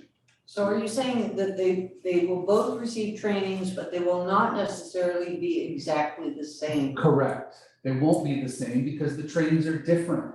Now, they'll be able to say, I imagine in the parent training, we're working with staff on these elements. But tonight, let's talk about the law. Let's talk about what it's like right now in California under the law for kids that come to school. It could be your kid, right? I can just picture how this training would go. And then they would basically have the opportunity to and I imagine in these trainings will also include our legal counsel, because having Josh Whiteside there is going to be necessary to say, parents, this is the law. This is why we're training our people, the teachers and our administrators that work with kids, and parents, this is what you really should know. It's so good, That's what we're gonna do. So an explanation of the FAIR Act? Pardon? An explanation of the FAIR Act? Yeah, so the FAIR Act will be given to both admin, teachers, and parents, because it's a pretty clear. The FAIR Act is a law that was passed several years ago. And basically what it means, and I'll do a broad brush, but basically what the FAIR Act says is that schools, teachers within class must, if they're talking about historical events, they must make an effort to include people from different ethnic groups, different parts of society, could be the LGBTQ community in particular, that says, hey, who are the people back in that day that either contributed to this or were knocking on the doors? Think of women's suffrage, the whole movement there. So how did women's rights evolve in America? Well, then you start talking about the women behind the scenes. In the same way, if you're talking about civil rights in 1970s San Francisco, you're going to talk about Harvey Milk, and you're going to talk about why all that went down, and you're going to use Harvey Milk as an example, and that covers the FAIR Act. Okay, and I could go on and on, but that's the idea behind the FAIR Act. I appreciate. So I hear training for staff. I hear training for parents.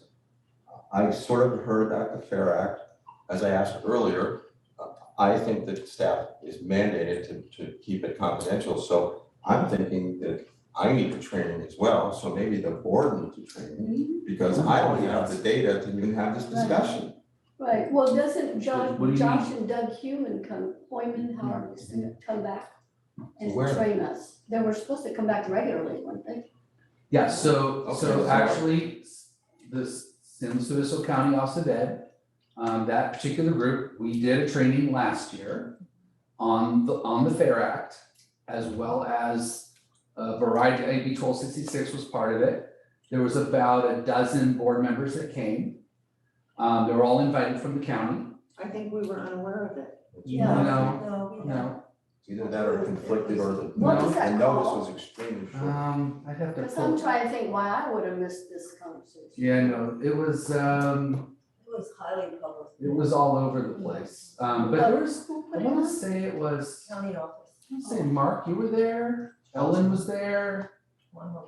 but you were on the committee. Oh. Eve, I thought you were there. Well, but maybe- This was a Zoom call meeting. Yeah, But- also Oh, it was Zoom? It was Maybe all. I It was Zoom, okay, so, Okay, I I'm was thinking there. of actually going. But the year Yeah. before that, it was held at Laguna. so, I was there then. so one of the things I'm Yeah. hearing is that parents didn't know about this, right? And so we want parents to know. I'm just suggesting as a board member, the bill was a bill, now it's a law. Mhm. So I'm asking I'm more than happy to go by myself or, go to one of the parents, but I think that as a board, it's difficult for us to discuss this if we don't have the same information. That's right. And so, in my mind, staff is not allowed to reveal any confidentiality. So, I'm just saying, that's what's in my mind, I could be wrong. But can I make a distinction there? We're talking about generic information as opposed to confidentially of an individual case. This is what I'm saying, I need more education. Okay, Yeah, and- at this point, I feel like a disadvantage to Eve, Well, you know, because I think there- she knows more. Well, you can go to the middle school training. I went to the secondary. No. Yeah, but no, that was, I just wanna be clear about Please this. don't. Staff trainings, really are, if I'm gonna invite board members, it's gonna be. No, I don't want to, I It's think gonna, it's inappropriate it's to a go to no, staff. it, I think it's appropriate. I got a lot of I think pushback that on it that. discourages, a free, a give and take, a free flow. Yeah. Well, I was there and I didn't sense that. Well, What happens, what's wrong? I don't understand. Yeah, so when you have a staff training, professional development of teachers, you typically don't have board members coming to that training. And the reason is there's some, especially around these types of topics, you have teachers that some are vulnerable to it. Some agree with it and some don't. Some feel uncomfortable with it and some don't. And when a board member is there who effectively approves the budget and the training budget and all the lines that go with it, there's a definite sense of invasion. Did you hear that about me? Did you hear Yeah, I did. And they felt, that? Was it one person or more? here's the thing, is it wasn't just, it was really about, is this the new normal? Oh. Is this the new normal? Because, I'd like